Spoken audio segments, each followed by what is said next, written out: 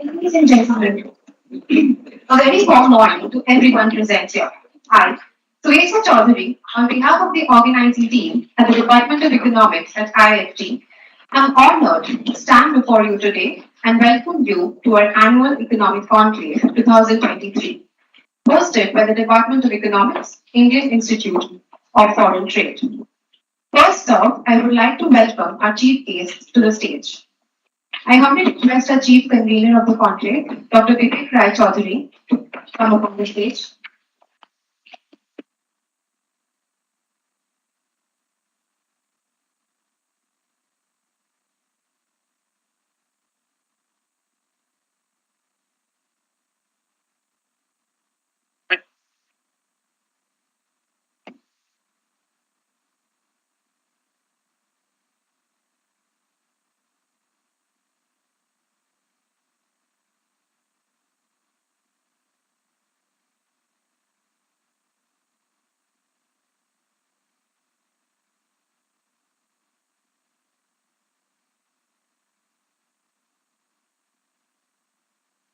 I also request Dr. Gautam Datta to please take the stage.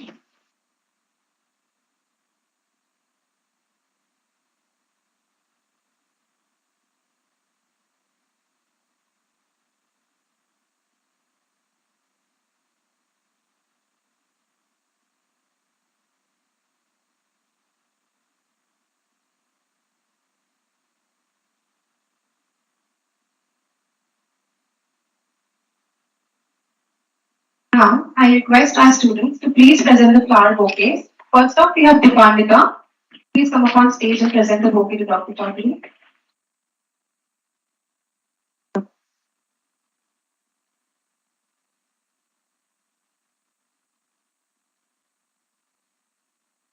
Now, we have Kanika up on stage to present the bouquet to Mr. Gautam Datta.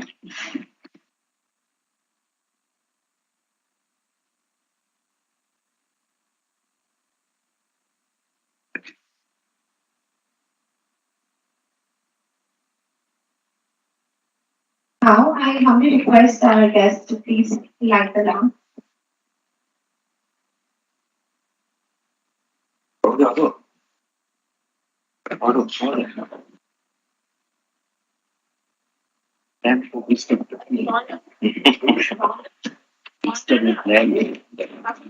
Matchbox section?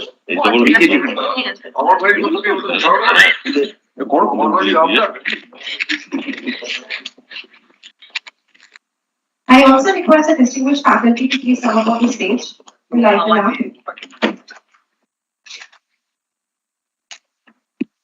All of you can please put this up. Distinguished faculty কি মিলে আছে সবাই distinguished হ্যাঁ তো ওগুলো বসে আছে ক্যামেরাটা কাটুন চেঞ্জ করে ওটা পুরো ডাইভার্সিটি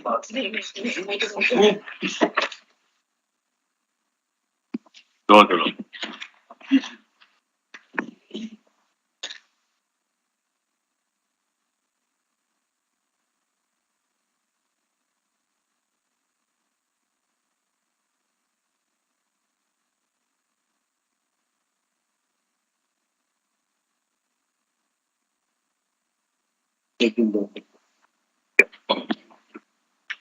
और कोई आ जाओ Ma'am, please go take the stage. Student, one of the student volunteers can do that. In case the virtual is a student, everybody is a student. Newton is looking for things. I'm only looking at the student voting. Act to me, sir. Student teacher will take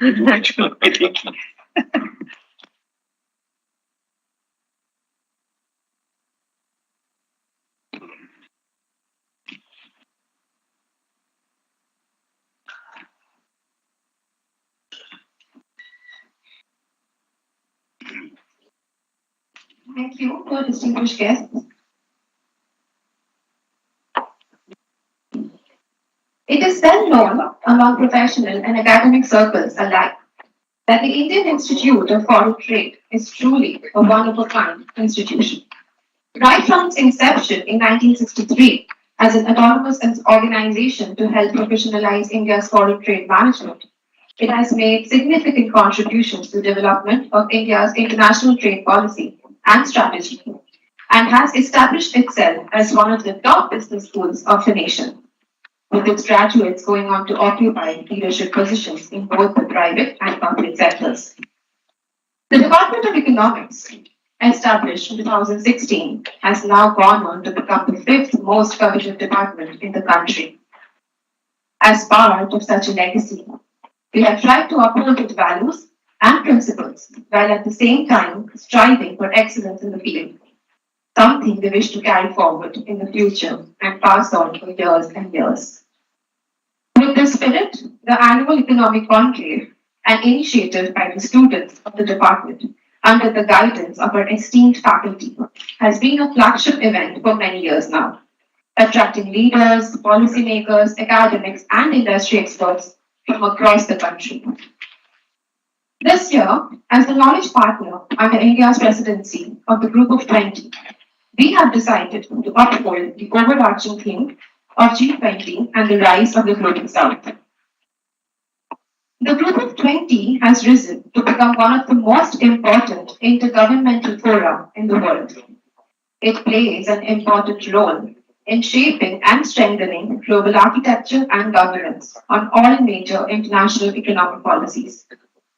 It gains significance this year as India holds the presidency and these discussions on relevant global issues reflecting the country's commitment to inclusive and sustainable development. As India's presidency provides an important opportunity to further advance the interests of the global south, with emphasis on people, planet, prosperity, we aspire to convey this dedication among the students of Kolkata and beyond. Thus, we are exhilarated to welcome you to the fifth edition of the annual Economic Conclave and the very first offline edition. On this note, I would like to call upon our veteran professor and chief convener of the annual Economic Conclave, Dr. Vivek Chaudhary, to take the stage. Please welcome him with a round of applause.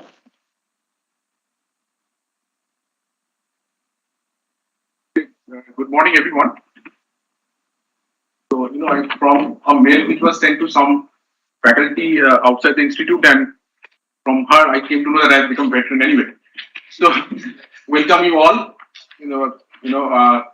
This morning of May, where we have gathered to, discuss about some very topical issues, and two among them, and I think we'll come to know. One is about the emerging technologies and impact on the economy, which we have a very distinguished panel. And then we have G20 and the rise of the global south tomorrow. And we are very fortunate today to have two of the most distinguished people. One, Professor Ajitapur Chaudhary, who was the former professor of Jadavpur University, now a distinguished professor at Adamasa University. And he has kindly agreed to come, on a Saturday, because he must have, already decided to take, normally people take a break on Saturdays, but on our, I would say request, he has come. So he actually, has, I think, compromised his leisure time, and we'll hear him. He has a presentation to make. And we have Professor Gautam Datta, who is, the professor of marketing and head of our, Northeast Studies division, and he is a pioneer in a number of initiatives which has been taken by IFT Kolkata. And again, he, I think, came to know only yesterday that he has to come today. So even that is also, great thing that we have asked him to come and he has come, and thank you, sir, for that. And also, what I would expect is that there will be wholehearted participation from the students, because everything is for the students. I mean, I think from faculty side, we already have, participated in so many events all our life. Of course, there is no stopping to learning. We always learn from whichever, forum we are doing. But for the students, it's, I think, a very unique opportunity to gain, knowledge. And also, we have to expect students to participate wholeheartedly in the discussions so that you can make most of the people, the experts who are here, they can answer, your questions, and from that, you can learn a lot about the present global order and the other new opportunities that are coming up. And I also see my PhD students. I don't know whether they got the mail, but they are here. So thank you for coming. And so we'll also expect some other people to come from outside. See, we are not seeing many people from outside. So maybe as we go forward in the day, we'll get them. So I'll not take much time. We are already late. So thank you for coming here, everyone, and let's make it a big success. Thank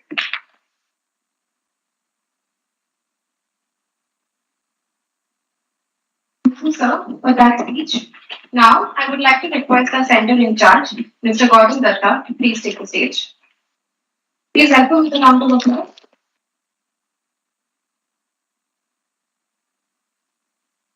Very good morning, everybody. Sitting in the dais, Professor Ajitaba Chaudhary, whom we know for a long period of time. When he came to Kolkata also, Kolkata campus, they got introduced to Professor Raj Chaudhary. I think his presence will enhance the effectiveness of this economic conclave. And my colleague Vivek already spoken. Thanks, Vivek, for upholding the cause of the economic division and what has been such a beautiful event here. And my colleague sitting in front of me, welcome you all, and students of economics, and I could see some part-time students of RBA, also here. So you all welcome you all. As Vivek was talking about, that I also came to know yesterday that I need to come here. I didn't know. I know that economic conclave is happening, but I didn't know in the morning I need to come here. But it's my pleasure by seeing this auditorium particularly. I was talking to my colleague Devashish that the auditorium looks so nice. At one point of time when this auditorium was under construction, we are apprehensive of how it will come up. Now today morning when I entered, the blue seats and the podium, dais, everything's low, so academic and so gorgeous at the same time. I don't mean that academic and gorgeous things cannot match together, but it looks so beautiful, I mean to say. Having said that, and this is the conflict, I believe, whole day I was going through, because after I got the invite, call from Ranuja, I just opened that invitation mail.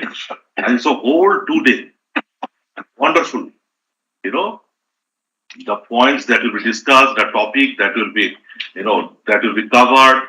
I believe huge learning experience. Those 2 days, those will be sitting here and listening. That will be a great experience altogether. I believe that IIT is a place known for it. Therefore, it's very, what is said, that it sets well, it gels well to this environment. Now, I was thinking that, not been thinking discussion while driving to this institute, I was thinking about that all this discussion and so many learned people will be talking about something, that will be quite unique in the sense that recently, actually, possibly many of you know that we are having our GDPI these days, and always I partnered with my another colleague, Taufik, sitting on the desk, we too busy in interviewing the students. One thing possibly Taufik has also noticed it, that one thing the students always say, the things that change your life, there is a line where they require to comment. Those who are entering likely to enter into this college, they are writing the things that have changed their life. Almost 99% wrote that something about Chat GPT. I was not that much interested in Chat GPT before that. So during the interview, I came to know that's why so many people are, so many students, they're interested in doing chat GPT and what changed their life. You know, when I gone through a little bit and talked with the students, those who are interviewed, I came to know that look, this chat GPT makes the life easy. You know, life easy. Then when I delved little bit more, I found that these are the other contribution. You know, the coding will make easy. Even the chat GPT, if you don't know coding, the chat GPT will help you to code. Then I think that where is the human participation here? What the human will be doing in thinking? You know, all discussion, other things, thinking, coming out the best out of it. Previously, you know, it was an effort by the computer itself to mimic the brain, you know, and do something in computer which is known as machine learning. And in machine learning, what you do? We try to mimic the brain with a technique called artificial neural network. How we mimic the brain? We mimic the brain. We create the same type of neuron, you know, which the brains where human brains are having. Then what you get just to mimic the brain as the brain function, you know, it has some memory. It has some bias also. Suppose I'm thinking what type of conclave it will be. I have some bias. I take from the memory of previous years and try to think how the things will be. The artificial neural network also built up neurons, and it has the capacity to think also. And with LSTM, it has the memory also. It can think. We try to mimic brain, but is it good enough? And equivalent to brain thinking, human brain thinking. Those who are busy with the computer world, they say that the computer chips function faster than human brain. That means the speed of computer chips is much faster than the way our human neural network works. That was quite dampening in my thinking, that if computer thinks faster than us, then what will happen? But thankfully, that is not that even if the fastest computer cannot match our brain. Why? If neural network can work, you know, faster, then number of neurons that you can create in artificial neural network, maybe thousands, maybe millions, but human brain has billions. And that's why even if we cannot think faster than computer, but we can more analytically think it. I believe that gave the confidence back. That therefore human brains at work. And what I find when you're coming to the college, I was thinking that if that is so, so many people thinking, you know, putting in the paper, and Vivek was talking about the different topic, which is quite contemporary. And they will be all their thinking, they will be spelling out here. And that will be good food for thought for the entire audience that will be present here. Therefore, I think that the organizer, the students, those who are involved in, they do a good job. And this job will allow food for thinking for the human brains too. And as a result, the entire society and the human thinking or human academic atmosphere will be enriched. So that's why I feel very workshop this entire hall is so beautiful. I said the thing that used to be discussed so beautiful, and those many knowledgeable people will be assembled here and already assembled, started coming. That will be phenomenal. So I wish all the best and the success to this economic conclave for today's. I'm thankful to the organizer for inviting me and giving a chance. What I was thinking while driving the car, I could spell out. Otherwise, possibly nobody would have listened to me. But thank you for all, that, and wish all the best for this conclave. Thank you.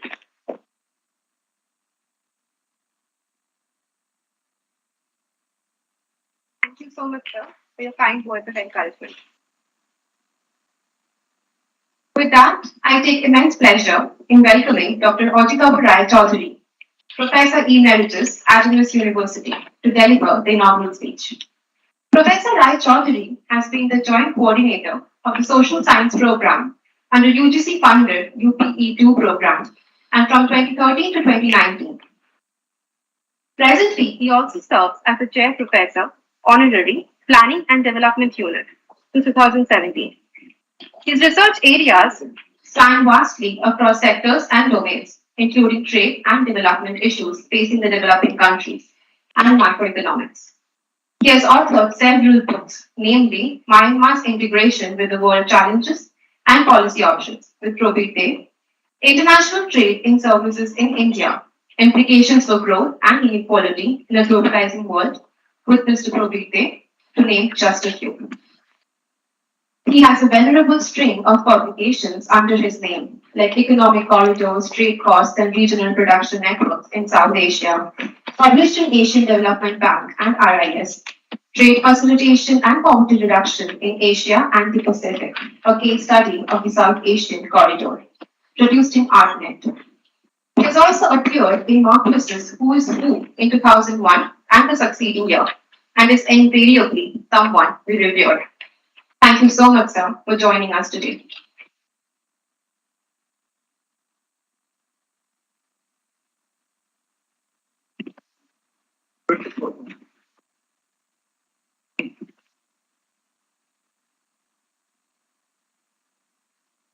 We are open here. আপনি একটু করে যাবে কেন করে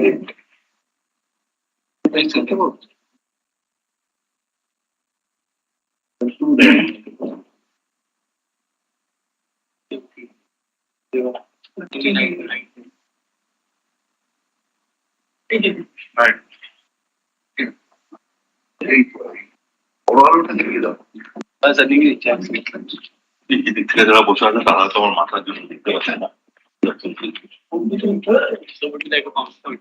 Yeah, you can operate from here, right? This is just left and right. All right, I thank IIFT for inviting me here. I have come to IIFT many times, so it's not a new venture for me. And in fact, Professor Vivek Rajodiri was saying that on a Saturday, it is very difficult to go somewhere because you want to relax and take a break. In fact, that's a break I am having here.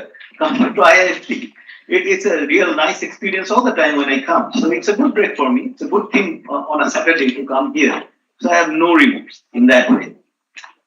And it's nice to see that some of my students are here. Somdeep is here, Undila is here. Ronajoy is also, in some sense, I took his Viva for PhD. So it's a good thing that generations of students are here too. So what I want to speak is nothing a very difficult proposition, because I didn't have time to go to write something, because I was informed this time of say 5 days or something. So what I did, I just jotted down some very preliminary things and I put it as India G20 and the conflicting issues. And what I want to say, and in fact, that's something which I want to flag, that we have presidency of G20, and that's a big event which is, talked about by the government of India here as well as everywhere. That India has the presidency of G20. But along with presidency, what I want to say and want to really highlight that there are issues which are really a matter of political economy. It's not really a very straightforward thing. And, those who are good at game theory can model it some way or other. There are ways one can do it to model the conflicts which are there. In fact, I just copied it, by the way. It's nothing I wrote. I took it from a government website. And this is what the India's presidency really aimed at. And I guess I don't see any reason why people should go through all these points. We never do. But since I have to speak, I just went through this and tried to find out what are the issues which India is trying to settle or trying to really steer the discussion to which fields and which direction. So as you can see, one is the climate, environment. Very important issue, and I don't want to dwell much on this. Difficult proposition, because somewhat, if we want to have a green development, then we have to have a FDI, foreign direct investment, or domestic investment, somewhat in the greenfield area, where you can manage the investment in such a way that you can have this, green development. Climate finance is a big issue, and we know that there are many ways people try to have climate finance, carbon trading, and other ways people try to do it. Not always very successful, but they were effort. Accelerated inclusive and resilient growth, very important. And if you note, there are words about global trade, promoting labor rights and welfare. Important in small and medium-sized enterprises in global trade. Because as you know that one of the major factors of providing employment in an economy as well as growth nowadays is not the large-scale industries per se. Even the technology which we have now, it's no more, so to say, the Marshallian kind of technology where we produce everything A to Z under one big roof. It's all gone in the last 40 years. It's all a fragmented world, outsourcing. Technology has progressed so much that it's the integration of services across boundaries as well as production across boundaries. And they are going together. It's not that the services is leading the production or production is leading the services. They are going hand in hand and all globalized in a way. And the technology has permitted to do these kind of things. And what role India will say, or what kind of things India has to say on this G20. I will not talk much about the SDG because that's a separate thing. People talk a lot about, sustainable development goals. It will come in some way inter alia in my discussion maybe. Technological transformation, digital public infrastructure again, it will not be my focus in a way.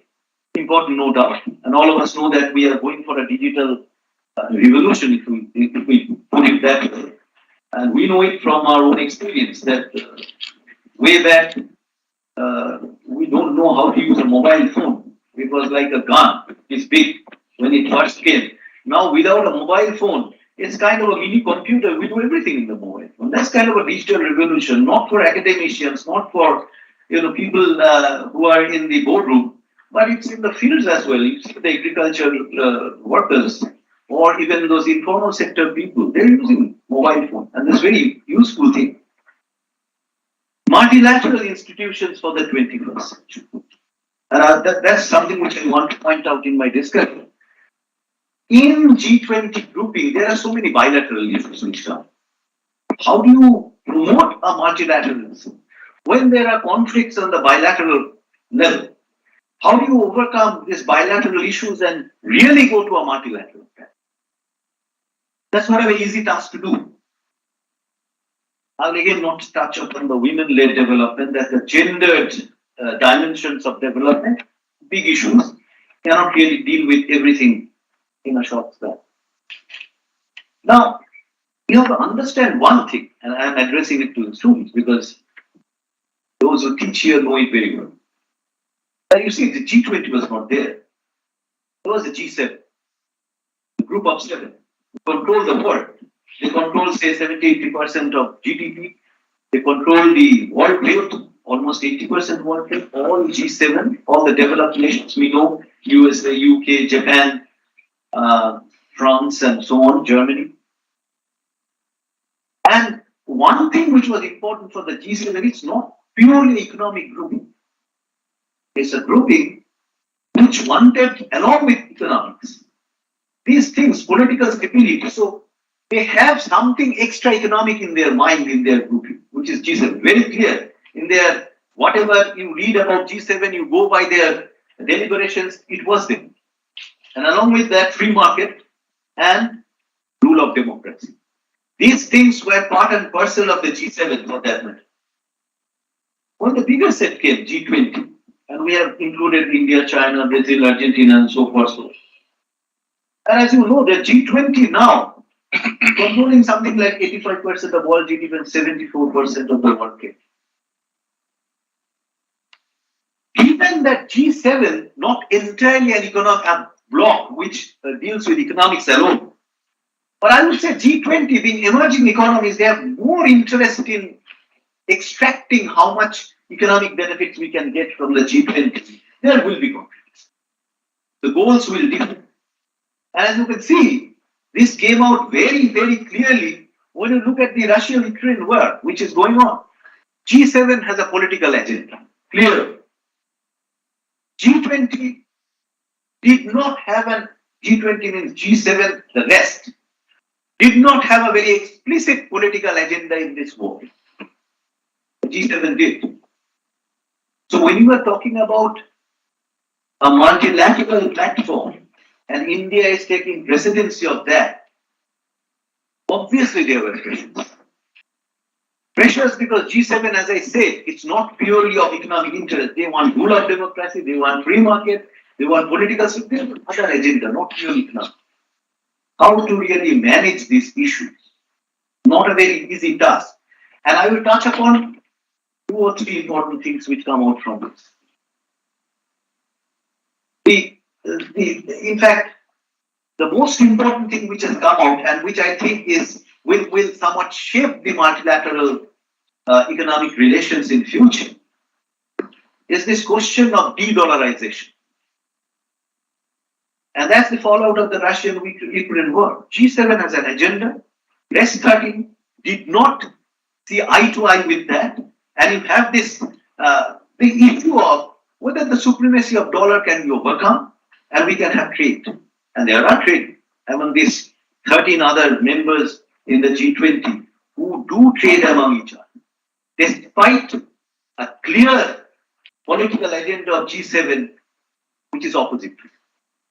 And there came this whole process that whether we can de-dollarize these transactions in the world. Perhaps that's the only way we can bypass. I will come to that.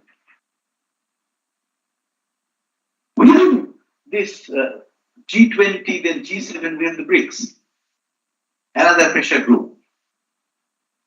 Within that pressure group, you can understand. And in fact, I just attended one meeting, which was some Indian Foreign Service officer came there talking about this, and I just asked her. We talk so much about BRICS, BRICS being a pressure group which can influence G7, G20, all. Within G20, we have bilateral relations. China, Russia. How do you manage it? Do you think that India will place something on the table which will satisfy all the contending groups in that way? The answer was, in G20, it's all multilateralism. We simply turn a blind eye to bilateral issues. So we have problems with China, forget it. It's not part of G20. It's part of bilateralism. Maybe. So, again, as I say, within groups conflicts, which conflict will settle first? Is it a 2-stage or a 3-stage game? Solve one and then go back and put the values in the second stage, then the first stage. Don't know. One has to think about it. De-dollarization, that's one of the outcomes, one of the conflict which has come to open. Because even when the G7 was talking about something like a sanction, dollar was used as a weapon. Like in war, we have bombs, drones, and missiles. Dollar was just similar to a weapon.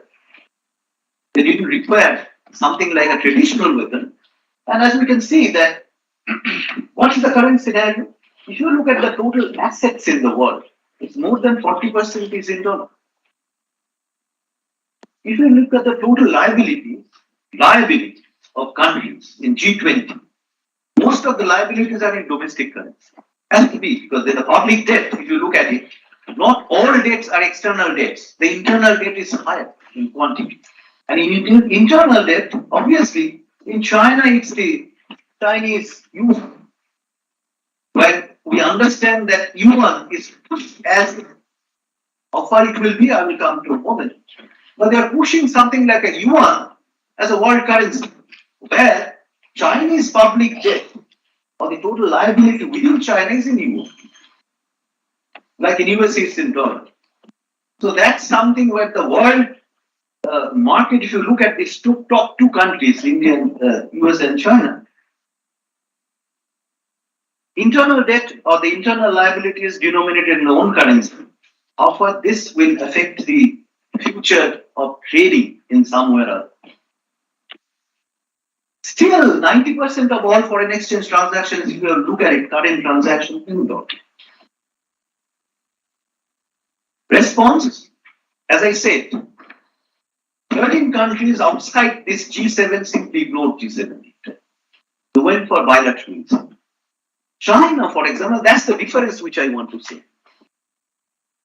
China went for, and they are trying to do it, as you can see that there is this, they have an international payments platform called CIP. It's not very successful yet for the simple reason that in order for a platform like SWIFT to be successful, you must have full capital account convertibility. Without that, or more or less, capital account convertibility, you can put in money, you can withdraw, and you can freely transfer. This is not possible because Chinese government doesn't allow it, although they have this international platform. So that cannot be placed. Plain and simple. So whatever we do, it cannot be. So we still depend on SWIFT, which is controlled by the United States, large. But China has an advantage which India doesn't, for example. India is pushing for rupee trade. That's also de-dollarization. Bilateral trade, right? With Russia, they do it. With Middle East, they are trying to do it. With some small countries, they are trying to do it. Maybe with Brazil, they will do it. But the problem is, for China, in most of the countries, if you look at the bilateral trade figures, they have current account surplus. And current account surplus means they are in a position to invest and they are utilizing it to the fullest. Whatever surplus they have, if you even have a bilateral surplus in some way, so you are selling more and buying less. So suppose you are selling to Brazil and in Brazilian currency you have a lot of this with you. You can invest it because you have a surplus. You finance the deficit of the Brazilian economy. That's what you are doing. So in a sense, whatever currency you are accumulating, you need to invest it. That's happened for India when historically US was selling under PL 480, Public Law 480, a lot of grain to us. And this was in rupee. And there's a lot of rupee accumulated. And what USA did, all the current running costs of US institutions in India were met by the rupee payments out of this PL 4. China is doing the same thing. If you have a surplus, you can do a lot of things. You can invest this money. But suppose I do not have that. I am a country which runs deficit. For example, India, Russia. We have concentrated. We need money. So what will happen if we have a rupee trade? Russia will accumulate a whole lot of rupee. Right? And we will accumulate less ruble in that. So what Russia will do with huge amount of rupee? Rupee is not convertible currency. So what will happen with this rupee? Will they come and invest here? Russia doesn't have a very high investment in India. So overnight, all our private sector will run to Russia and take private investment from there. Unlikely. Will the government take it for infrastructure? God knows. So Russia is sitting with huge amount of rupee, a burden for them in future. And much depends on whether rupee will gain strength internationally. All depends on our strength in the international trade. One cannot foresee overnight that Indian rupee will gain strength in the sense that we have so much power in trade, in a sense market power in some commodities, that people will ask for rupee and rupee will be stable. Nobody can guarantee. So with the rupee trade, if we visualize that I de-dollarize and individual currencies will gain prominence and we can trade that way. If I have a current account surplus, I have lots of ways to manage it. And we have deficit problems. With a weak currency, it's a problem. So it's not an easy task. In G20 platform, it's a multilateralism, but a conflict within G20 not talked about. But everybody is talking about it. How to overcome this dictum which G7 has given to the rest of the world. Rest of the members in G20 do not see eye to eye. how to solve this problem. Only time will tell. It's a report which was published by Asian Economic Integration Report. It's published by Asian Development Bank. And it's the second point which was very clearly told in this aim of G20 presidency India had. We will promote local and global value chains. We have to go inside that and we have to participate in that. That's the way one should do. One grouping which we have is not a G20 group, it's the ASEANs. If you look at the ASEAN's intra-regional trade, that's a trade which is done within ASEAN countries.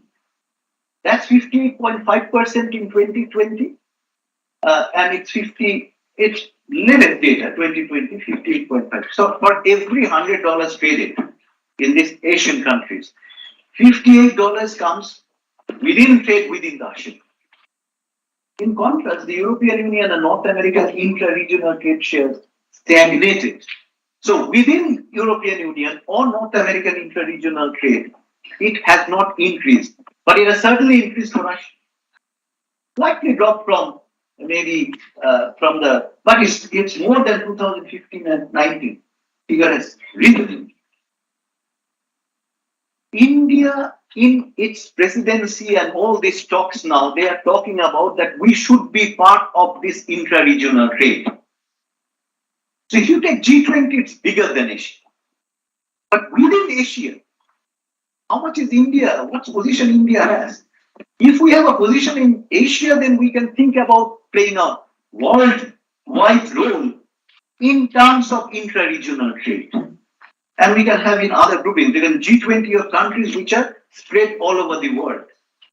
Unfortunately, India is not a big player, nor South Asia is a region where intra-regional trade is important.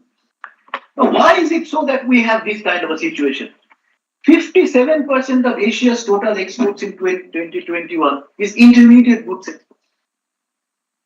Imports, 70% of Asia's total imports in 2021 is basically other than consumer. So what are these intermediate goods? Parts, components. Even if, say, Dell Computers headquartered in the USA gives or manufactures a Dell computer or a laptop, most of it, almost say 90-95% is manufactured within the ASEAN region. And they trade among each other. In fact, one more thing which is important. Out of this 57% trade which is done in intermediate goods, almost like 50% or more of this is cross-border trade. From Thailand to Malaysia it's going. From Malaysia to Singapore it's going. Cross-border. So it's flourishing. And who are the beneficiaries of this intra-regional trade? If you go by the industries which are involved in this kind of intermediate trade, most of them are small and medium industries. So this pious wish, which I just mentioned in the beginning, that we should have the small and medium enterprises integrated into the global trade, it does not happen by wish. It happens by action. And that action is very clearly reflected in the ASEAN's world trade.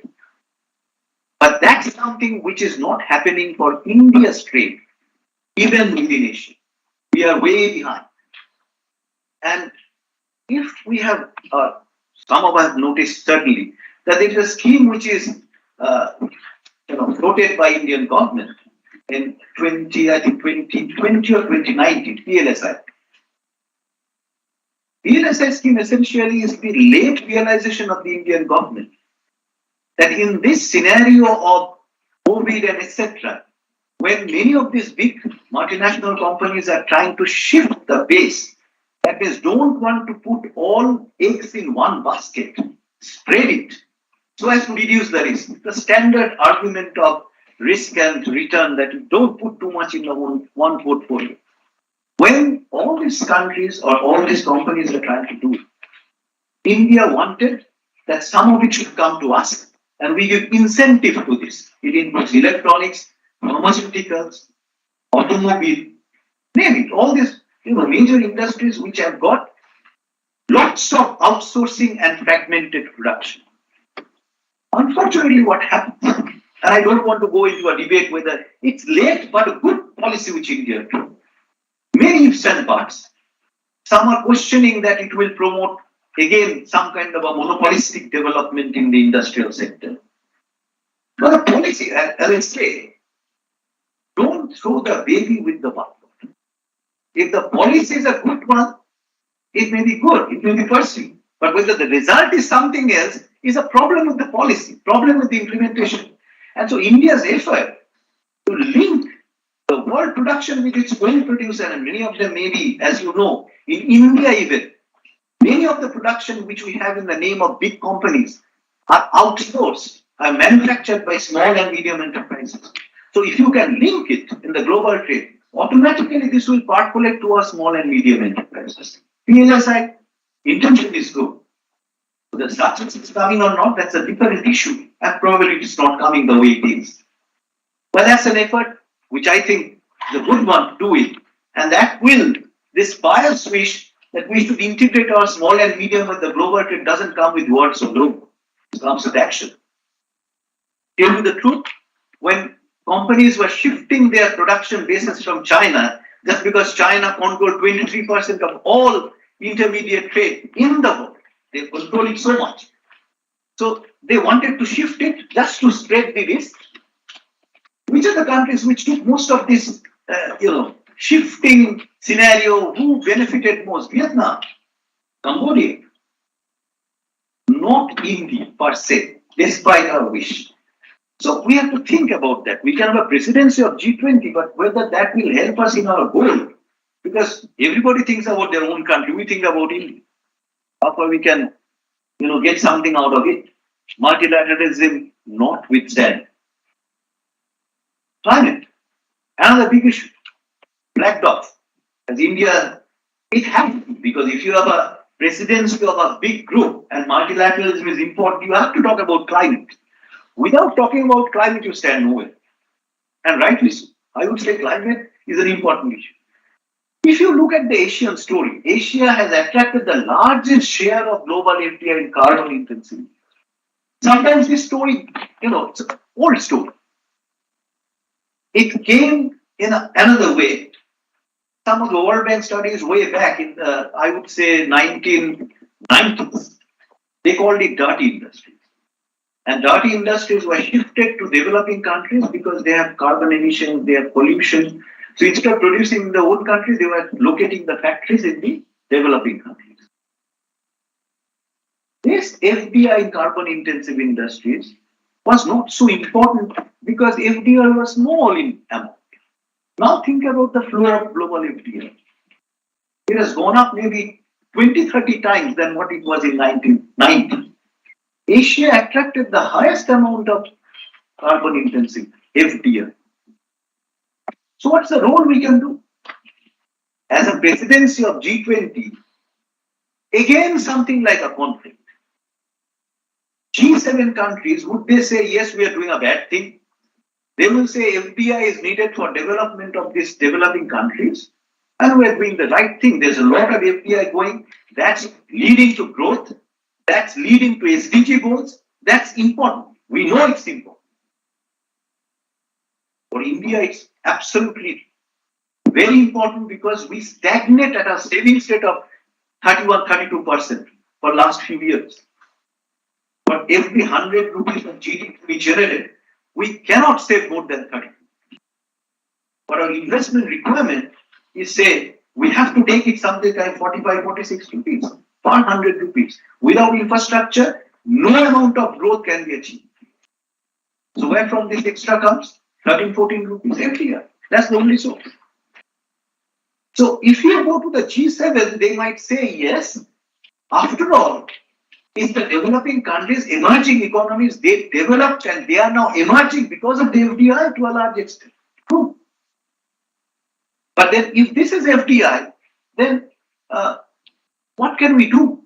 If it goes in the name of FDI, no doubt, but it's increasing the vulnerability of climate in this part of the world. Some of them are local pollutants, some of them are global. And global we cannot control alone. It was multilateralism, but with the FDI of this kind of FDI which is attracted by Asia, what can we do? We cannot stop it. We require That's what made us emerging economies, strong economies, having bargaining power in the world. Issues which are, I don't see much discussion except only words. Action plans. What can be done? What may be policies which can address it? Not much discussion. So these are certain, some of the issues, there are other issues too. I can go on telling many such issues. I don't want to spend much time on this. I wanted to just flag that in multilateral groupings, contradictions, conflicts abound. And this, G20 presidency of India coincided with a major conflicting situation between G7 and the emerging economy. BRICS has come up, but in a situation, again, not sure how BRICS can function in this. There are long-standing issues which are not really just this year's issue.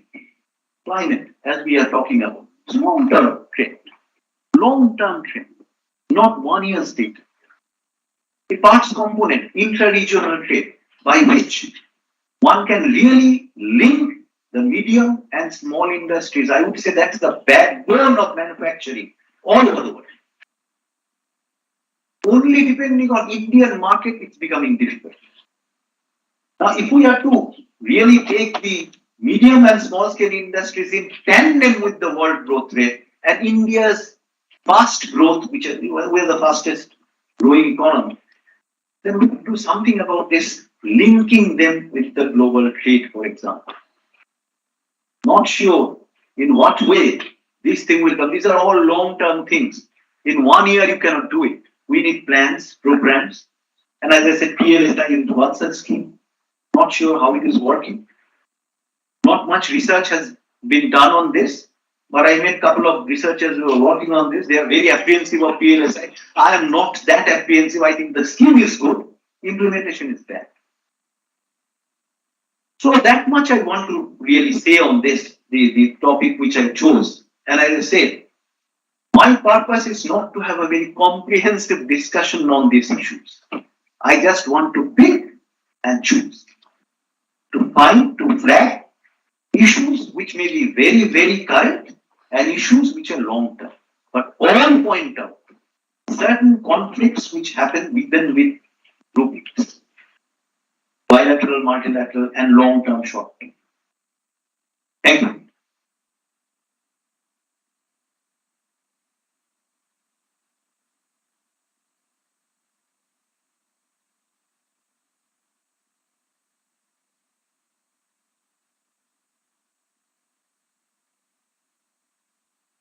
Beyond the Department of Economics, I'd like to extend our thanks to our keynote speaker, Dr. Aditya Roy Chaudhary, for gracing us with your esteemed presence. We leave now much more well-versed and aware of the geopolitical scenario of the world at present. We will remember from you, sir, that change doesn't only come from words, it comes from actions. We truly look forward to welcoming you in all our future endeavors. We at the organizing committee are also indebted to our center head, Dr. Gautam Datta, and our chief convener, Dr. Vivek Rai Chaudhary. Further, we are also indebted to our esteemed faculty for their continuous guidance, our administration and IT staff for their professional assistance. We shall now break the tea. Thank you very much.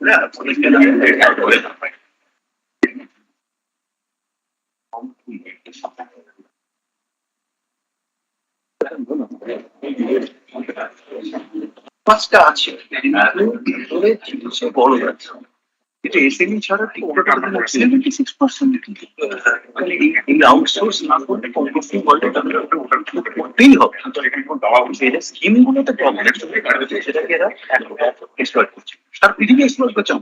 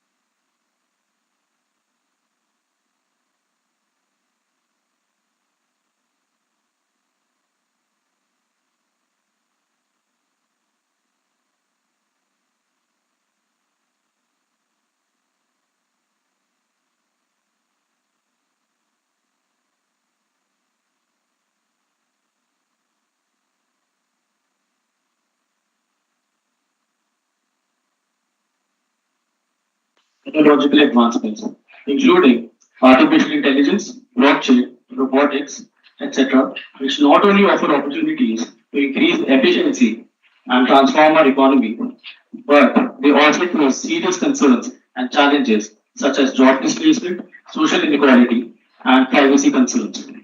It is therefore essential to address these challenges in order to ensure that the benefits of emerging technologies are equally distributed. Investments in education and training programs to prepare the workforce for jobs of the future are as important as developing policies. Put your mouth a little bit far. Okay. Investment in education and training programs to prepare the workforce for the jobs of the future are as important as developing policies and regulations to ensure emerging technologies are accessible to all and are used responsibly and ethically. If we can harness the opportunities presented by these emerging technologies while addressing these challenges, we can create a more prosperous, inclusive, and sustainable future for all. Ladies and gentlemen, I welcome you all to the flagship event of the IIT Annual Economic Conclave, the panel discussion on the economic implications of emerging technologies, opportunities, and challenges. For today's discussion, it is my pleasure to introduce Mr. Dipankar Chakrabarti, Executive Director and Chief Data Control Officer at PwC India. Mr. Dipankar has over 30 years of work experience in multiple domains, holding a PhD from the IIM Ranchi and an MTech from IIT Kanpur. He has also completed prestigious certificate programs from Harvard, Cambridge, and MIT. He is currently the chairman of ICT subcommittee for CII Eastern Region and is setting up the data control offices for PwC India. He also serves as a visiting professor at IIM Ranchi and IIM Lucknow. Moving on to our next speaker, we are grateful to have Dr. Aurobindo Saha on board with us. Dr. Saha is currently Vice President and formerly Global AWS CTO of Capgemini, with 20 years of experience in IT strategy, enterprise architecture, big data platforms, and other such technical domains. He completed his Bachelor in Engineering from Sikkim Manipal Institute of Technology and holds a postgraduate certificate in Business Management from XLRI Jamshedpur. He has worked at TCS and Wells Fargo and other renowned companies and has established 500 plus member competency teams in these past 5 organizations. For our third panelist, we are delighted to have Dr. Abhishek Roy with us today. Dr. Roy is currently serving as Head SEMP for the Government of West Bengal. With 23 years of experience in the government and corporate sectors, Dr. Abhishek is a highly accomplished innovation evangelist with expertise in technology innovation, program management, and e-governance. He has been instrumental in leading and consulting several successful e-government initiatives in the transport, health, education, and police departments, and has published several research papers and case studies on emerging technologies in international journals. And last but not the least, I would like to welcome our esteemed moderator, Dr. Somdeep Chatterjee, Assistant Professor at IIM Calcutta, recognized for his remarkable contributions in the fields of development economics and political economy. He holds a PhD of economics from the University of Houston, Texas, and his expertise extends to various aspects of public policy analysis in rural areas of developing economies.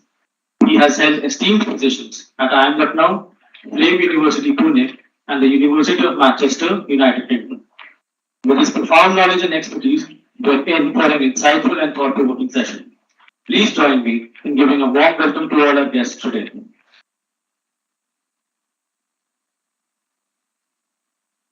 Dr. Sandeep to take the stage and commence the panel discussion. Hello. All right, thank you very much for the very kind introduction, and I welcome you all to this panel discussion. We have 3 esteemed speakers, and I'll not take much time. Just quickly laying the ground rules a little bit. So I'll invite each speaker to speak for about 15 minutes, and then we can have an open discussion based on questions that you may have. We can accumulate those questions, or we can take them as we go along. All right, the topic for today's panel discussion is the economic implications of emerging technologies, I think this topic is very carefully chosen because it has three key terms. First of all, of course, technologies, which is what we'll all be talking about today. But not just technologies, emerging technologies. Right? So, what does it mean to think about emerging technologies in today's world? And given that this is an economics conclave, and myself being an economist, it intrigues me to actually think about the potential economic implications. Of course, as economists, we always tend to think about costs and benefits. So when we discuss opportunities and challenges, hopefully we'll think about the potential costs that are associated with emerging technologies, but also the benefits that we may have. And by the time we're done with the session, probably we'll have enough to introspect and think about what comes out of technology and where we're going to be headed in the years to come. So without further delay, I'd like to invite Dr. Dipankar Chakraborty, who is the Executive Director of PricewaterhouseCoopers. Thank you.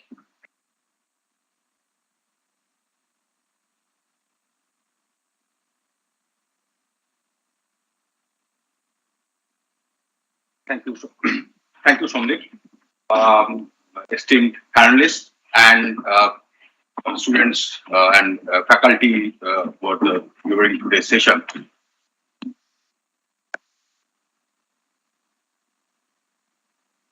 You set the ground rule of 15 minutes, and it's an economic session. So if I finish it by 14 minutes, I should get some benefit out of it. So my time starts now.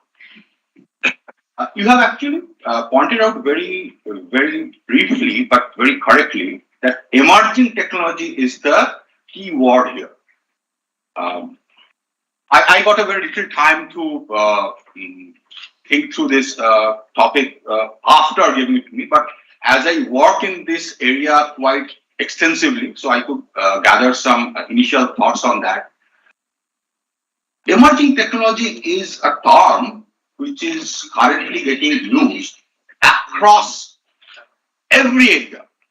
I mean, forget about business. I'm talking about even today in the inaugural speech, whoever you listen to, Professor, the Emeritus Professor, you could hear that he was telling digital transformation happened with the even agricultural workers, with the invent of mobile. In today's discussion, what I will try to do, I'll really try to bring in both the sides of the technology.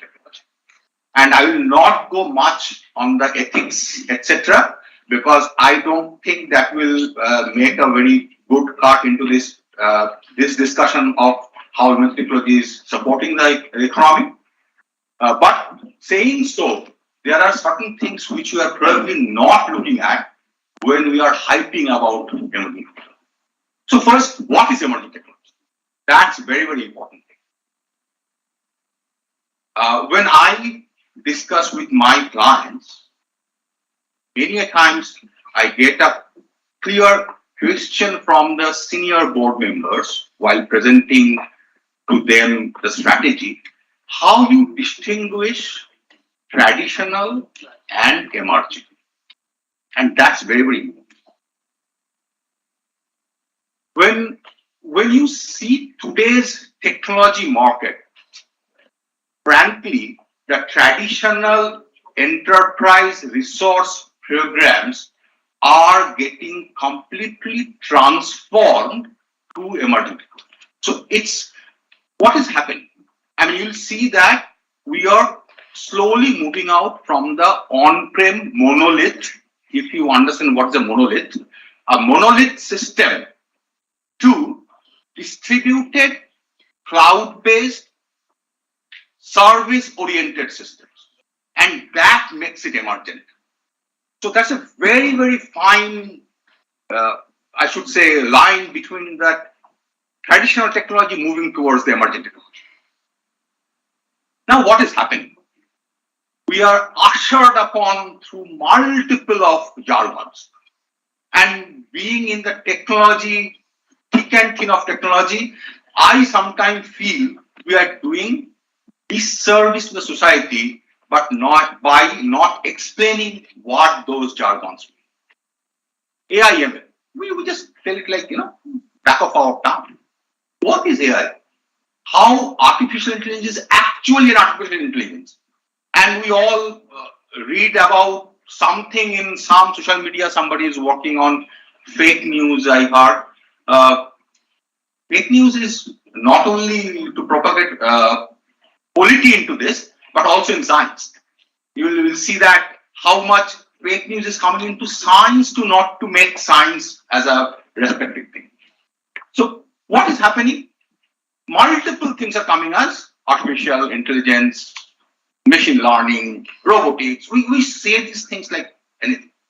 But really, is that what business looking at? So if you have anybody who is working with the strategy, business strategy is getting changed.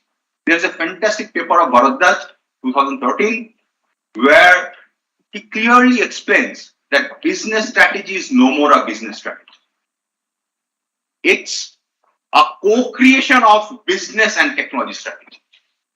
And technology is nowhere now aligning to business.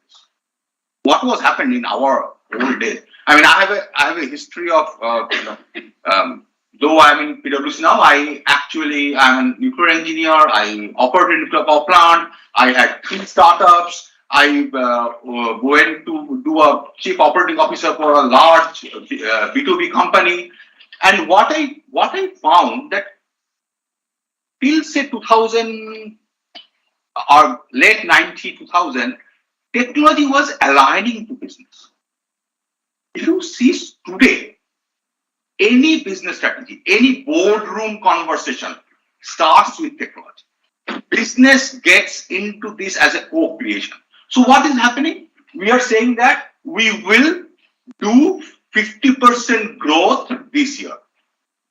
The next question is how will you do it? What's the technology you will be using to make it this growth? Instead of what is your business strategy? It's a co-created strategy. So that's where emerging technology is actually making sense. So what is happening? The market focus is getting changed. It's almost like the Tata Steel ad. We also make steel.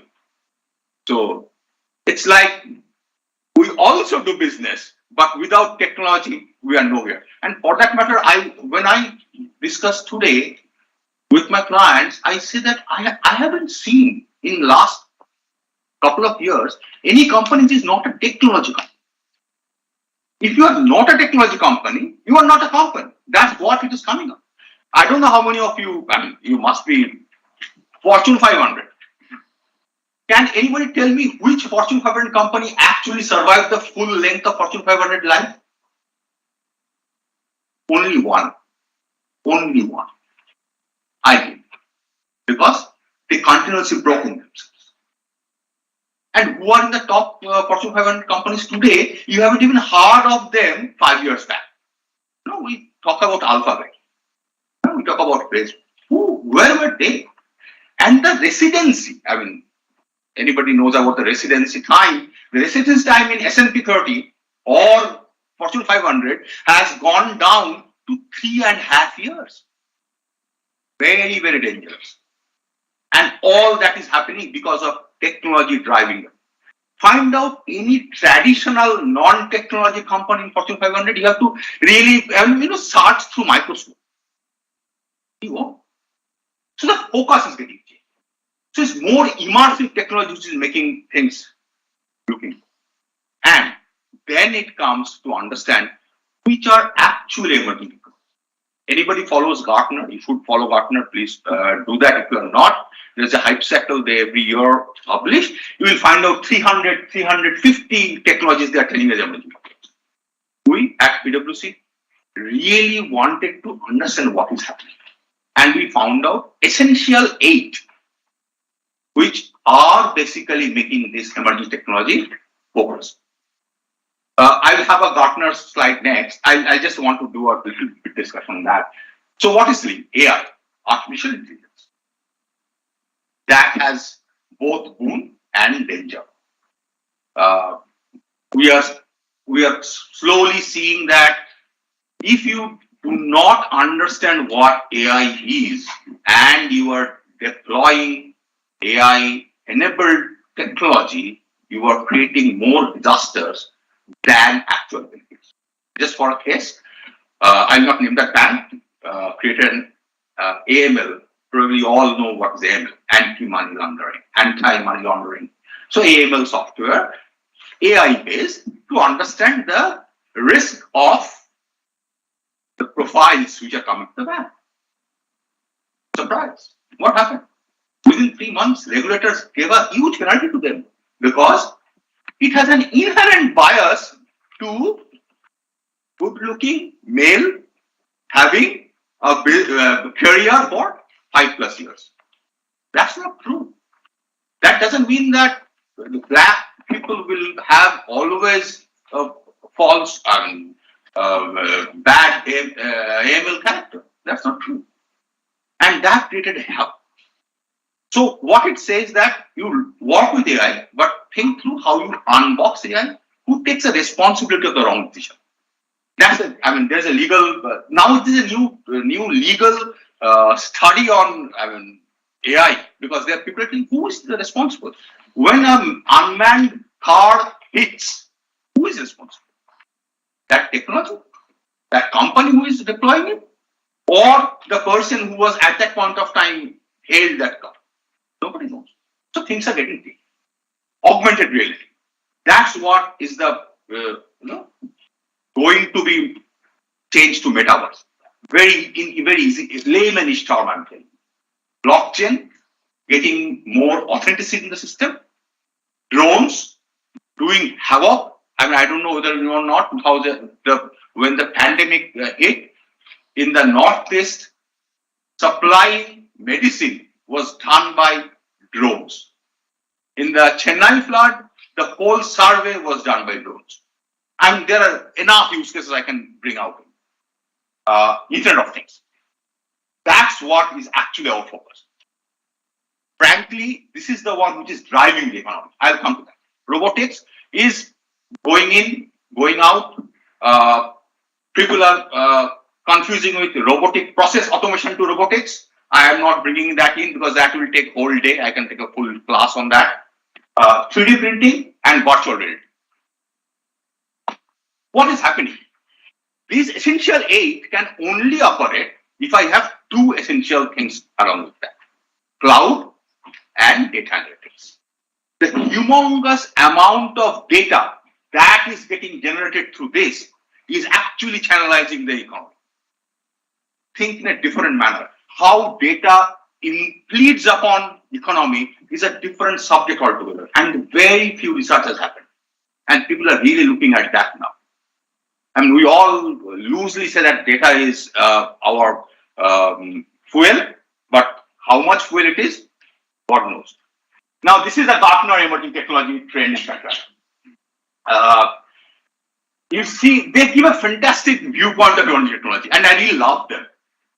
What you see here, that they are telling how much it will go up. Means the very high is basically this is the blobs which are very high, means they are having a very high chance of succeed. This is the range when they will succeed. And if you see here, what they are telling, I'll bring something to your notice. Generative AI. We all are talking about this ChatGPT. But do we know what that is? How difficult ChatGPT is on your data sovereignty and your data secrecy? Nobody is really looking at that. So they are telling generative AI will come, but will come 3 to 6 years. And high chance, but not very high chance.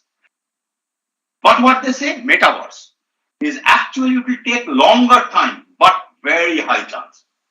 Smart space, this is another very, very emerging technology. How utilize the space research to make things happen. Human-centered AI. And another one I want to tell you is neuromorphic computing. That's what is making the cut today. So Gartner is clearly stating that, look, there are certain critical enablers, but you need to focus on this. So smart world, productivity revolution, transparency and privacy, new critical technology. That's what emerging technology drives. Now let me come to the economics part. We all know this. India GDP story. We are, today morning we were hearing that we are the fastest growing economy. And offline, I was talking to Professor that yes, we are fastest growing, but really we have those lag indicators to grow fast, or we are really on a bubble. It's like that internet bubble. Think through it. So what is happening? I mean, we are expecting 6 to 6.8% economic growth. If you see here, year on year, what is happening? 4.4% year on year growth is expected December 2022. 6.3% was the September one. So, and the forecast is 4.6. So we are probably getting the hit, though we are not seeing it in that effective manner. And what is happening? IT and BPM is really pushing the GDP. If you see properly, we are giving 7.4% to the GDP of India. Not a bad thing. And we are predicting by 2025 we'll go to 10%, which is very, very important part. So what has happened? Emerging technology is basically changing the pattern of investment. India IT spending projected to grow 2.6% on a huge base. So it's a very, very important part. So what is happening, though there is a recession, but we are expecting that there will be headwind to have this increase. NASSCOM is saying India IT industry revenue will touch 2027 billion US dollar end of FY22, which is 15.5% UI growth. The product industries will touch 100 billion in 2025. Data annotation market is 250 million US dollar, and it is growing to go 7 billion 2030. Exports from Indian industry stood at 149 billion. Export of IT services is 51% of this thing. BPM is giving 20.78% of this total IT exports. IT industry added 4.45 lakh new employees in 22. So all this says that we are basically thriving in economy with IT. And cloud services, I'm just picking up the emerging trend, cloud services going 384 billion in 2020, which will go 1,100 billion in 2025. IoT, as I was telling, though there is a huge amount of shortage in semiconductor, probably you know, I don't know how much you are aware of, still we are seeing that Indian IoT market is on the thrive. 2023 it will be 27 billion and 25 will be 39.5 billion. Not a matter of joke. And 87 million devices we had in 2018, 562 million devices will be having in 2026. Business analytics and big data is growing 25% CAGR. Advanced digital skills add 934 billion to APAC's annual GDP. 934 billions by just digital skilling. AI is supposed to add 7% of GDP worldwide. 7 trillion, that translates. 7 trillion GDP will be added by AI. So all this shows huge amount of, I should say, exuberance. 500 billion will be Indian GDP added by AI. If you see the emerging technology investment plan, you will see that we are finding out that except data center, which has gone down, everything is going up. And why data center is going down? Because we are moving to cloud. So we are forcing things to move out. But saying everything, cloud, AI, ML, all are increasing their GDP percentage. But what is happening to the workforce? 53% of workforce is telling by next 10 years, they will be obsolete. This year's CEO survey done by PwC told 40% of CEOs believe in next 5 years they will be nowhere because they are not coping up with the technology and the skill set. What we are doing with that? So economy will not grow just by this. You have to do the background work. Are we really making obsolete human being, or we try to extend the human experience for a better deployment? If we're not doing this, There is a huge amount of failing which is standing at our doorstep. And it is happening. You cannot stop the technology movement. You have to grow with that. And if you're not growing with that, you are nowhere. IT is still providing the highest count of job in India. But are they really fit for doing the job? No. The hope and despair survey says that the work level has gone down by 15% in last 3 years. Because people don't know what they're doing. These emerging technologies are coming up, nobody's teaching. Nobody knows. This is all on hand. I mean, go into the office and then learn. That doesn't make the economy grow. Simple. Let's see the other side of the story. We are all jumping up and down. But have you seen Startup India had actually got only 2 billion invested in the last 1 quarter, which is 75% down in the last year and lowest in all 3 years. And people are telling it is not a blip. It's continued to be there. Because why? We are not reaching that 1.4 billion which you are tom-tomming about. We are only focusing in startups, some apps, some technology to reach the urban youth. Who are they? Nobody. Where we are going to the bottom of the pyramid? Nowhere. Zomato, we tom-tom about them. Only 50 million annual transaction. 50 million in India is nothing. UPI, we are trying to do rupee trade across border. 260 million users. Internet, we say everything is there, 48% penetration. And I say roti, kapra, makan or internet. I mean, the things are changed like this.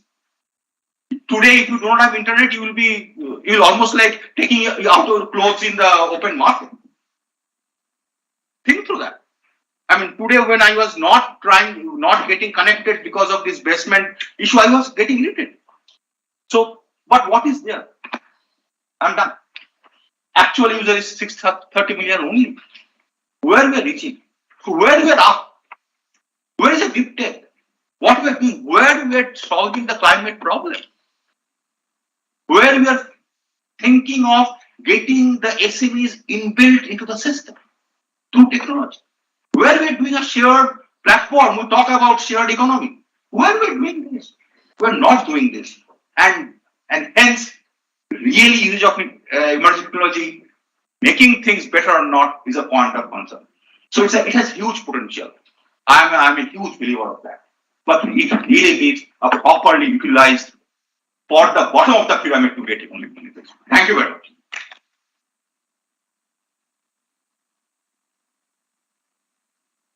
Thank you, Dr. Chakraborty, for a very interesting perspective on this topic, particularly when you started talking about traditional versus emerging and how we are transitioning into new emerging technologies, but the fact that there are very few or almost no non-technology companies today. So it seems like technology has become the default in today's world, right?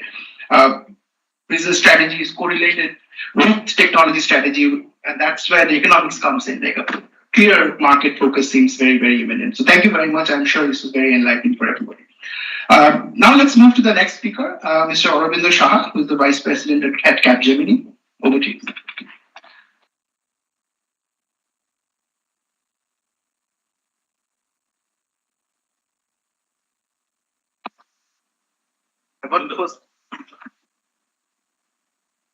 Am I audible? Okay. So first, I want to thank IFT for inviting me here. It's an honor for me, but more than that, these kind of conferences helps me to kind of step back from my daily job and get into a little bit of thinking. And I'm called in many conferences for thought leadership. So thinking is very important for me. And before such sessions, I invest a lot of time reading books, and this was very timely.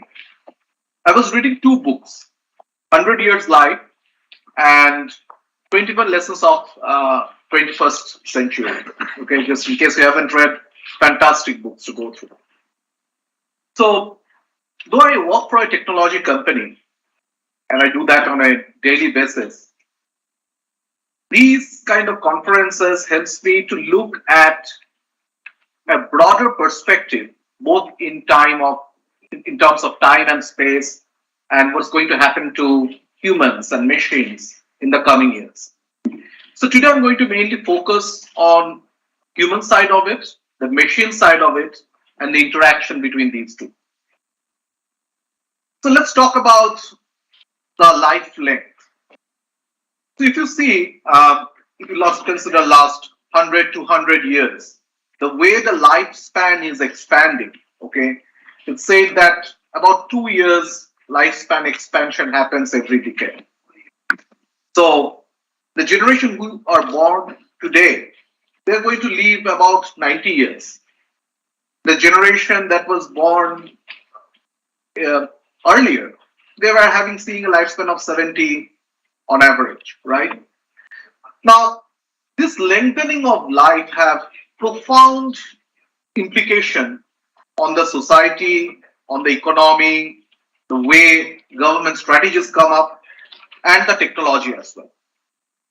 The reason I bring up technology is because my parents are old and they cannot use cell phones. So what are we doing for the elderly care? And by the time this generation reaches 50, 60, and 70, will the technology be friendly to them? So those kind of things starts getting into our mind.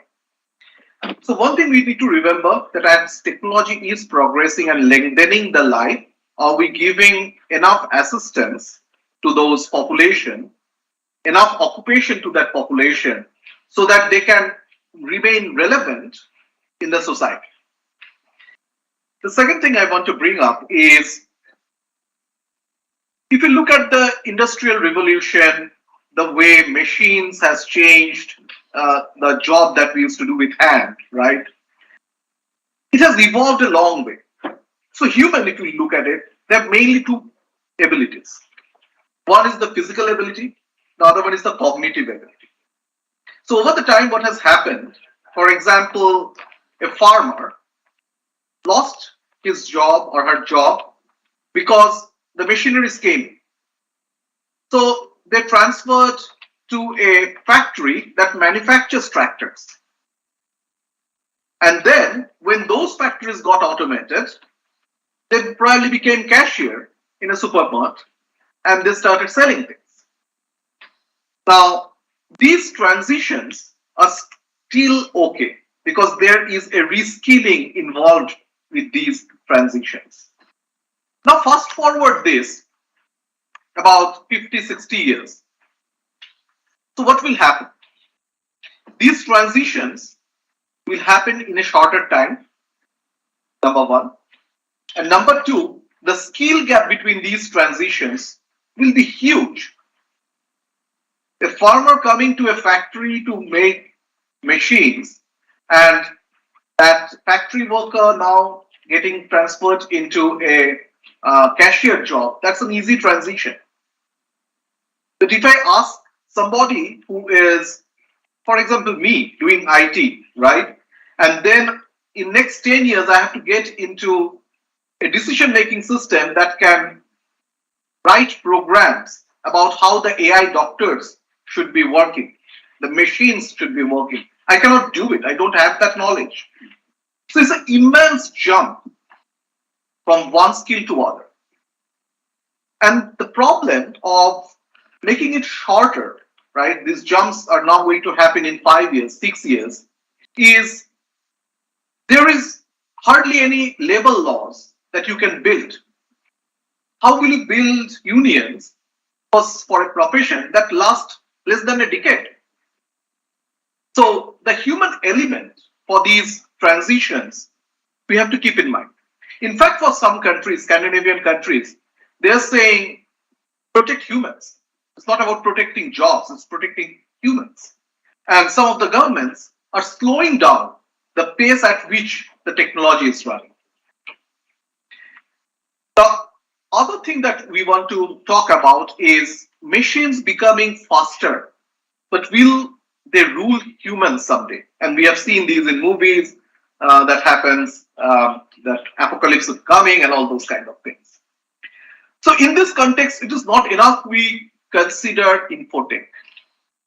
We need to bring the aspect of biotech here, because technology, infotech, and biotech are going to work together to shape our future. I'll give an example which is very common to us in every day. For example, when we use our smartphones, okay, go through some movies or say Netflix and those kind of TV series, or scrolling Facebooks and those kind of things. How much time we stay glued to that individually? Long time. And you know why it happens? It invokes the same hormone in our brain, dopamine and few more hormones, which gives the same pleasure from drugs. Okay. And unknowingly, we are addicted. Now, I'm not saying that all of these are bad. For example, in future, if the doctors, right, who basically, if you look at it, doctors prescribe, before they prescribe, they diagnose, okay, and before they diagnose, I mean, they look at the patient, but it's kindly a repetitive job. There's a lot of intelligence involved in it, but if you look at a larger scale, it's a repetitive job. That may become automated. We'll get AI doctors. But if you now look at the paramedics, if you look at the nursing side of it, that involves a lot of human element. They have to take care of the patient. There is emotion involved. So those kind of jobs, turning it into robots and AI will be difficult. And it will happen eventually, but it will take time, right? So what I mean to say here is there are two aspects to it. One is the cognitive part of it, and the other one is the mechanical part of it. And the technology is going to run at different pace for both of these. And we've been seeing it for years. The advantage of machines doing these repetitive jobs rather than human doing are many. Think about this AI doctor system, or think about connected cars. So for example, there is a change in traffic rule, and the power of networking and upgradability across these machines happens instantaneously. You change a traffic rule, all the cars kind of starts following that. Now think about a human. The humans are disconnected, and they're getting more disconnected with things like these addictions, right? So for human to pick up a change, it will take a longer time. So in those cases, for example, a new medicine is coming up or a new way of diagnosis is coming up, the power of connected machines and the ability to upgrade faster is going to benefit mankind. However, there can be a flip side to it. What happens if the AI program that makes the AI doctors has some flaws? It might kill millions of patients across the world. But there are ways to overcome it. In fact, the algorithms that automates this also has a counter algorithm that can stop it. So eventually these ways of creating the efficiency, but at the same time noting the flaws in these systems are all getting embedded within the system. I have talked about a bit of the biotech. So if you look at most of the Google ads or when we scroll the Facebooks and all those things, right? We feel that we are getting empowered as consumers. A lot of products are shown to us based on our liking. However, what we don't realize that we are the products itself. Our interest, our mind are sold to the companies who runs business based on our liking, and that happens behind the scene. I think I would object to that part of privacy where these kind of we become commoditized, and as product without our knowledge we get sold in the market, and that's a huge industry. At the same time, I think we also need to look into how the government is playing in each country for each of these. So there is a rise of sovereign cloud across different countries, and they are implementing their own rules, which is quite fair. However, this also creates a little bit of disruptions in the way the technology is going to progress. And sometimes these disruptions, as I was telling, protect human and protect it's not about jobs, it's about human. These disruptions are good. But at the end of the day, if you look like, say, 30, 40, 50 years from now, do we really know how our world, how our job is going to change? Probably not. For example, I was telling about our likings getting sold in the market. So what happens is the feel of togetherness goes away. We become individual likers, and the products that are sold to us are very, very targeted. So the power of getting together and make a liking is very difficult. I mean, compare this, think about the days. I mean, during my time, I remember a TV serial called Bunyad, right? We used to sit together, enjoy, the emotions were together. But today, when I go to my home, my kid sees a different TV series, I see a different one, and our liking differs.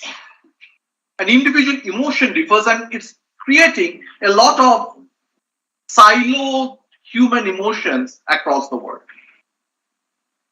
Now, is it all bad, and what can we change from here, right? So I think the most important thing is we need to create a society which is far more agile than today. What I'm afraid of is these machines are going to create a huge mass of useless skills who cannot even survive. Think about the industrial age. People revolted. But it is easier to revolt against exploitation than irrelevance. Now, the institutes, the government, the society need to focus on the human element of it, but at the same time, bring the next generation to a level where it is more human and machine cooperating rather than competing. I'll give another example of chess. I play chess with the machine on the other side, but I enjoy watching chess where two machines playing. And a very recent example, there is a Alpha 1 chess programmer which is built by Google that was playing with another machine program called Stockfish. Now, Stockfish was trained by human.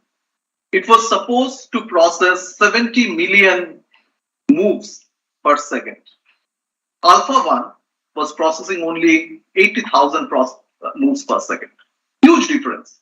So Stockfish is supposed to be more stronger. But in a game of 100 such games that was played, the Alpha 1 won 23 of them. And rest, it was a draw. And this was a huge eye-opener that between two machines, when they play the game, how come the one which was not trained by human, which couldn't process so many instructions per second, whereas the other experienced one is losing, while the new one is winning? The reason it happened is because Alpha 1 trained itself. So it played against itself and learned. So it was all machine doing within itself. And it was learning from its wrong move. But the Stockfish, it was trained by human. And you know how much time Alpha 1 took, or how many years Alpha 1 took to train itself? 4 hours. In 4 hours, it could beat a machine which was trained for years. So all these things around generative AI, chat GPT, the way these training happens is it kind of looks at the large language models, what is there, it scans the internet, and tries to train itself for the best output. But before we get lost into understanding the meaning and of this we call black box of machine learning, right? We need to, and it will eventually happen someday. We will we'll lose the capability of understanding the meaning of AI. And as Dr. Deepankar was telling about ethics in AI, right? Those are very complicated to understand. But before it happens, I think what needs to be done is the augmentation of the human and the machine so that they can work collaboratively instead of competing with each other. Thank you.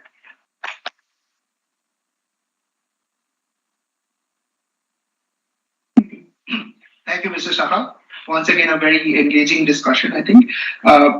Particularly very thought-provoking that, how do you fight irrelevance? That's really, really difficult. But I think the other important thing that came out of your analysis is the need for inclusive technology, because technology access is not universal yet. And as economists, we keep thinking about the extensive margin of things where you have access or you do not have access. And then also the intensive margin, the condition on access, how much technology proliferation is going to happen, how much technology adoption is going to happen, and what is the role of emerging technologies in the days forward, particularly from this lens. So thank you very much for that, Mr. Shah. Now we move to our next panelist, Dr. Abhishek Roy, who is the head of the state e-governance mission team of the government of West Bengal. Over to you, Dr. Roy.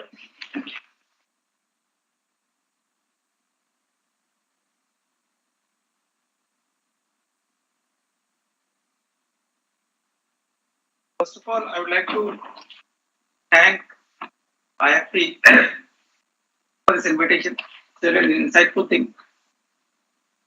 Although I'll be sharing my experiences, I'll also learn a lot from the entire team and something from the convener and panel speakers. I would like to share my experiences with the government.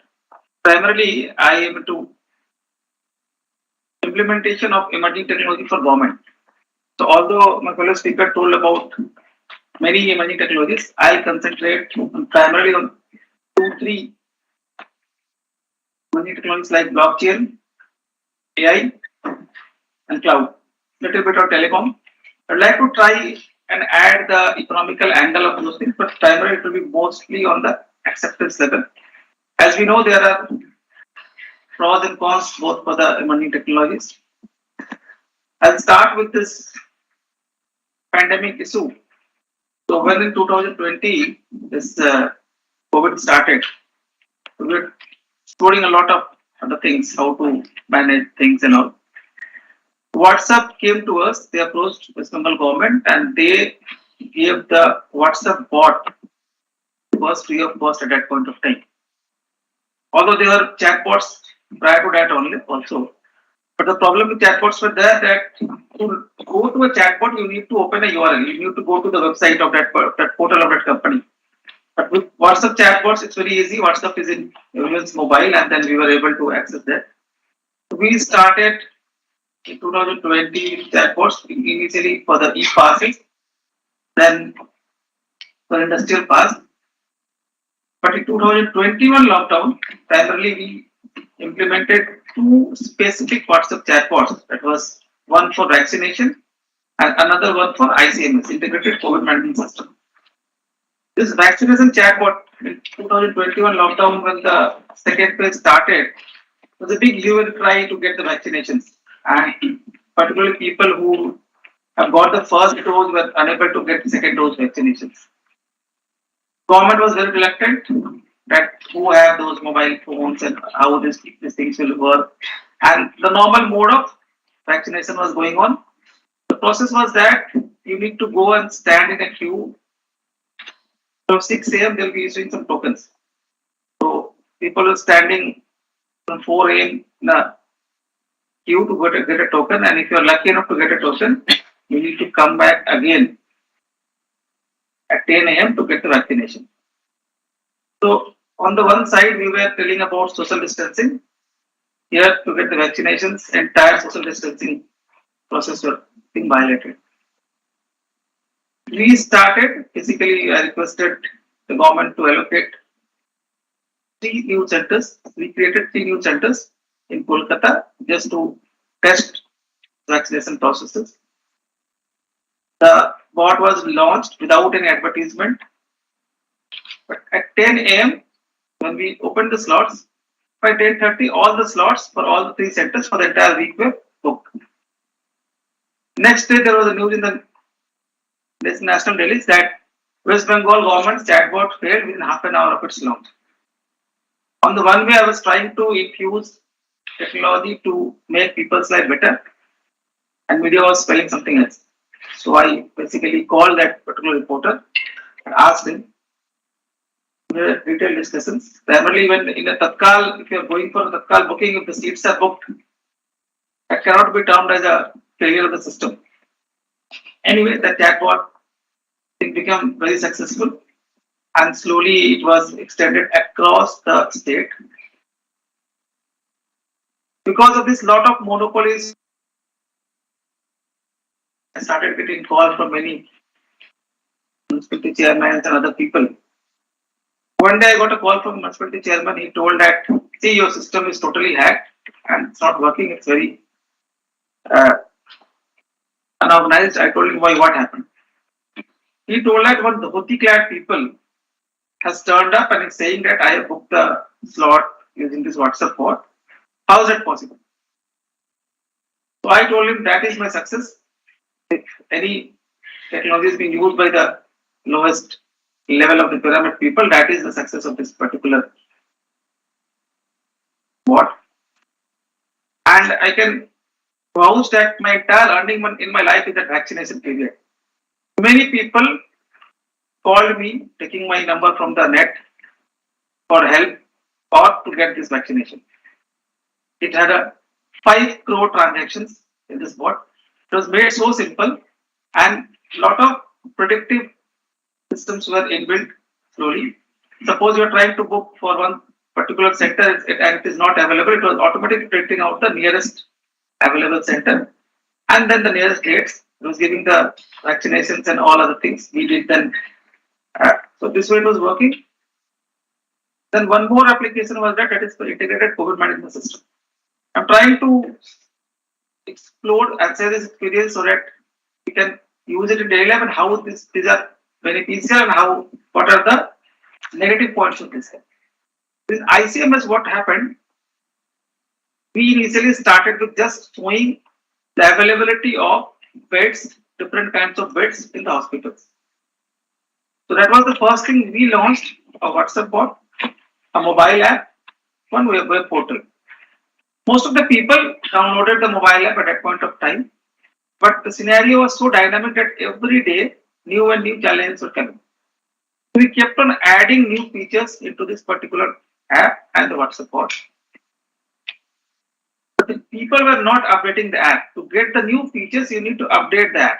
In spite of telling them to update the app, by SMS also we sent the messages to update, they were not updating. I don't know why. But in WhatsApp bot, there is no need of any updation. All the services were being offered from backend, and we were keeping on adding and deleting new services there. When actually oxygen prices came, we added oxygen services there. And in fact, we started taking bed requests to WhatsApp bot itself. So entire form of a government hospital bed was being inbuilt there with a PPR.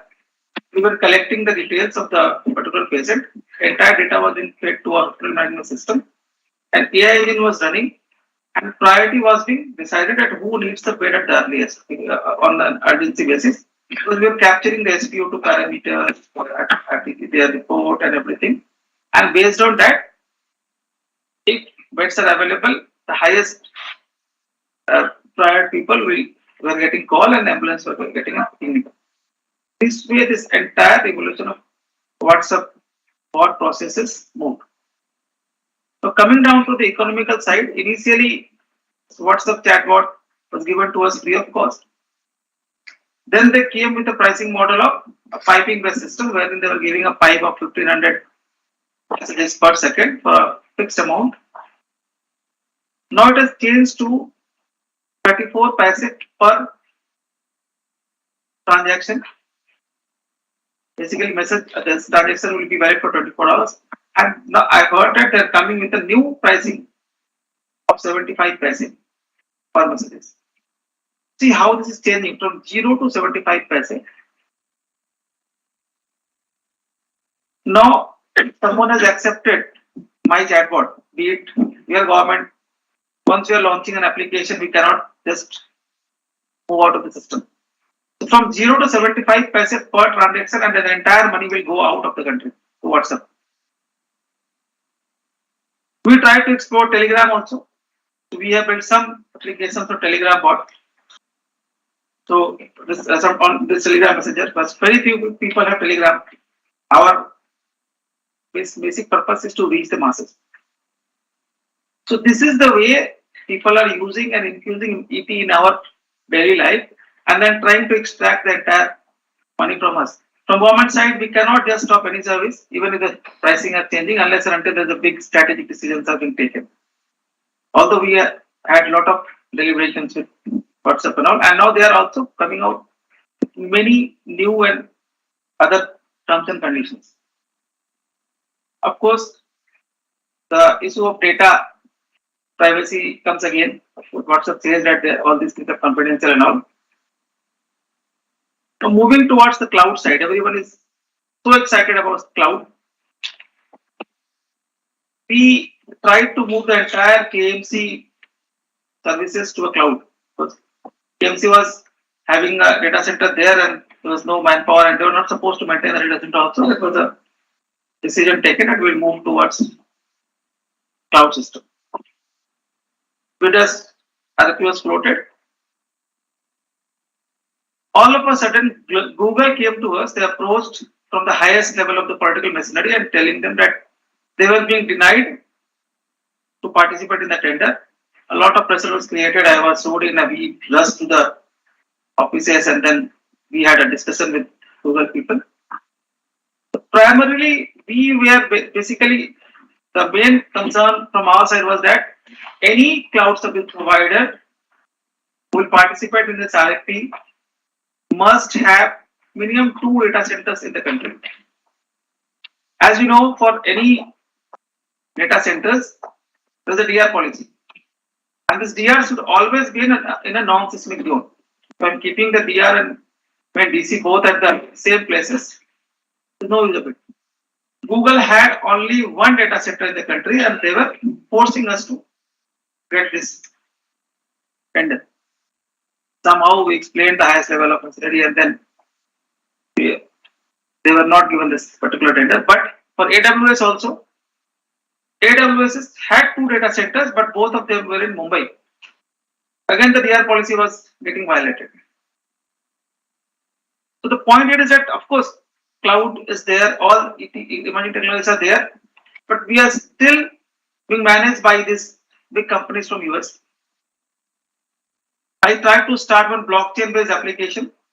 So this AWS people told me that they have the entire infrastructure and all. So I tried to do one pilot for a criminal database management with using blockchain for police. So everything was done. These AWS people then they came and they told that, okay, sir, we are giving this cloud, but this particular cloud, this particular data center will not be in India.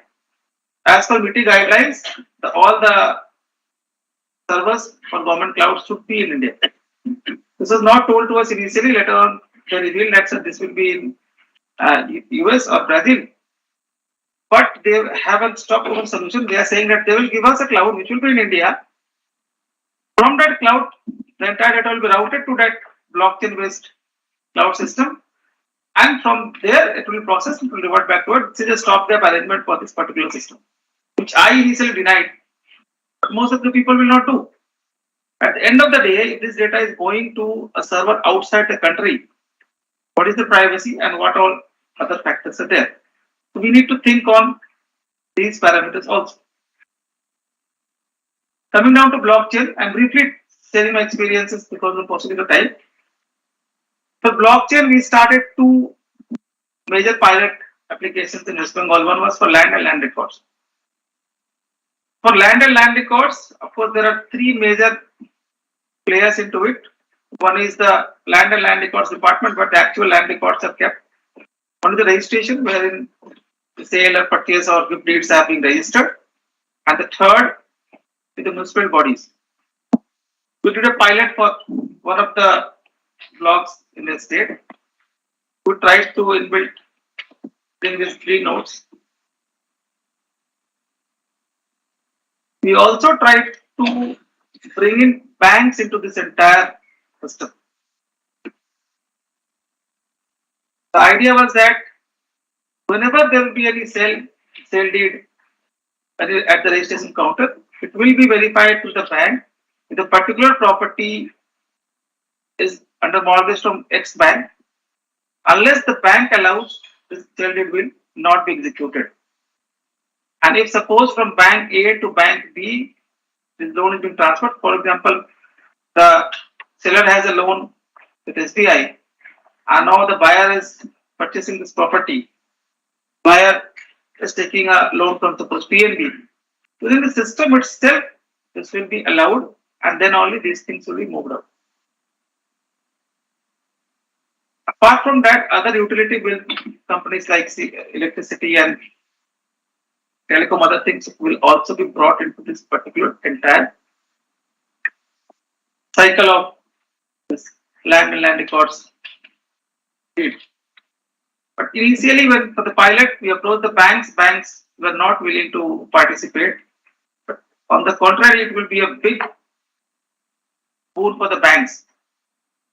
Most of the times, mortgage properties are sold, and there are a lot of in this land record sector. There are a lot of frauds.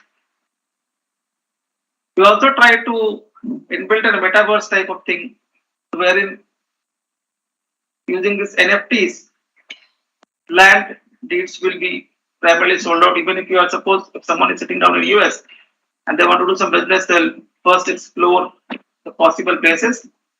On a metaverse, they can explore my surroundings, and if they like the particular place, suppose in Newtown, sitting down there with using an NFT, they can transact and purchase a particular property.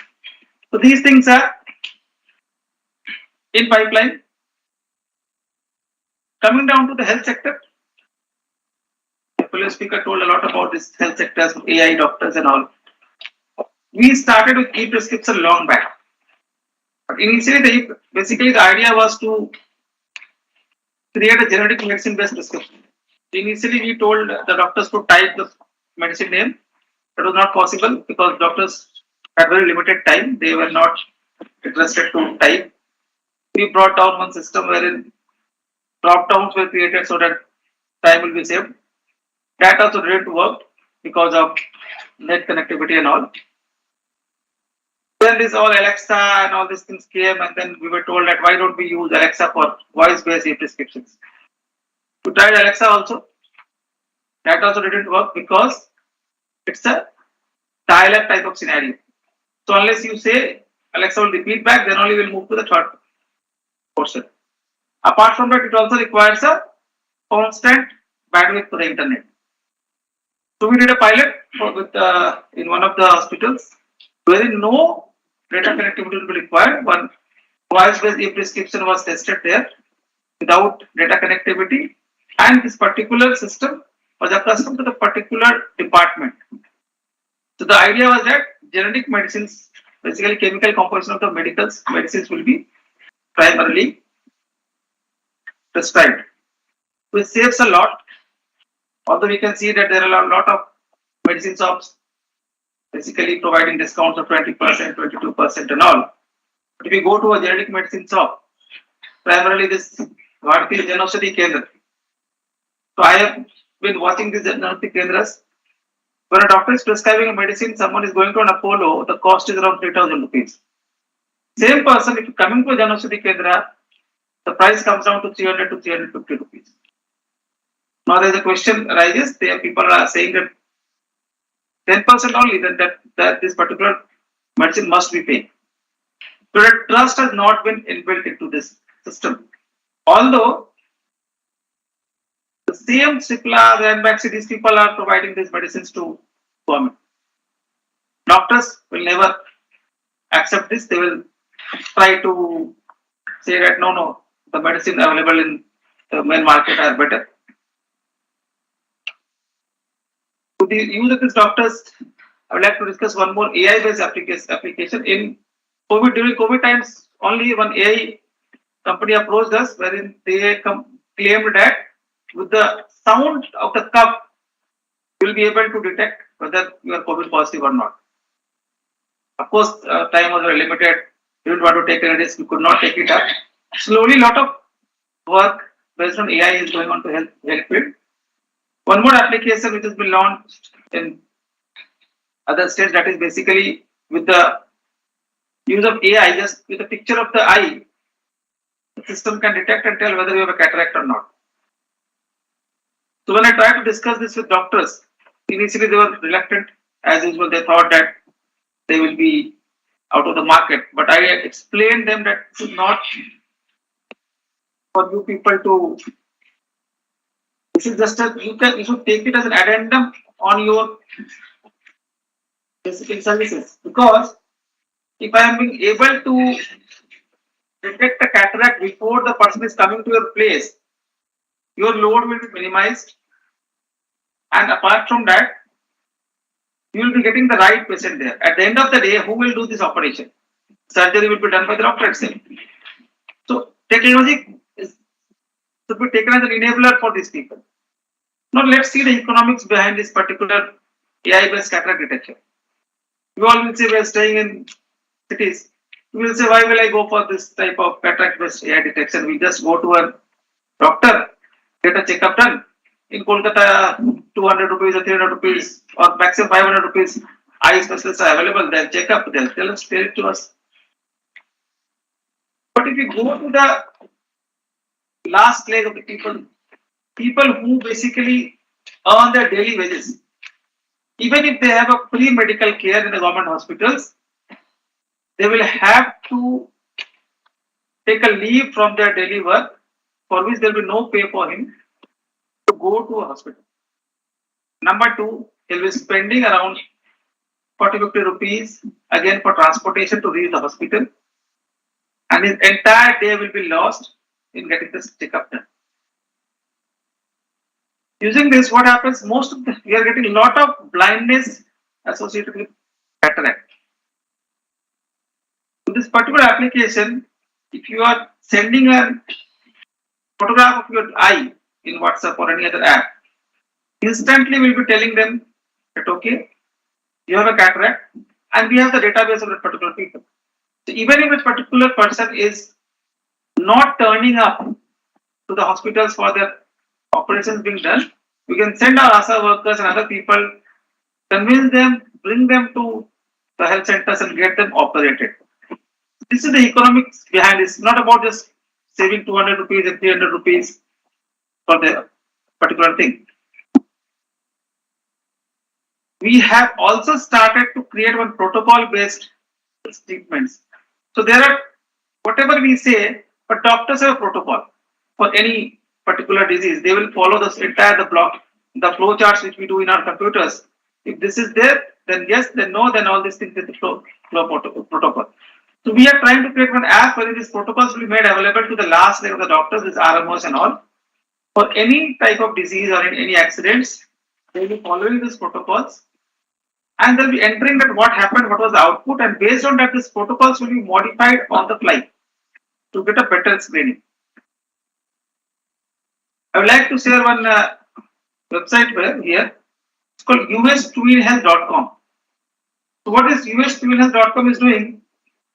They are basically trying to clone your entire body using a lot of parameters, because everyone's metabolism is different. I eat one chapati, it will create a different effect in my body than your body. So ustwinhealth.com is basically trying to create a clone of your entire body, and then based on that, your entire scenario will be managed, and prescriptions will be generated through, of course, through AI, but it will be generated on the fly. For example, a diabetic patient, normally what happens? A diabetic patient normally goes to an endocrinologist every 3 months. So what happens within this 3 months? If you can track the entire movement through AI system every week, or even a slight change of his, basically these are lifestyle diseases, with a slight change of his lifestyle, his prescription will be modified and he may be asked to reduce the insulin or any medicine or enhance it based on these things. So unless suppose I'm going to a doctor in the first week, he has prescribed something. After first week, something happened and my entire sugar level has increased. So I'll have to wait for the entire 3 months to go to a doctor and get my entire prescription removed. So these are the benefits using this AI part for this. So there are, of course, we know about all smartwatches and all. In currently, what is you have about 2 minutes. So if I have a smartwatch wherein in the normal smartwatches, basically we need to put it in a mode, that whether I'm in a walking mode or whether I am in a running mode, and based on that it calculates the calorie.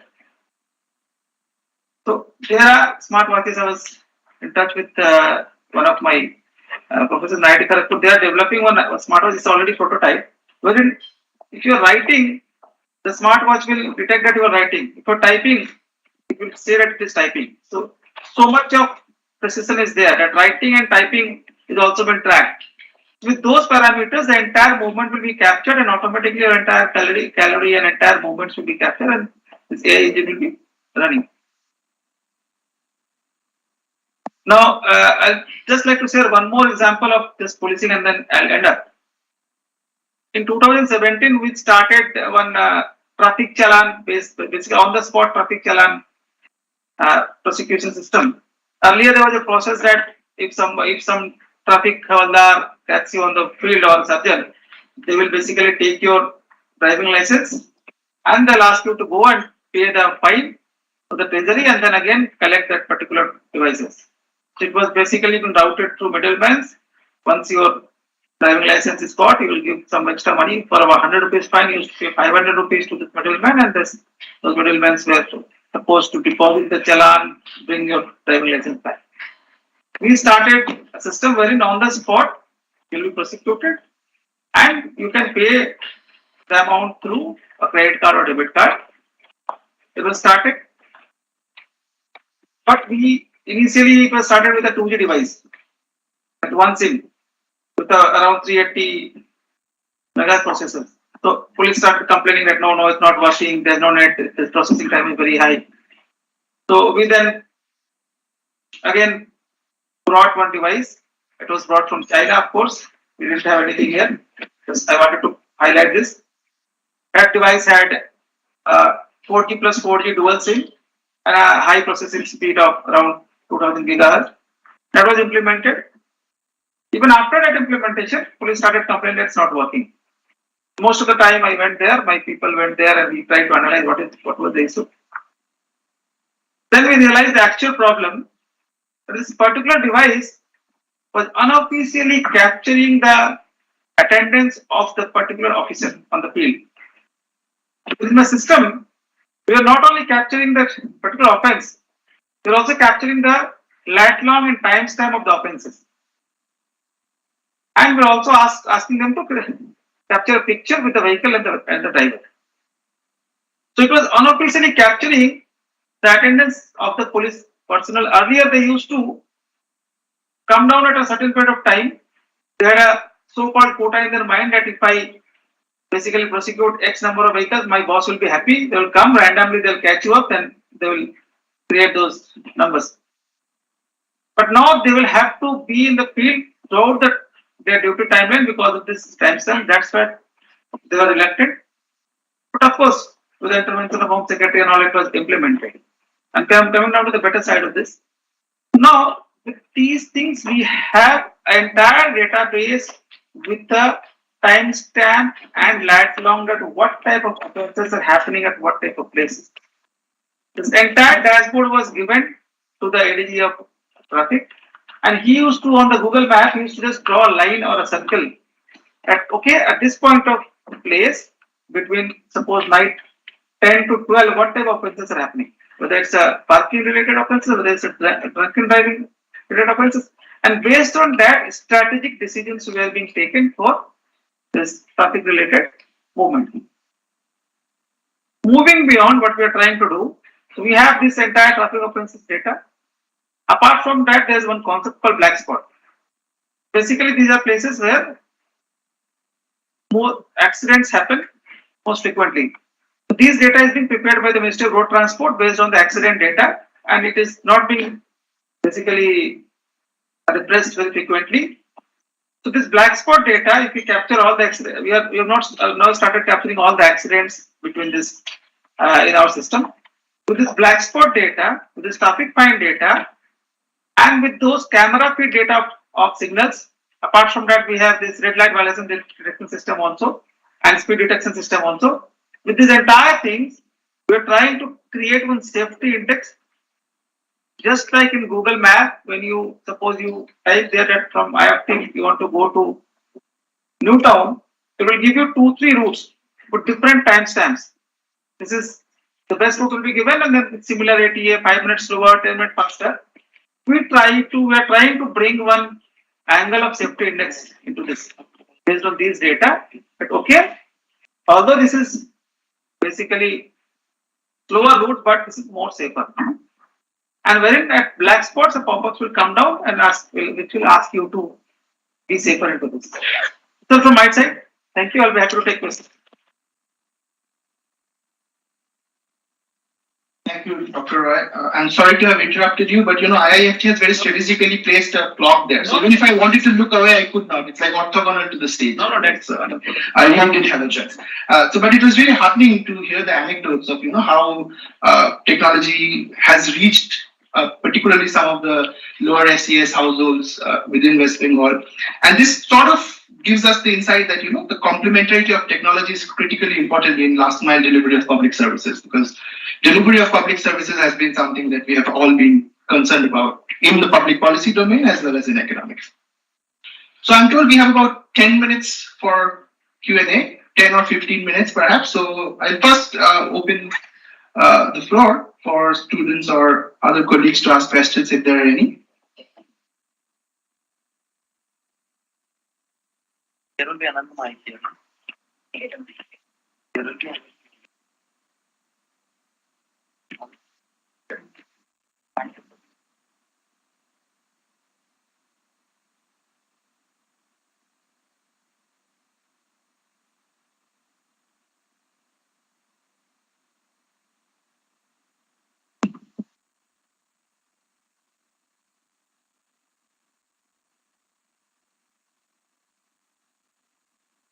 I have two questions. I'll just say it together for the first time.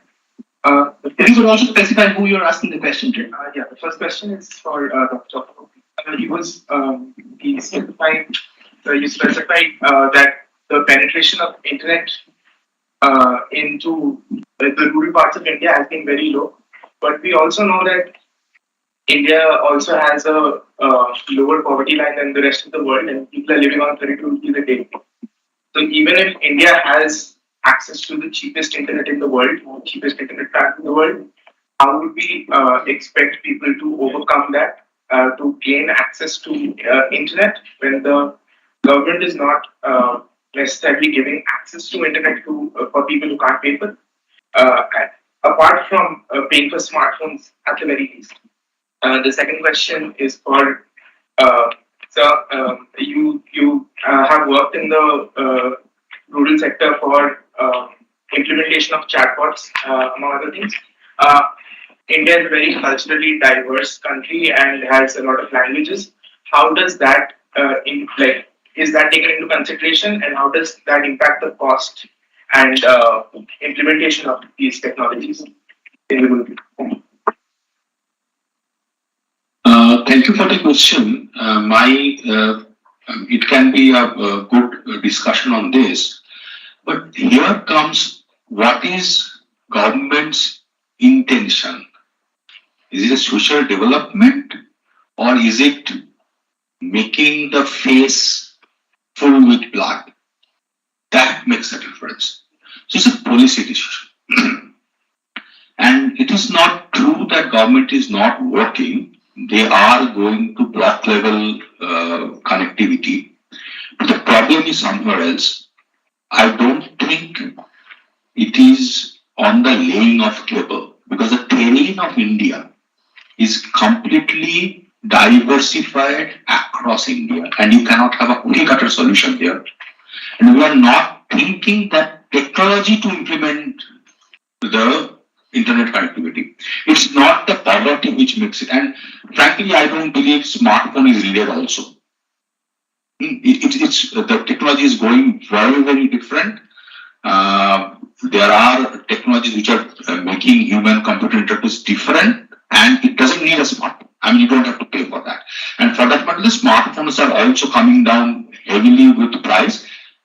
Though in the recent past, because of that meltdown of semiconductor, there's a different issue altogether. I'm sure technology is looking for a completely different chipset. So that's a different aspect. But the aspect what you're asking for is that 32 rupees per day and how internet can help them. I will actually suggest the technology should make it completely topsy-turvy. It should be the case where that 32 rupees will become 52 rupees if they use internet. Can I do that? I mean, we all talk about agri-tech. I mean, I do hundreds of startups review every year because of my other hats. You'll be surprised, so less deep tech startups are coming up, so less social entrepreneurs are coming up, is unbelievable. Nobody even think about how to solve that agriculture problem. See, what's the trouble? I mean, frankly, if you really, I can actually continue. If you step back, why this 32 rupees per day? Because one, we are heavily moving from rural to urban. 75% is our transition rate, which is dangerous, I'm telling you. Two, we are losing or forcefully leaving our old habitual services to newer things. Arvind was telling how the things are changing. I can give radical examples what have happened in the last 10 years. The urbanization actually killed. Why it is happening? Because we are not doing the crop ratio improvement of the land. Why we can't do that? Why can't they make that crop ratio is at least 5 times than what it is? And across world, see where we are. We are put with almost the lowest category of the crop ratio. That will bring the technology in, and people will understand that if that technology comes in, they will have that advantage, and then that break-even will happen. So it's not the 30 rupees always. It's a complex scenario. Okay. I'm glad that you asked about the language part. So all our chatbots are bilingual. So initially, it's very easy to have the language factors enabled into the chatbots. Of course, WhatsApp supports all the languages, but even if it's not supporting, we can have a JPG file in a particular language created and show it to them. But the major concern is about the entry points. Suppose if I'm asking you to enter 1 or something, if you want to enter at 1 into Bangla language or any other language, that will be difficult. Because databases we can create in regional languages, but then again scalability becomes a challenge. Bangla Bhumi, the West Bengal was the first to digitize the lands. That was the entire database was in Bangla. But because of this Bangla, we were unable to scale it out. So we have kept our databases in English for scaling out and for these AI engines and all. So you have to enter those things in that English language, but the entire context can be done in as many languages as you want without any effort. Basically, it's a minimal effort required for that. Thank you.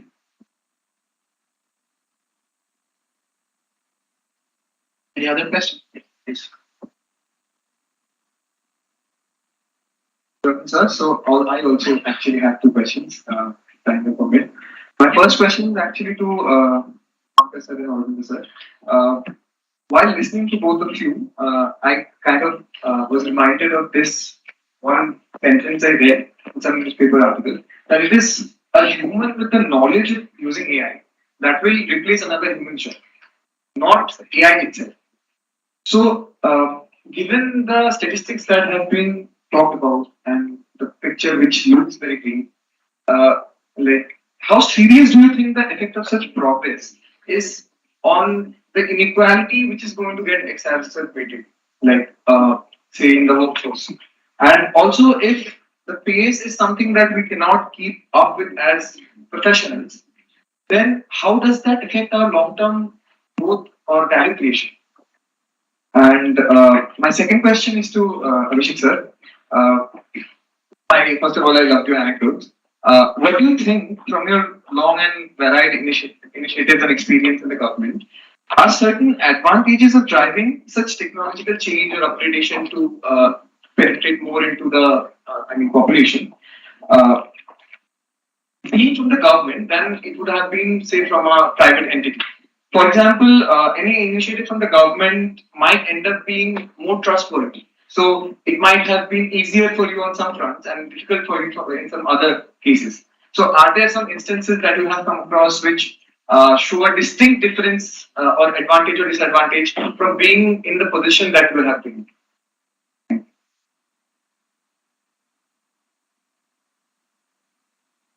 Hello. Wonderful question. So let me answer it in two parts. Okay, let me first start with an example which I'm recently noticing. The area I live, and not only that area, many places in Calcutta, free internet is provided. There is a router on the lamppost. So people are using technology. What makes me afraid is typically when I walk down in the evening, I see a cluster of young kids sitting there and browsing things like TikToks and YouTubes. Basically, it's a digital drug. Now, I was talking about this AI machine and human interaction is going to create, if not immediately, but sometime in future, a class of people who are useless, will struggle to find a meaning to this existing world. Now, to your point, unless we place our talent force, our human, our next generation at certain level to understand how these machineries, this AI works, they will only be zombies. They will be only consuming, and without them knowing, their tastes will also be determined by the people who are selling this information. That's a dangerous situation. So what we need to do is for our workforce to bring our next generation of learners is to bring them to a level where at least they understand what is happening around without being pulled. Now, the next part of your question is about understanding AI and human AI collaboration. We just spoke a lot about it. It's very difficult to fully understand AI. If today we are understanding it with some of the techniques, like there are a lot of algorithms that can understand biases, and we are focusing a lot on ethics, right? But there will come a time when it is so complex because machines are faster and machines are getting faster and faster every day. It will be impossible to understand. So for that time, we have to prepare now. I'm not saying slowing down AI, but we have to use AI in the areas that benefits us. At the end of the day, there will be some people who will be programming, or AI will also be programming themselves. I heard about the scenarios where, for example, a iron mine is being excavated by a machine. And we as humans expect that we will be benefited, may not be so. The consumer can be another company like Boston Dynamics, which is making robots. So it's an AI to AI business happening, and humans are not needed there at all. So we have to be kind of careful to ensure that human is in the loop some way, instead of trusting it blindly and giving the entire economy to the machines. Thank you.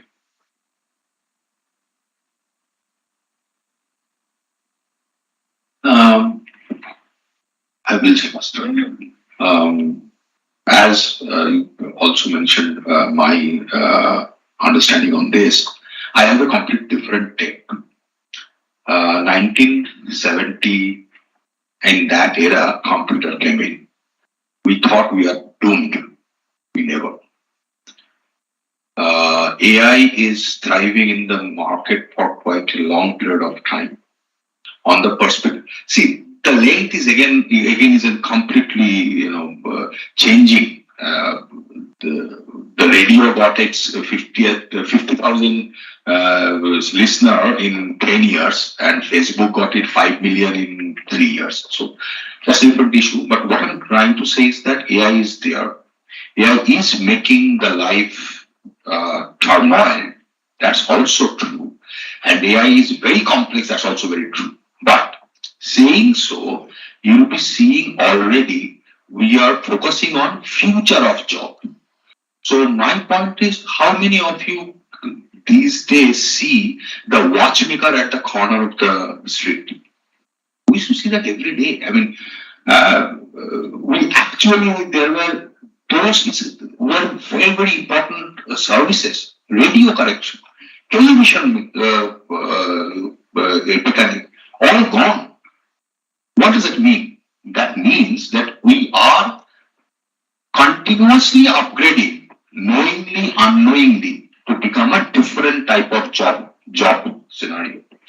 And if you heard the government examples, I can give multiple such because we work in the other side of the story.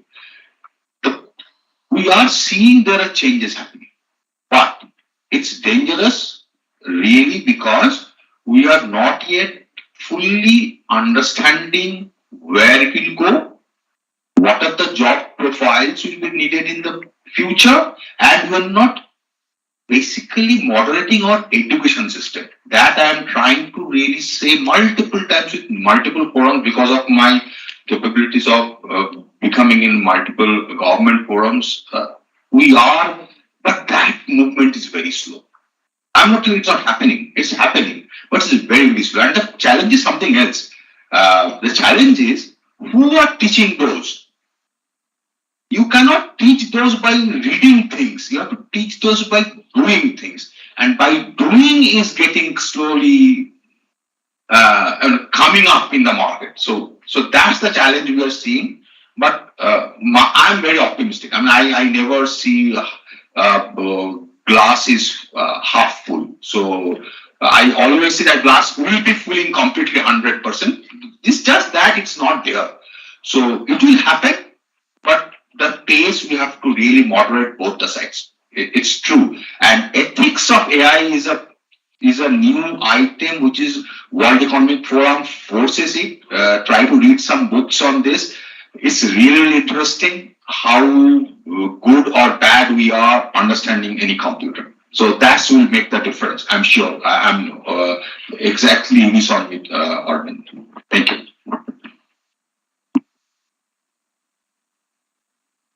Just as an addendum to Mr. Chakraborty's thing, if you write in a chat GPT, if you say who is an engineer and who is a teacher, chat GPT will say engineers, basically spell out engineers as he and teachers as she. So it's inbuilt that teachers will be girls and engineers will be basically men. At that point of time, we need human intervention. Now coming down to your question specifically for the government, of course, whenever something is launched by a government initially we have a trust factor into it and the chances of its acceptability enhances. But that's not the story. At the end of the day, citizens are more intelligent, and if there's a disruption in your application, even if it is from private sector, that will be accepted. I'd like to give an example. There are two generic medicine schemes running in the state. One is Fair Price Medicine Shop, which has been launched by West Bengal government, and another is Pradhan Mantri Jan Aushadhi Kendra. So in Fair Price Medicine Shop, what we did initially in 2011, we thought that we will give space in government hospitals to pharmacy shops, and we floated a tender and asked them that how much, what will be your discount percentage. This tender was decided on the discount percentage offered by the particular medicine shop. So because we were giving free infrastructure, space and other things. So we intended that people should get a generic medicine at a very less price. Quotation went up to 72%, 73%. These guys started those shops, but they need to earn, they are private people. So they basically tried to manipulate this generic concept at all. Suppose if you are buying any azithromycin, so azithromycin price by Ranbaxy is suppose 50 rupees. These guys ask the local drug manufacturers to make the MRP of this azithromycin as 150 rupees. So a company, basically ABC company is manufacturing the same particular medicine, keeping the MRP is 150, they're giving 70% discount on that, whereas if they buy a Ranbaxy medicine, it will be cheaper than that. So this way they try to manipulate those things. But in this Janaushadhi Kendras, the MRP is fixed by government. Government basically procures it from all the big companies, all are GMP certified, test those in different labs, and they fix the MRP. Janaushadhi was not accepted, but slowly, initially people went to fair price medicine shop because it was in the hospital premises, because it was by West Bengal government. But slowly people have realized that and now they are trying to explore it and coming back to it. Initial success is there. I hope I have addressed your question. Thank you. Yeah, I think we are really running short of time, so I think we should probably conclude now. I think it was a very engaging discussion, and thank you to all the speakers for enlightening us. It was very, very useful, and I'm sure we'll all go back with very interesting thoughts. It does appear that, while technology is disruptive, but disruptive does not necessarily mean that it is bad, because there could be positive welfare consequences coming out of it as well. I think she has a question. Let her give her a chance. Yeah. Okay, sure. Please. So one last question. Ask this knowing fully well that you stand between us and lunch. Yes, sir. So I have a very specific example, but the question is more general and directed at everyone. So Dipankar sir mentioned the emergence of smart space and space technology. So one of the things that is coming up right now is the emergence of anti-satellite weapons by private companies like SpaceX. And many countries like India and USA have demonstrated also destroying their own satellites. So basically they can create more space collisions and also communication blackouts on Earth. So my first question is that as technology advances, are we moving away from nuclear war on Earth to nuclear war in space? And what are the economic implications of that? And the second question is, should we even give this power to private companies like SpaceX? And how can the government make sure that the space technology or any technology for that matter is not being misused by anybody?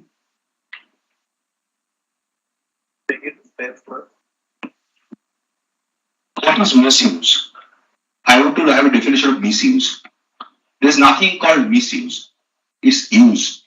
And now how you use it at a particular point of reference frame is misuse. At another reference frame, it is excellent use. I can give you 90 such examples where we thought it is a misuse, but actually it is a good use. So let's stop that discussion. Let's come to a step back. Why we are thinking about space not to be privatized? I mean, that misuse can happen with your mobile phone. As a private company, Aurobindo was telling, believe me, you are actually tracked every second. I know who are you, where are you, what are your preferences, what you are doing. Don't you think that's a misuse of the information? Huge misuse. What we can do? It actually is a very, very dependent upon the reference frame of your mind. For you, mobile phone, you will not sign up in a form where they will ask your age and race, whereas you will give everything to your mobile phone without even thinking of it.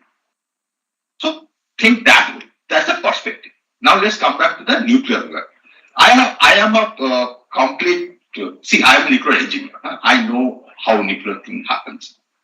A nuclear war will not happen in this world if we do not have really somebody gone mad. Because we have seen what it did in the society.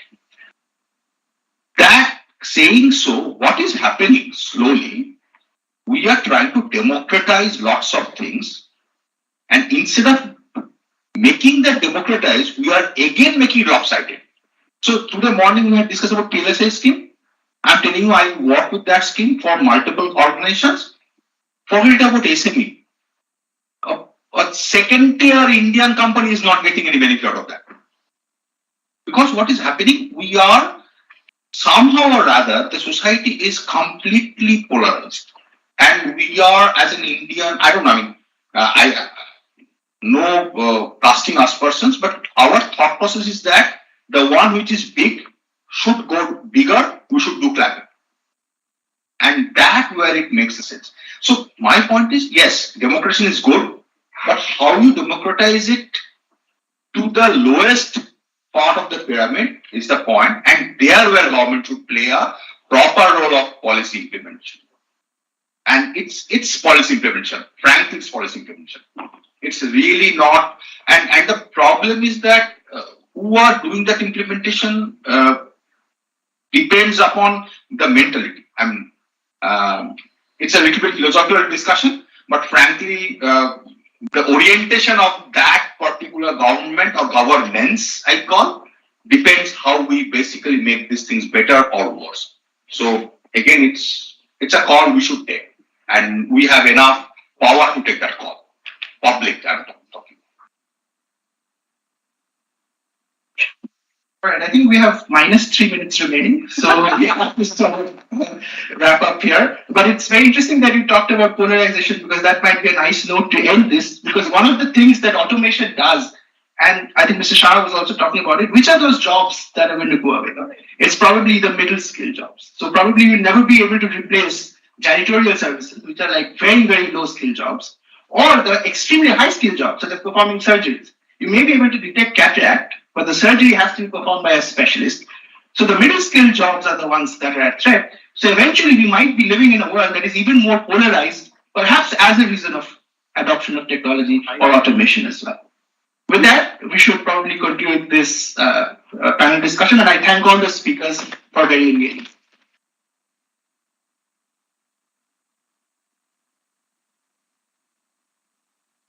I would thank the speakers, Mr. Pankaj Chakrabarti, Mr. Aurobindo Saha, Dr. Abhishek Roy, and esteemed moderator, Dr. Somdeep Chatterjee, for their insightful comments on the topic of discussion and answering our questions. It was a great learning opportunity for us to listen to all of you discuss. We will now present mementos to our guests. Mr. Dipankar.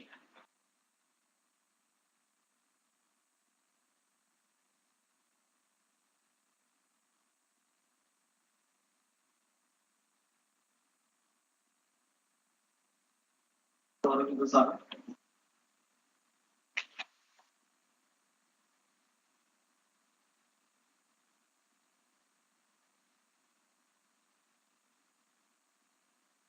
Dr. Abhishek.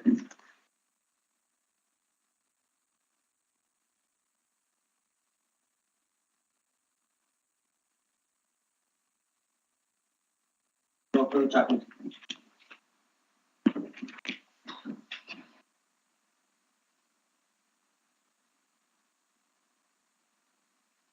Before leaving, I would request all of you to take a small picture. So I'm requesting the guests, the faculty, and the audience to assemble in front of the stage. Thank you. Faculty on the stage.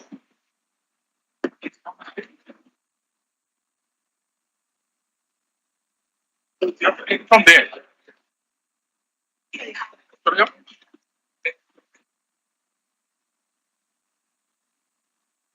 Please. No, sir, please.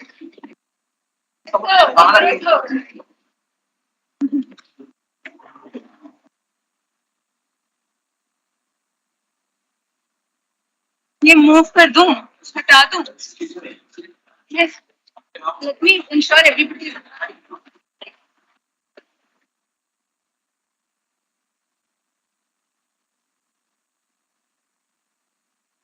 You have to come here.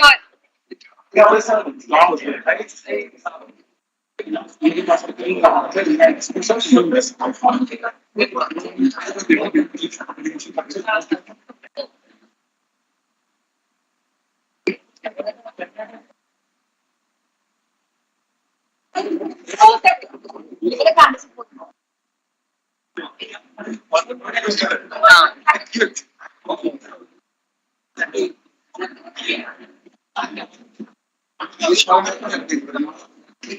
have to take it from this side, ना? तो इधर से नहीं होगा ना? Block. Okay, whoever is the cameraman, you cameraman. Amit, you go and you जाओ उधर. ऊपर जाओ Amit.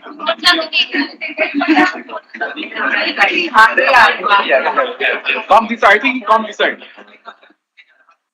Please come this side.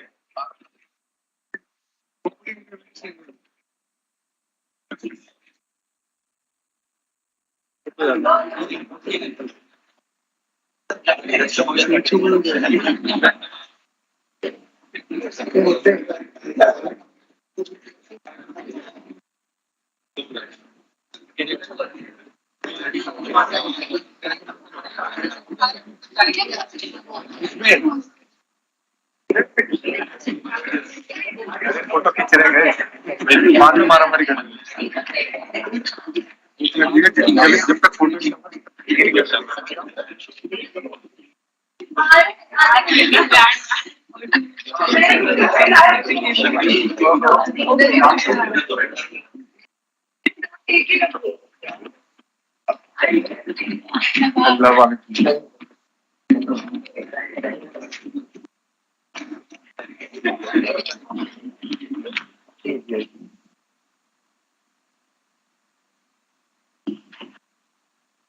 Okay, fine. Thank you. Thank you.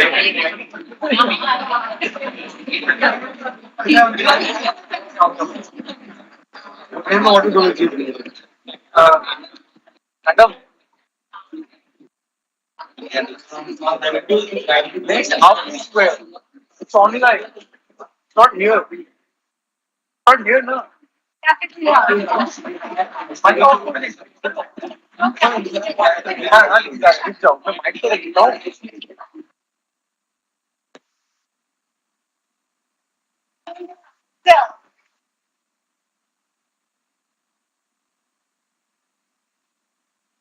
Guys, before you all leave, from 2:15 we are going to have some presentations here.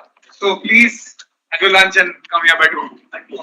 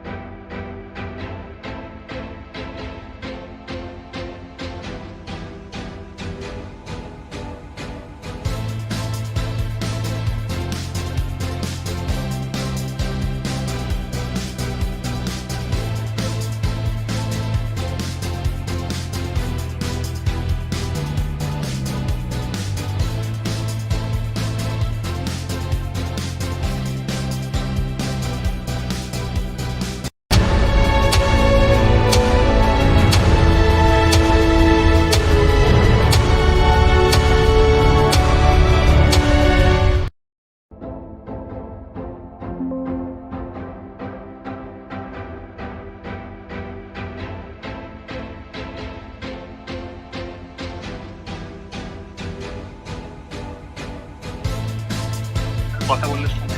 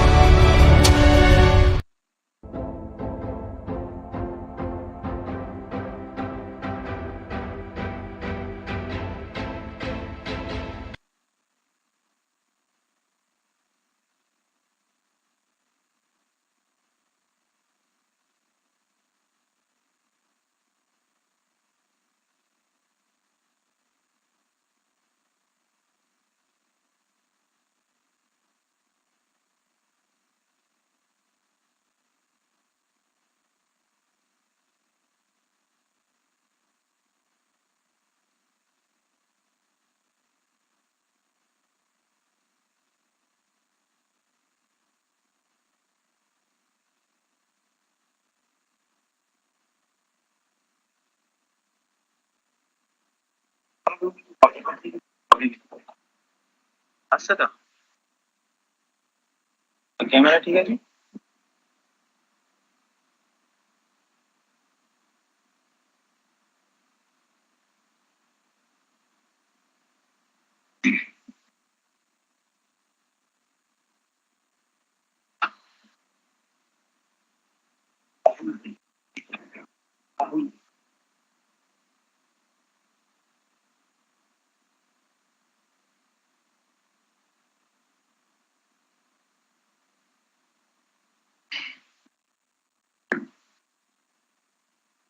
Hello. Very good afternoon to one and all present. I would like to welcome you to the paper presentation event at the Economics Conclave 2023 by the Department of Economics, IIFT, Kolkata campus. This event is designed to provide a platform for scholars, researchers, and students to present their paper and engage in meaningful discussions related to contemporary issues in trade and development economics. With the goal of fostering intellectual curiosity and promoting insightful debate, this event is an excellent opportunity to showcase research findings, gain feedback from peers and experts, and network with some of the bright minds. We hope that the presentations and discussions will simulate critical thinking and inspire innovative ideas that will contribute to the advancement of intellectual economic thoughts. With us, we have been graced by the presence of Dr. Vishwajit Mondol and Dr. Devashish Chakraborty. Dr. Vishwajit Mondol, the Deputy Dean of Vishwabharati University, Sir had completed his PhD from CSS Calcutta and had previously been a visiting professor in Soka University, Tokyo, Japan. Professor Mondol earned the Honorable C.V. Raman Visiting Fellowship at the Department of Economics, Albany Sun, New York, where he served as a postdoctoral fellow. His areas of interest are international trade theory and policy, development economics, and industrial organization. Dr. Mondol is a fellow at Global Labour Organization. He is currently serving as a member of editorial board of Journal of Asian Economic Integration, JAEI, and Ortho Vishleshon. Now we would like to call one of our students to felicitate Dr. Mondol with a bouquet.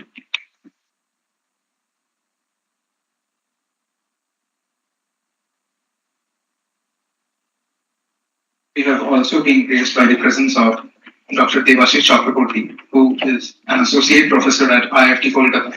He had pursued his PhD from Jawaharlal Nehru University. His area of interest are international trade and development, Indian economic development, and WTO studies. He has numerous publications in renowned journals. He is a member of the Indian Econometric Society, Indian Economic Association, Bengal Economic Association, and Asian WTO Research Network, and also the co-editor of Foreign Trade Review. Sir, we are glad to have you as an esteemed judge for the event, and one of our students would like to come up on stage to felicitate you with a bouquet.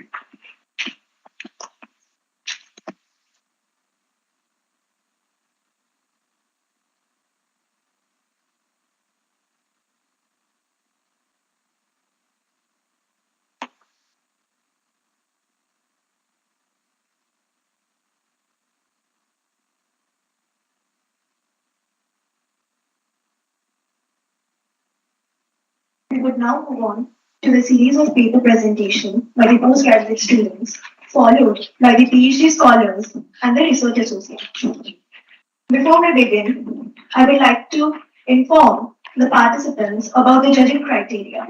Our panel of judges will be evaluating each presentation based on several criteria, including the rigor, innovation, and presentation. Apart from that, the students also have to maintain the guidelines that will be informed.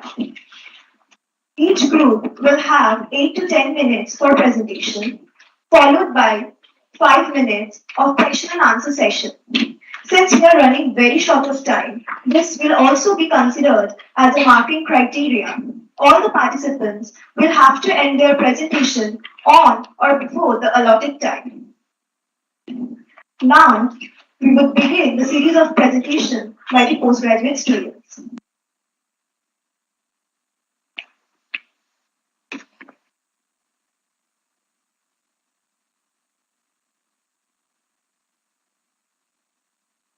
Now I would like to take the humble opportunity to call the first group, Ruposhri Chakraborty from Presidency University and Protushri Chaudhary from Indian Statistical Institute, Kolkata.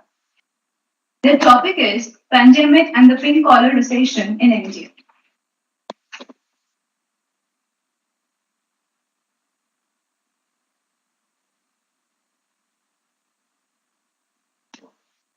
Director camera. Director camera. So Rahul, who is going to check the time? I'm gonna check.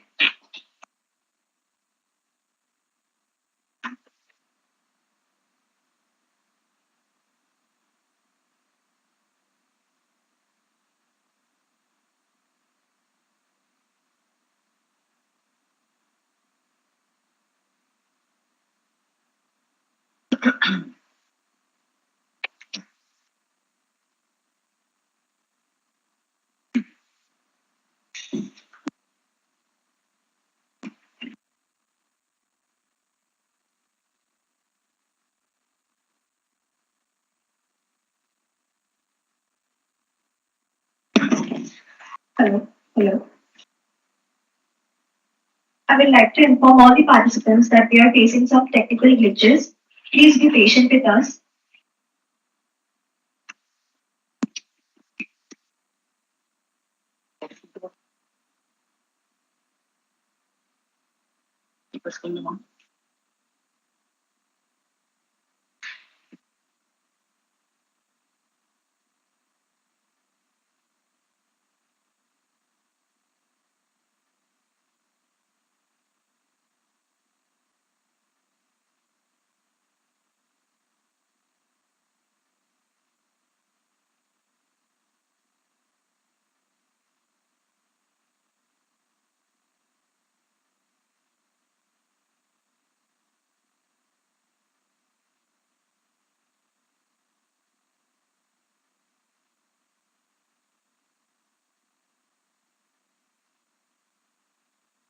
Good afternoon to my presenter.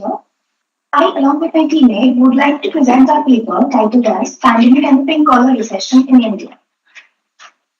We begin by analyzing the situation of India. Indian economy seemed to face a very unique situation. Like despite the expansion in the female literacy rates as well as the health sectors, we see only 1/4 of Indian women participate in the workforce. Now, this disproportionate impact have not only grown over the years, but also seemed to grow manifold during the COVID-19 lockdown. We begin our analysis with a study of long-term trends in the female labor force participation rates. We see that there is a steady decline over the years from 47.1% in 1987-18 to a depressing 23.3% in 2017-18.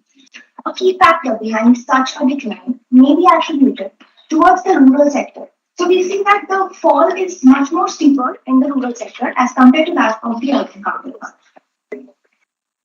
We studied the employment trends during the first COVID wave, when around 113.6 million Indian workers have lost their jobs, out of which 15.4 million were women. But the situation was worse when we consider the proportionate fall because as far as women employment is considered, the proportionate fall was much larger as compared to that of men.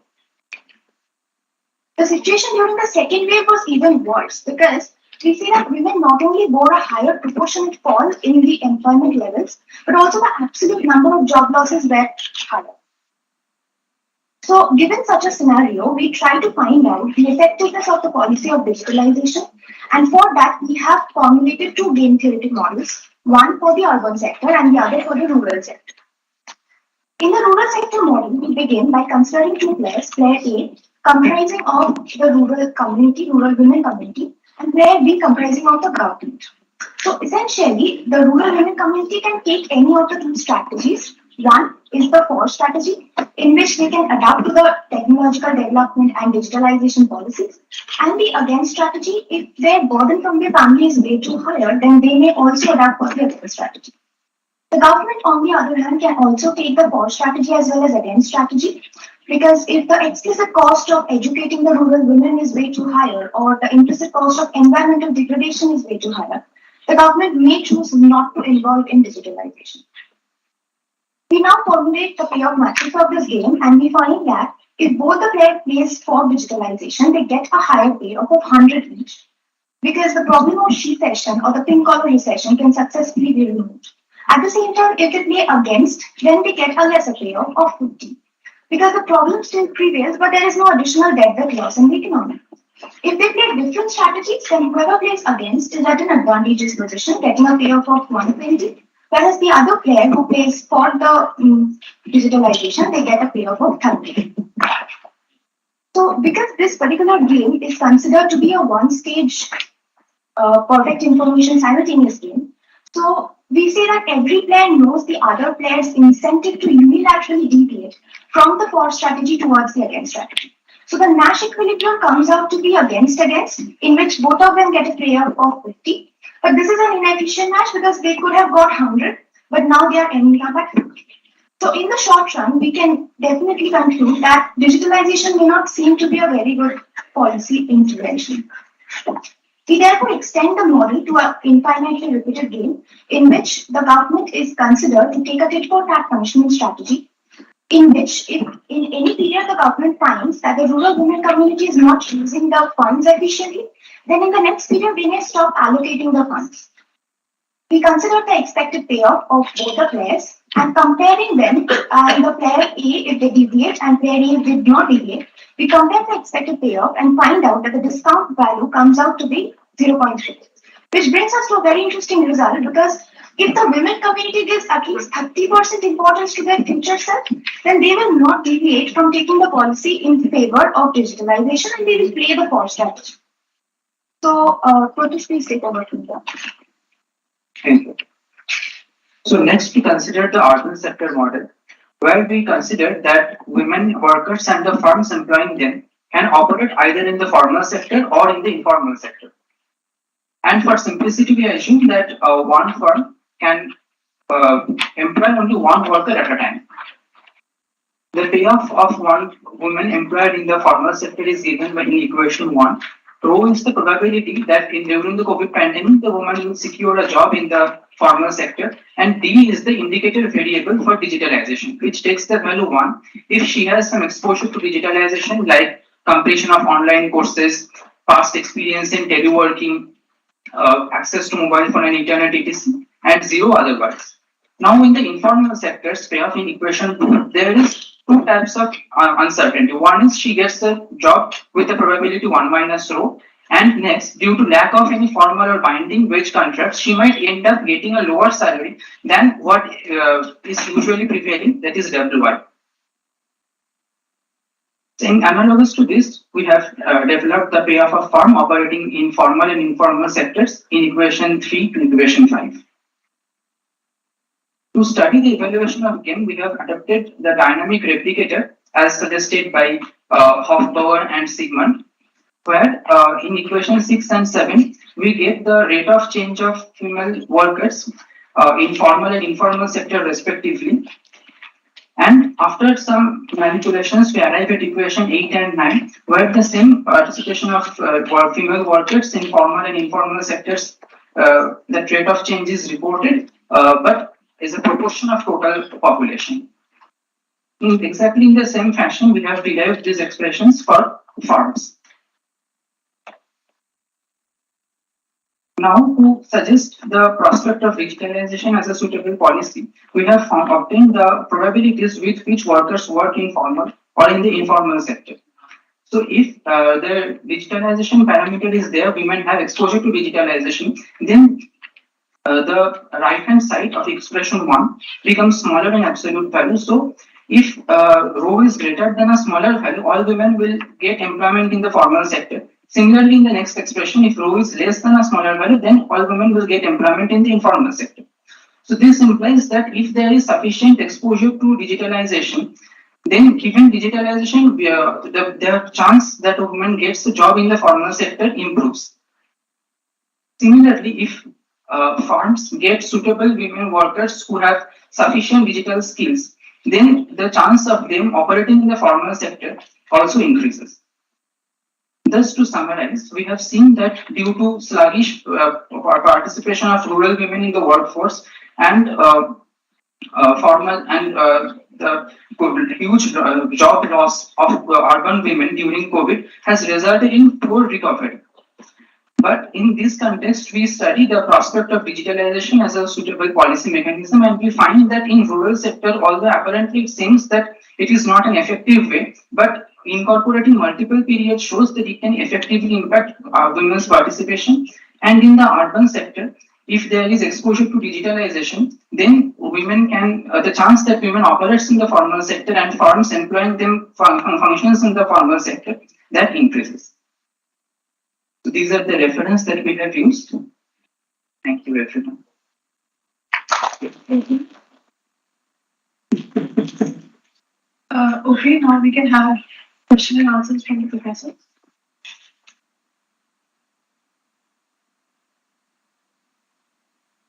If anyone has any question, you can ask. And after that question, we have some, you can pick any questions we will ask. If you have any question for the speakers, if you do not have, please raise your hand. Let us know because they are also running out of time. Time is very important factor here. So no question. So I have few things to know. You started with, this people coming back during COVID from urban area to rural area. So there was a sectoral job loss. So do you have any idea about, from which sector the job loss is more? So particularly that it has been noticed that among the women with higher education, the job loss is more possible, and among those with lesser education level, the job loss is relatively, the unemployment rate is relatively lesser than among higher educated. So it may be the case that women are getting jobs in informal sectors, in odd jobs, but for higher educated women, they are not getting suitable job that suits their qualification and their standard of education so that they can properly showcase their skills. So okay, now coming to the point that when people are coming back from urban area to rural area, the reverse migration is taking place. So some people are losing their jobs in the urban sector, right, and they're going back to their rural native place. So both male and female. So if you look at the sector from where they are going back, is it male-dominated sector or female-dominated sector? Male-female work ratio there. Do you have any idea about that? So particularly the case is much more serious for the women workers. So more women workers, they lost their job in the urban area and they're going back. And they have lesser mobility across sectors, lesser mobility to switch jobs. That men can, if they lose one job, they can try to seek some alternative job, but some such opportunities less for women, so they are coming back more. So why I'm trying to understand this thing, when they're going back to the rural area, the more female workers are going back, if that is the case, then it is natural that the excess supply of female workers in the rural area is going to depress their wage, and the probability of getting a job in the agricultural sector or in the rural sector is going to go down. But comparatively, in urban area, that should not happen because this is what you are saying. More female workers are going back compared to men, right? But reverse migration is taking place in that sector which is female dominated. This is the thing you said. Sir, but in case of educated women, they are not being able to go back to those urban educated women. Those are also not being able to properly showcase. They are retained in the urban sector. In urban sector model, the main focus is on those women, those who have a certain education level, and if they have that certain digital skills along with them, then the chances that they properly get employed in urban sector job that suits them is will increase. So reverse migration is not going to have any effect on your model or results. No, so not in the case of educated. How can you are trying to connect the COVID-19 situation and lockdown and without taking into account the reverse migration of people from urban to rural and then trying to frame this model? I'm trying to understand. Sir, in case of only the urban sector women, so particularly those with high education level, those who have education, they are not particularly going back, but they can at the same time, some women with lesser education, they can go back with and get employed in the informal sector. But particularly in the urban sector model, our main point of interest is to visit the section of urban women who are educated, but they are not getting sufficient suitable jobs. Okay, two more questions I have, very small questions. One is, do you have any justification? You assumed some payoff metrics and then you ended up with business dilemma kind of situation that they are going for against, right? So in the hindsight, you have assumed that digital accessibility is equal right? Both in urban and rural area and both for male and female. So I would like to add a few points here. So basically what we are trying to do is we are trying to first show that in our, like during the COVID, the scenario was worse for women workers, both in the urban sector as well as in the rural sector. But your whole model depends on the payout. So is there any justification for assuming this kind of payout? Because I didn't get it properly from your analysis. This is 100, 120 and 120 and probably 110 and then 50, 50. Yes. What is the justification Basically, for that? what we are trying to do is for the rural sector model, we are saying that there are some that assumptions that we have assumed here. So essentially, if the policy of digitalization is accepted by both the government as well as the rural women workers, then they both are getting benefited because the problem of she-session that we see here is getting eradicated, right? But at the same time, if any one of them takes the for strategy, while the other takes the against strategy. So, like, let's suppose the government is like taking the for strategy and the rural women community is taking the against strategy. Then obviously the government is like facing some additional losses in terms of funds that they had allocated for digitalization, but they are not used properly by the rural sectors and they are using it to like purchase their necessities, let's say. So, like considering these, we are assuming the payouts.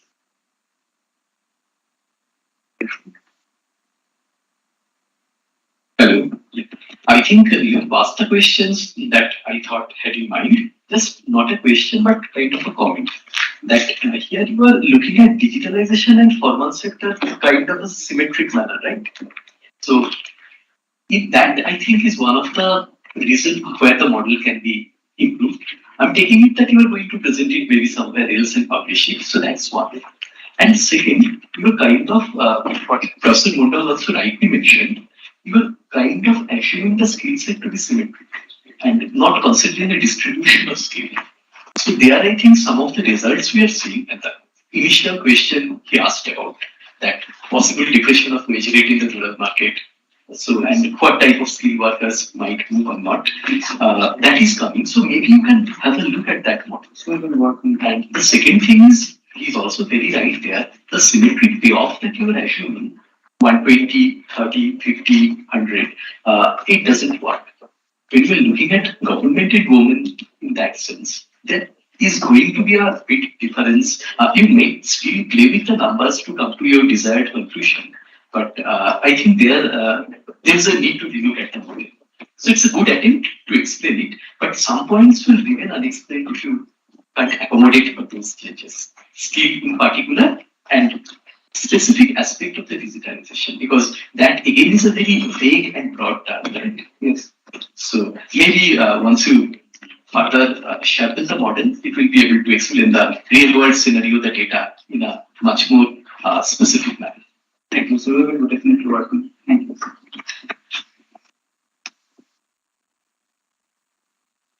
That was Rupashri Chakraborty and Pratyush Ray Chaudhary.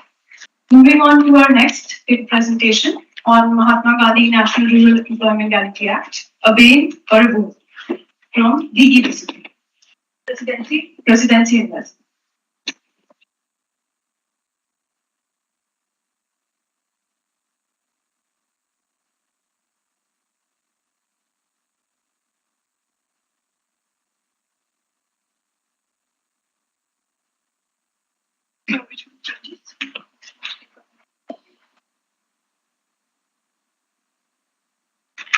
Just a second.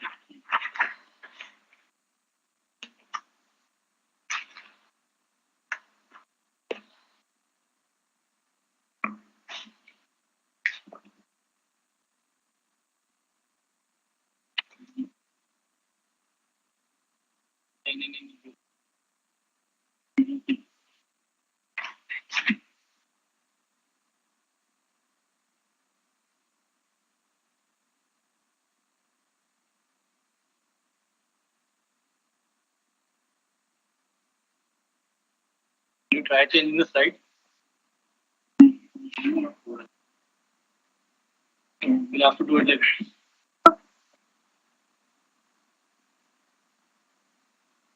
Full screen. So it's not happening. So there's a technical issue. So we'll have to use this. So it's very much visible and understandable. You can go. Good afternoon, everyone. DG from Presidency University, and I sincerely thank IIFT for presenting me with this opportunity. My paper topic is Manrega, a bane or a boon, and I'll begin with a short introduction about the scheme. So, Manrega was launched in 2005 under the UPA government, and then it was known as the National Rural Employment Guarantee Act, and now it's known as the Mahatma Gandhi National Rural Employment Guarantee Act. This was passed in 2005, but it began being implemented in 2006 with the poorest 200 districts of India.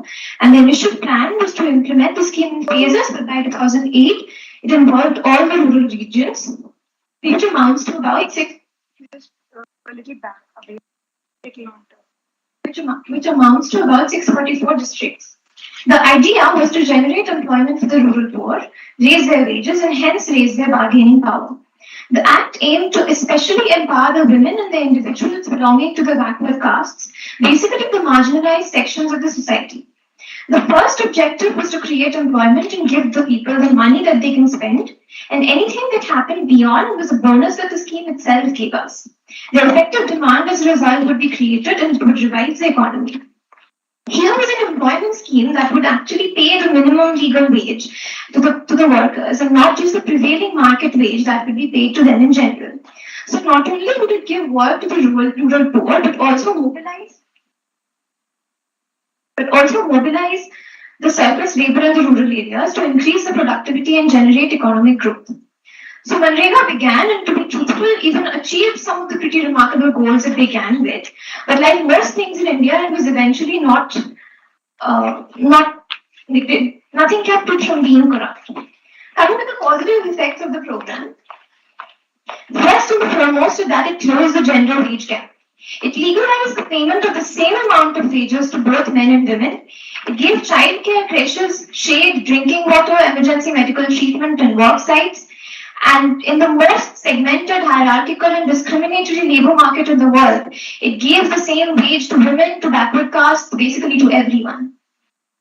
Work was supposed to be decided by the local rural communities, the Gram Panchayat and the Gram Sabha. 1/3 of the employees must be women, and no more than 40% would be spent on material costs, 60% will go to providing wages to workers. Every state's minimum legal wage had to be paid in that state, and immense growth of financial inclusion was seen. About 60 million people had post office or bank accounts, and women had separate bank accounts, which was a massive shift in power relations in the family. 40 to 50% workers, and sometimes even more than that, were women. During the years 2015 to 16, it was greater than 53%, and even sometimes 56%, and up until the years 2020-21 to 2022. Now, the most important, all wage costs and material costs were to be borne by most of the material costs was to be borne by the central government, a sharp contrast to what is happening in the scenario today. Wages were supposed to be given within 2 days of completion work. Again, a sharp contrast to what is happening today, and if the wages were not paid, compensation was supposed to be provided.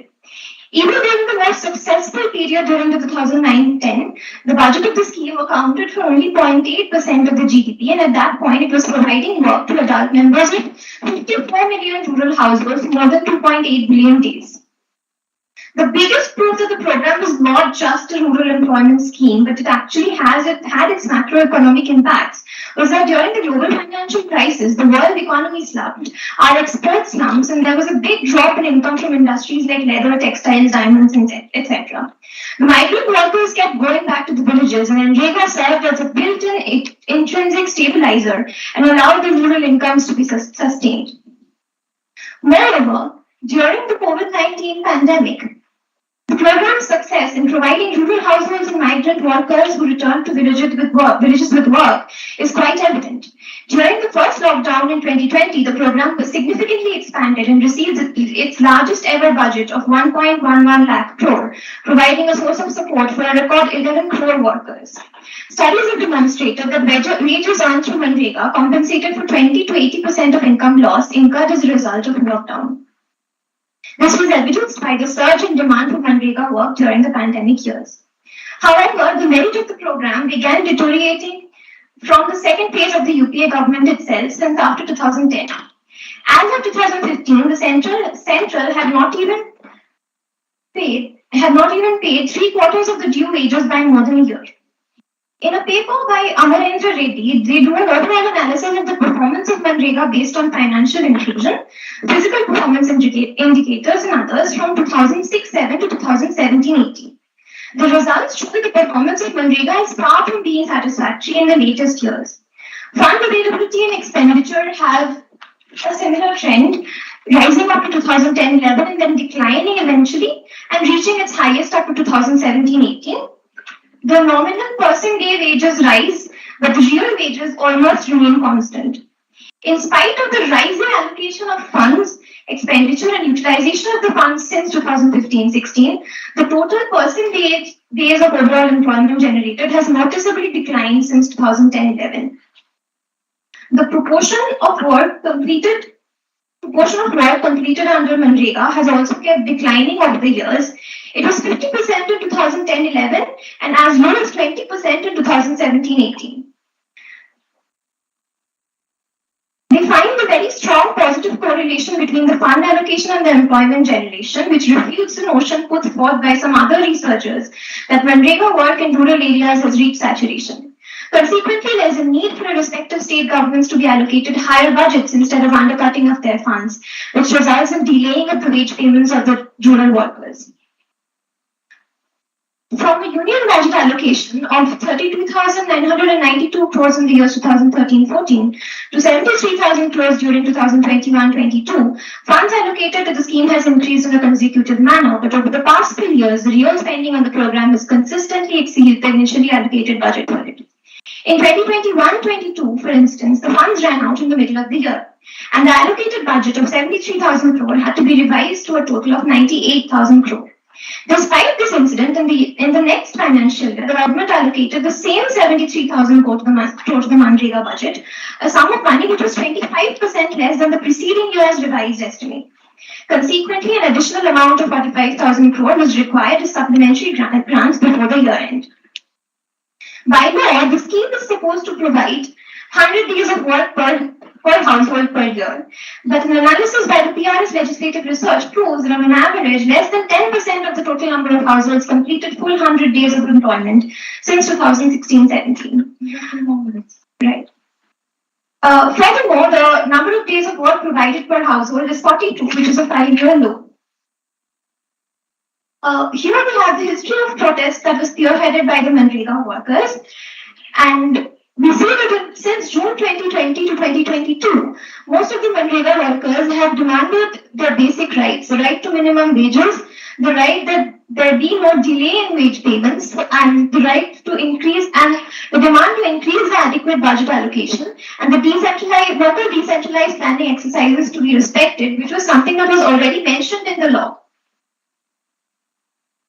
In February 2023, the West Bengal joined a 100-day protest in Jantar Mantar because the last funds disbursed for West Bengal was on 26 December 2021.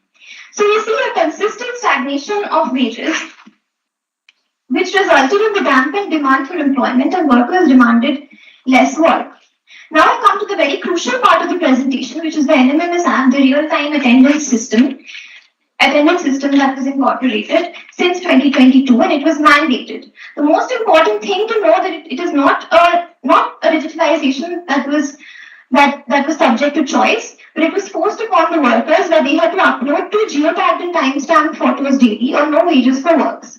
This affected a lot of workers because mostly there were a lot of technical issues, poor connectivity issues, and this worsened the payment situations. Workers worked in dense forest areas, hilly areas where they had no access to network, and this was not something that was very viable for them. Only 25.9% of Manrega mates have been able to use the app to register the workers' attendance, and workers have not received wages for months. In January 30, 2023, the LPS system was mandated as well, which was a cumbersome mapping process that resulted in technical issues most of the time, and only 43% of the workers have been able to link their Aadhaar with the attendance app. The ineligible workers were tagged as ghost workers, and this is huge in number.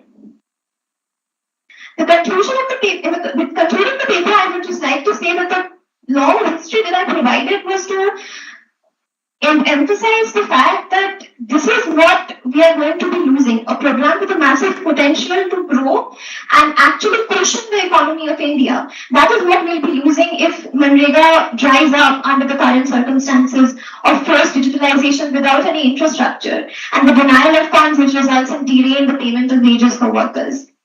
Thank you.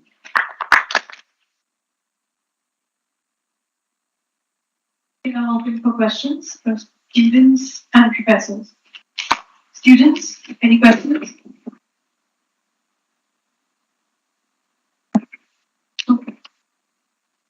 This is more of a literature survey and gap analysis, right? Yeah, thanks. So, did you come across any literature? Then you are not looking at the MGNREGA website and drawing the data yourself.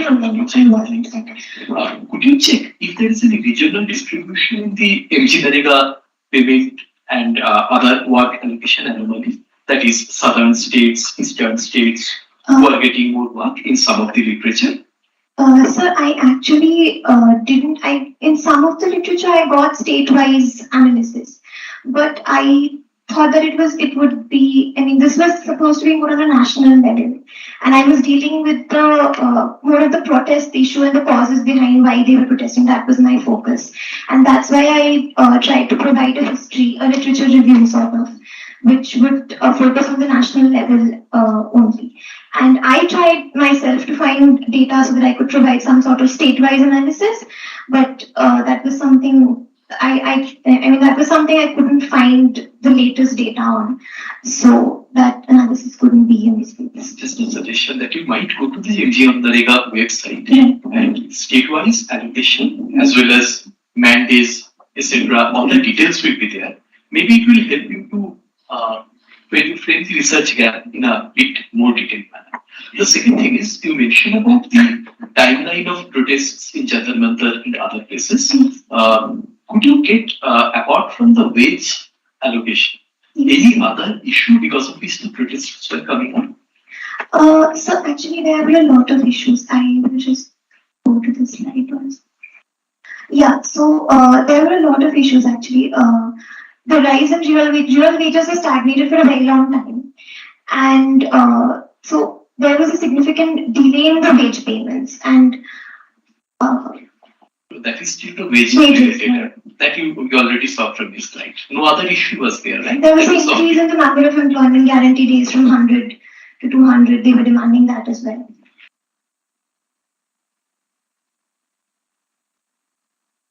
Nothing much to add. What Professor Debashish already said. I mean, good literature survey. But I must appreciate that, but at the same time, I didn't find a very interesting research question from your presentation. So what I can say at this point of time is that while looking for different research questions and gaps and working on something, you may think of certain issues because you mentioned about that. One is that the money is going to be transferred to the female workers' bank account. So female autonomy, mother's autonomy within the family, it leads to increase in the bargaining power. That might have a significant effect on child health, education, and the health of the family members, as compared to if it is the money is transferred to male member of the society's bank account. And at the same time, allegedly, Manrega is beset with corruption. This is the allegation that comes from the other political party. So that is why they are pushing for cutting down the funds for Manrega. So, I mean, if you look at how political influence is being taking place for Manrega allocation and the number of people working there, so you can think of teasing out these issues while going for, maybe primary survey or looking at the data from Manrega website. These are two issues. And the other thing which could be thought by someone as a research point that is slightly connected with this Manrega issue. Because of this Manrega, people are getting some money in the rural area. Okay. So since I have some money, I'm reluctant to work in the agriculture sector. So so I have some land, I want to hire some workers, but I'm not getting the worker. So if that happens, wage rate goes up. That makes the agricultural sector unsustainable. So whether because of Manrega, agriculture is becoming an unsustainable sector. So that is a big question, and people, some work is there. You can Google it. I'm sure that you will get to know about all this work. So Yes, these are sir. We started. actually came across issues that Manrega actually faced a lot of, how do I say this, public protest because people said that construction site work employers and agricultural employers, they were saying that people were not coming to work because they were already getting the minimum legal wage from Manrega for a certain period of time at least. So it did face a lot of.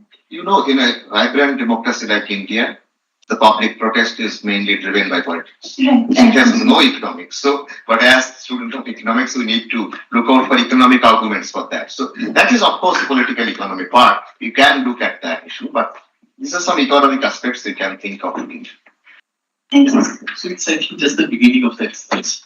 You just already mentioned about the rising wage rate and the implication of the agricultural market. So look at the regional distribution. Okay, that's very important before you come to a conclusion. Thank you. Okay, that was Devi Bisu from Presidency University. Now we have Hona Hazar from IIT Kolkata and Shubhangi De from Jadavpur University.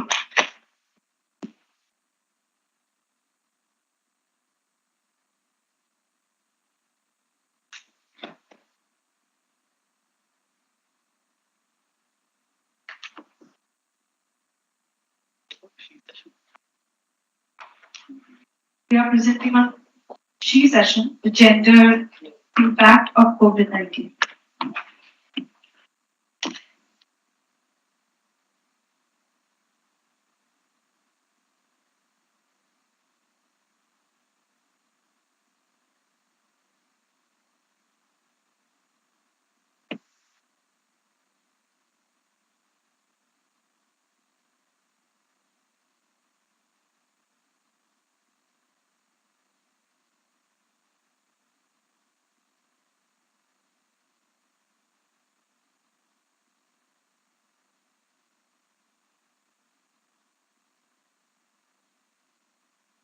Good afternoon, one and all present here. We are going to be presenting a paper which is on the topic She session, the gender impact of COVID-19.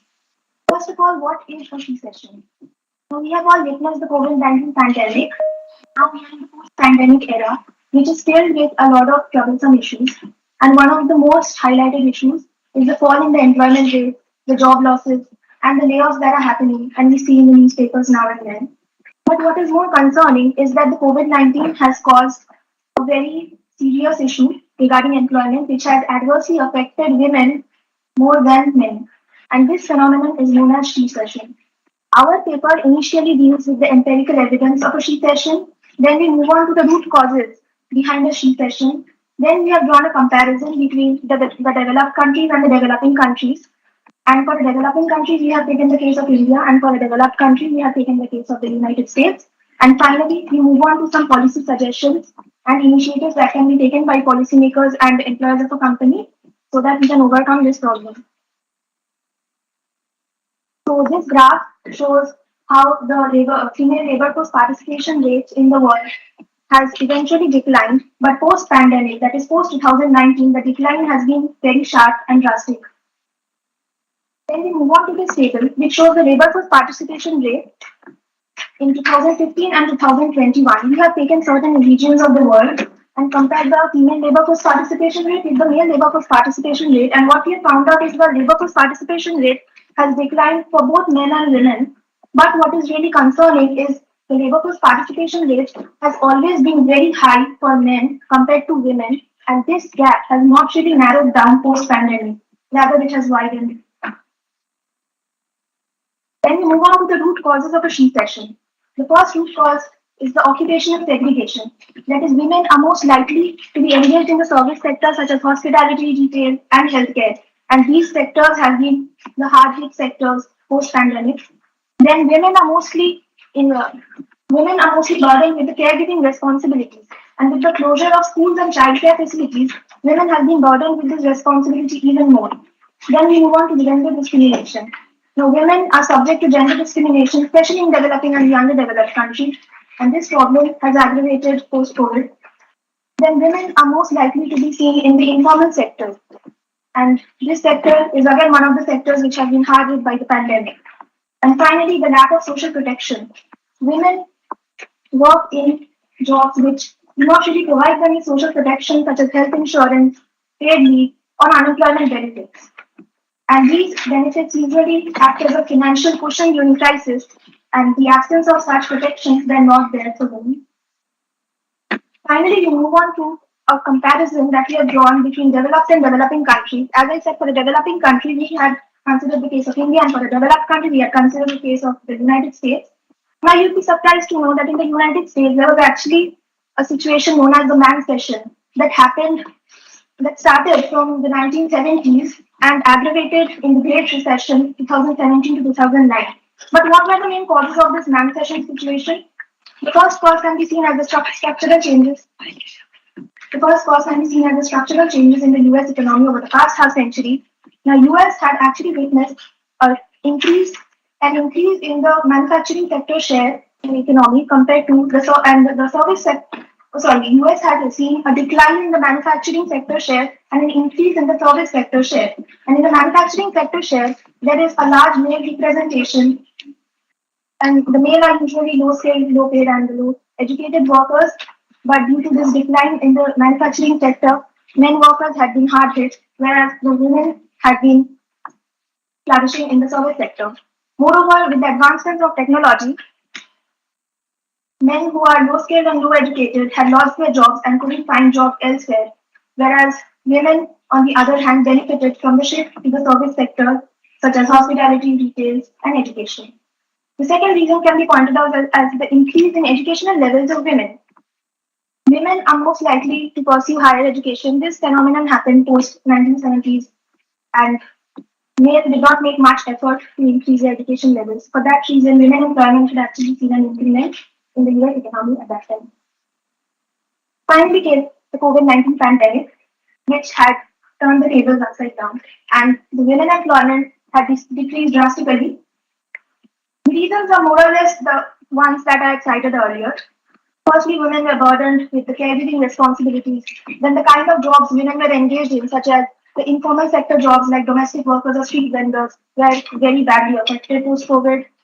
Then the post-pandemic saw that the job promotions that were given were mostly to men compared to women. And from the graph, we can see that how the female labor force participation rate was initially increasing, but post-2019, it saw a drastic and steep decline. The next part of the paper will be taken up by Shubhangi.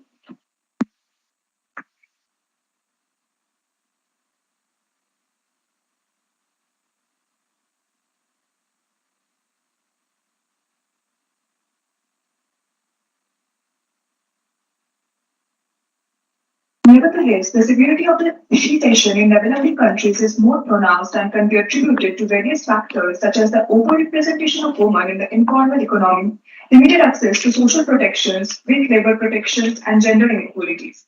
In developing countries, women are often concentrated in low-paid, low-skilled, and informal jobs which have been hit hardest by the pandemic. This has resulted in job losses, reducing work hours, and lower wages for women. Moreover, women in developing countries often have limited access to social protections such as paid sick leave, maternity leave, and healthcare benefits. Weak labor protection and gender inequalities in developing countries further exacerbate this recession. Women often face discrimination in the workplace, including unequal pay, limited access to promotions, and harassment. Women in developing countries also tend to have less access to education and training, which limits their opportunities for upward mobility.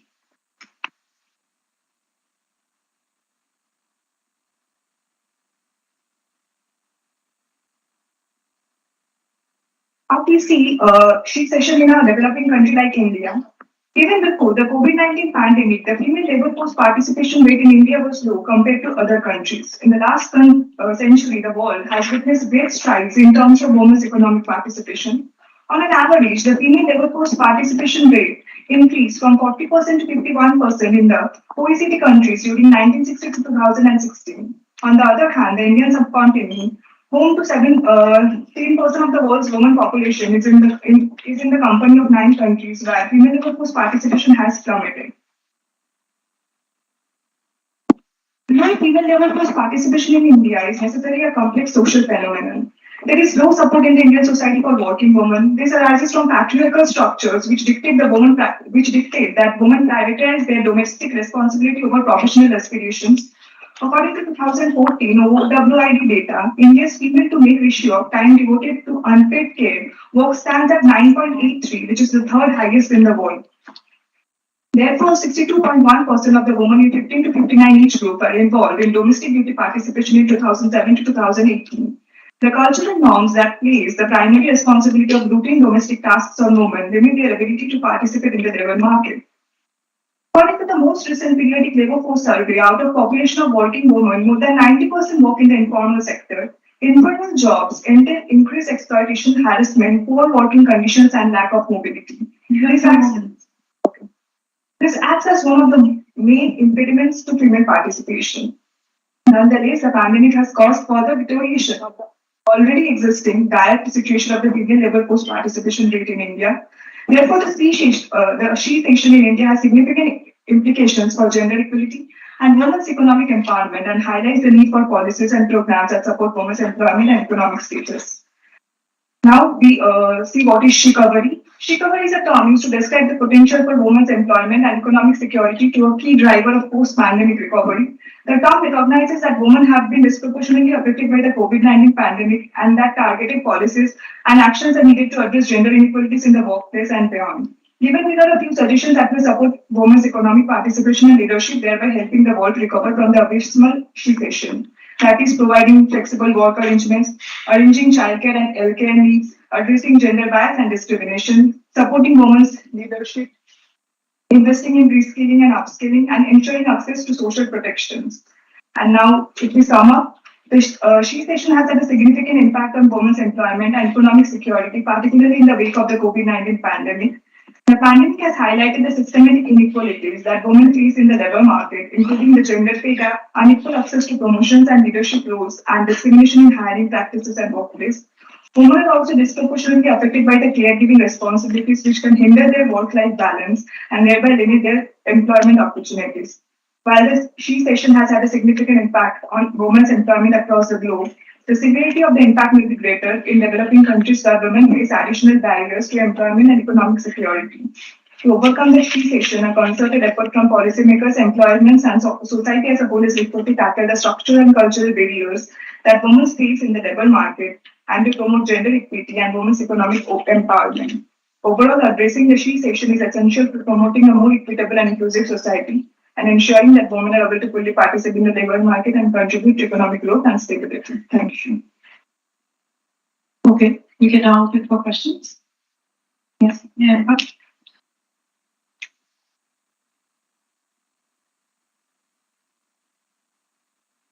During the pandemic,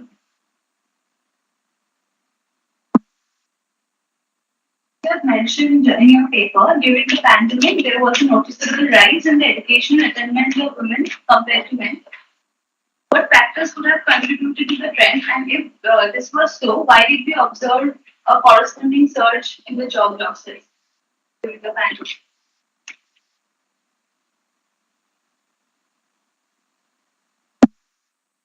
Can you repeat your question? Like, what did you say about the education level? During the pandemic, there was a noticeable rise in the education attainment of women compared to men. So if that was so, why did we see a corresponding or a parallel surge in the job losses?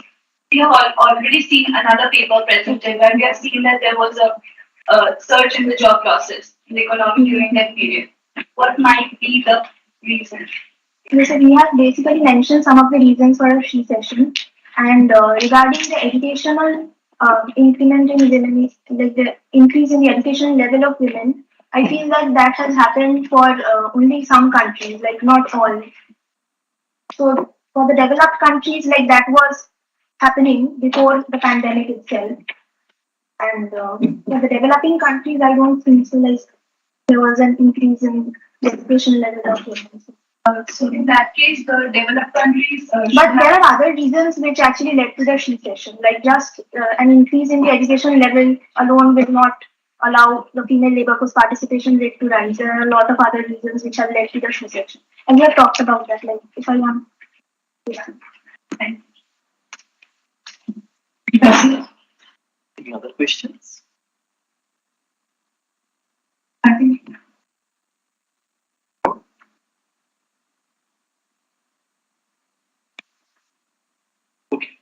That's a good presentation. I just wanted to check one thing. Did you check how in which direction gender ratio is moving in India? Right. Okay. One point I had in mind that you yourself mentioned the duties at home and several other responsibilities are there. But at the same time, you mentioned about the lack of social protection and several other things. So if we try to look at the resultant force, the demand for women labor force would still actually be increasing, right? So did you give a thought to this? Why despite this drop in the participation is happening? Any logic that comes to your mind? These are the reasons why your recession is happening. Recession is the observed effect, right? But there ideally can be movements in both directions. Because it is difficult for women to balance out their professional lives and family lives if they are having increased caregiving responsibilities. So that's why a lot of women have to like leave their jobs or like since they're not being given unemployment benefits or proper sick leaves or other benefits that might have provided as a cushion during such a crisis, the only option left was to leave their jobs. And there is a literature in the informal sector how there is even kind of a over economics there. I think you may read that dimension. There is some other dimension which may not be fully reflected in your paper in the present form. you have mentioned that in the informal sector, there's a large female labor force representation, and these sectors have been hard hit by the pandemic. So, it's okay. My last question. We are seeing that in the recent period, the population of India is crossing that of China, right? So, how do you see the labor force, the women participation in the labor force in future with this kind of growth in the working population? should ideally increase, but like the female labor force participation to overpass the male labor force participation will take some time. Like there will be an increase in the female labor force participation, but still, if we look at the number of men who are employed, will be more in number compared to females.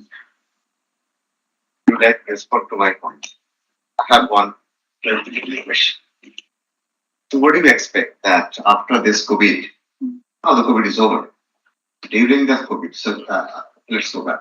So what should ideally happen? The wage rate to the skilled women workers should rise or fall? It varies. Should rise. Skilled workers, skilled women workers, wage rate should rise. Is that she session? No, that is not she section. But so during COVID, it should go up. During COVID, it fell. Like it fell. But that is not the case. In America, I was just talking to one of my friends who is professor there. Now, interestingly, what happened? So there was international reverse migration. So people were forced to come back to India, say. So the cost of caregiving was going up. So I'm a mother. So now I do the opportunity cost analysis. If I hire someone, the costs are very high. So now the opportunity cost of having a caregiver is very high. I'm leaving the job. So the labor supply in the labor market is going down. So the wage rate went up. That happened in America, and it is data says this. The same thing also happened in, urban area in India as well. So I'm not saying that what you are arguing that is not true, but you may take into account these issues also while discussing. Otherwise, the presentation was good. They're not incorporated. So I was also surprised to know that this. I expected the wage rate should fall. Ideally, it should fall, but it did not. Thank you so much.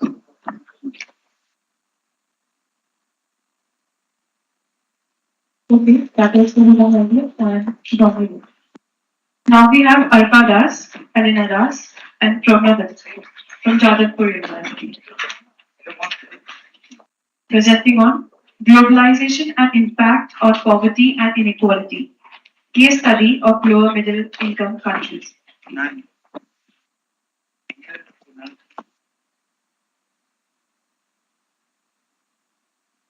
afternoon to one and all present here. I am Elena Das, and these are my teammates, Orko Das and Pragnadan. We are students of MA Economics from Jadavpur University, and today we would like to present our paper on globalization and its impact on poverty and inequality. We start again. Okay, sure.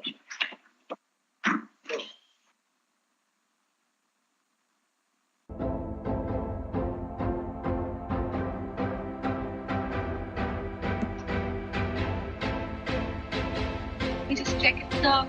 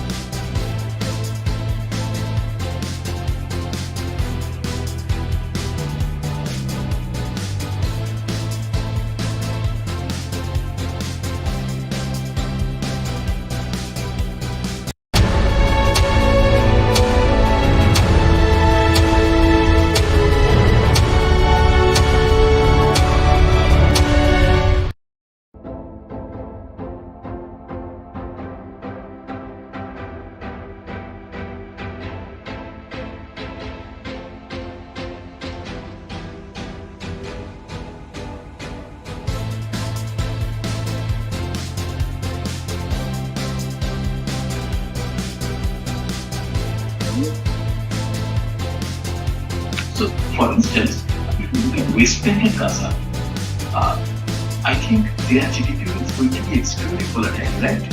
It will not be as stable as that of India and other countries like Kyrgyz Republic and others.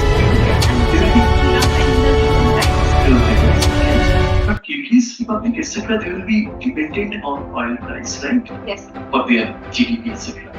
So that way, my hunch is even redo the analysis maybe with a wider set of countries. That's one that you bring out, the result that you are getting. Maybe for this set it will hold true, but it's not a very general result for each and every country. The second point, what is the human development index? Currently, India ranks. No, what is the composition of the human development It index? has an income index which is calculated by the gross national income per capita, the health index.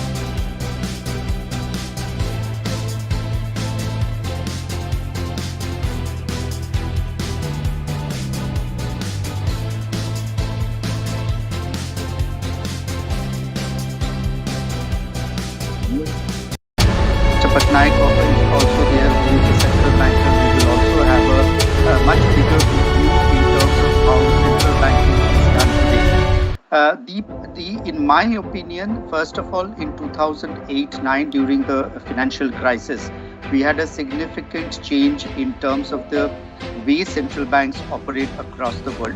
And then during the period of the COVID, we also have seen a very significant change in how the central banks work.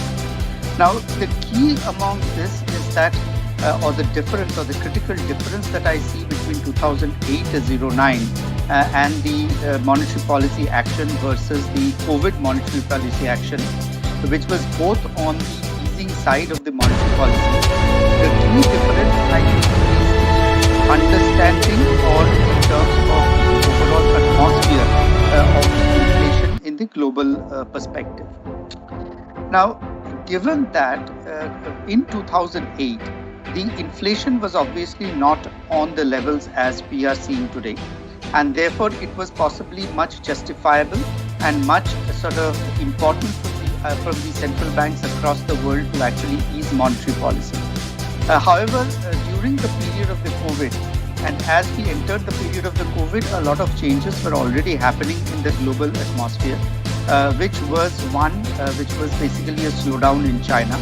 And more importantly, China was coming out of its polluting industry, which necessarily meant that given China was the supplier of the world, certain supply side worries had started emerging any which ways, but we possibly missed the early indications.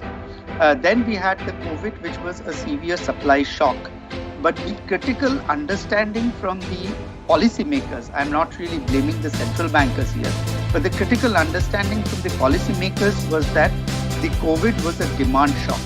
However, we have adequate literature today which tends to say that COVID was rather a supply shock. Yes, demand shock was there.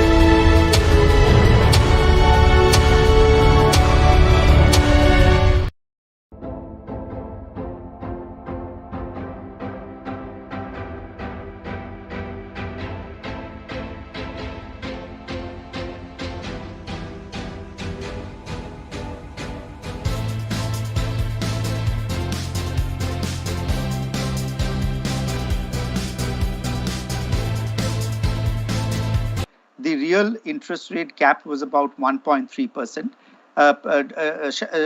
The governor Shaktikanta Das also at one of the policy meetings did point out that we were possibly still lower than in the pre-COVID phase in terms of the real gap.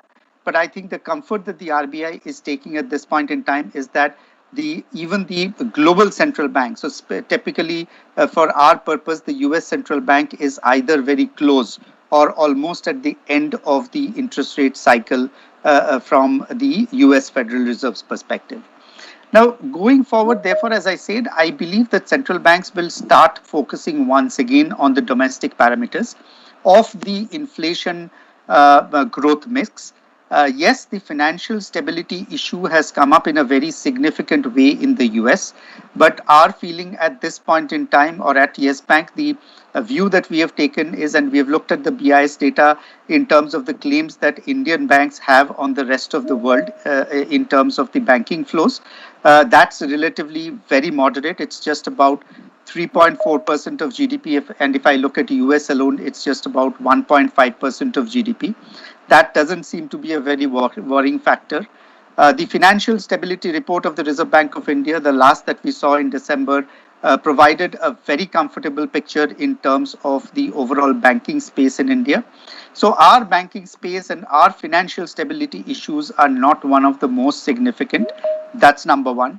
Number two, our growth in terms of the communication from the RBI is relatively on a stable footing. They have a 6.5% growth, and they are relatively quite positive in terms of the growth momentum going forward. And there is no risk seen in terms of the growth dynamics. And with the domestic inflation also actually coming down, the comfort would be for the central bank to hold. Now, the last point that I would need to mention is that how synchronous, therefore, could the Reserve Bank, along with, say, US Federal Reserve or the rest of the world, would be in terms of reducing interest rates. Now, my feeling here is that apart from the inflation, the interest rate dynamics will also be very critical. And unless the world goes through a very significant shock in terms of a recession cycle, and therefore there is a huge amount of risk aversion in the world, and if therefore the flows towards the Indian economy remain more or less managed, in the sense that we are looking at a current account deficit which will be much better in the current financial year compared to the last financial year, there will probably be no pressure on the Reserve Bank of India to cut rates, even if the US Federal Reserve starts cutting rate. And the Reserve Bank therefore will continue to very critically focus on the inflation dynamics within the domestic system to decide on the next policy action. Most probably the next policy action in our estimation is a cut. We don't see a hike from the Reserve Bank of India at this point in time. I will end here. I've just taken actually 10 minutes, and I'll wait for the discussions at the later part of the session. Thank you very much. Thank you, Mr. Pan. It was 10 minutes, but very pointed discussions. If I could kind of sum it up, like starting from the sources of problems in COVID, demand versus supply. That's the kind of a thing of the past. Now, all of a sudden, we never knew even a year and a half before that the whole world will be facing inflation kind of everywhere. So you said there is kind of a growth prospects, okay, and together with interest rate dynamics, okay, gives some hope and optimism, okay, but we'll learn kind of more right now, okay, from our next speaker, Dr. Patnaik, okay. Could you please take the dais, please? Thank you. Good evening, everyone. Thank you for having me in the panel. According to me, this is a very crucial topic for debate globally because of at least three factors. The first one is the surge in global inflation in 2022. And despite moderation in commodity prices, food prices, and even the supply chain problems getting sorted out, still we find that according to the IMF, the global inflation, which was at 8.7% in 2022, is likely to remain at 7% in 2023. So we had common shocks because of we had a surge in global inflation. It was a common shock because of which inflation got correlated. So as a result, what we had is a synchronized tightening of monetary policy. This is the synchronized tightening of monetary policy, which is the in terms of magnitude, it is maximum in the last 50 years. Since the 1970s oil crisis, we never had seen such synchronized monetary policy actions, but it is not coordinated. So I'll come back to the issue of why it is not coordinated but synchronized. The second reason why this topic is important is because of geoeconomic fragmentation. What people talk about deglobalization or globalization. It is operating through 5 channels because there is fragmentation of trade, FDI, labor mobility, technology diffusion, and also absence of global governance. So I think repeatedly the international organizations are coming up with estimates because of the geoeconomic fragmentations, what could be the impact on output, because trade as a percentage of GDP is globally, it has stagnated. FDI as a percentage of GDP is declining. Technology diffusion, I think there are barriers, and if technology has to drive productivity growth in future, the barriers are going to only increase, and there are also restrictions on labor mobility. As a result of which the prime source of disinflation before the global financial crisis and even before the recent surge in inflation started, that was globalization that is working in the reverse direction. The third factor why this particular topic is important is since we know macroeconomics as a subject, we have never seen a situation where high inflation, high interest rate and high debt. When I mean high debt, it is the debt of the public sector, the private corporate sector and the household sector taken together.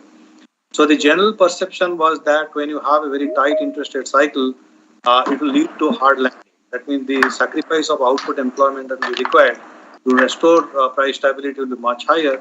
But global economy surprisingly has exhibited much greater resilience, and labor market conditions in particular in the US remain tight.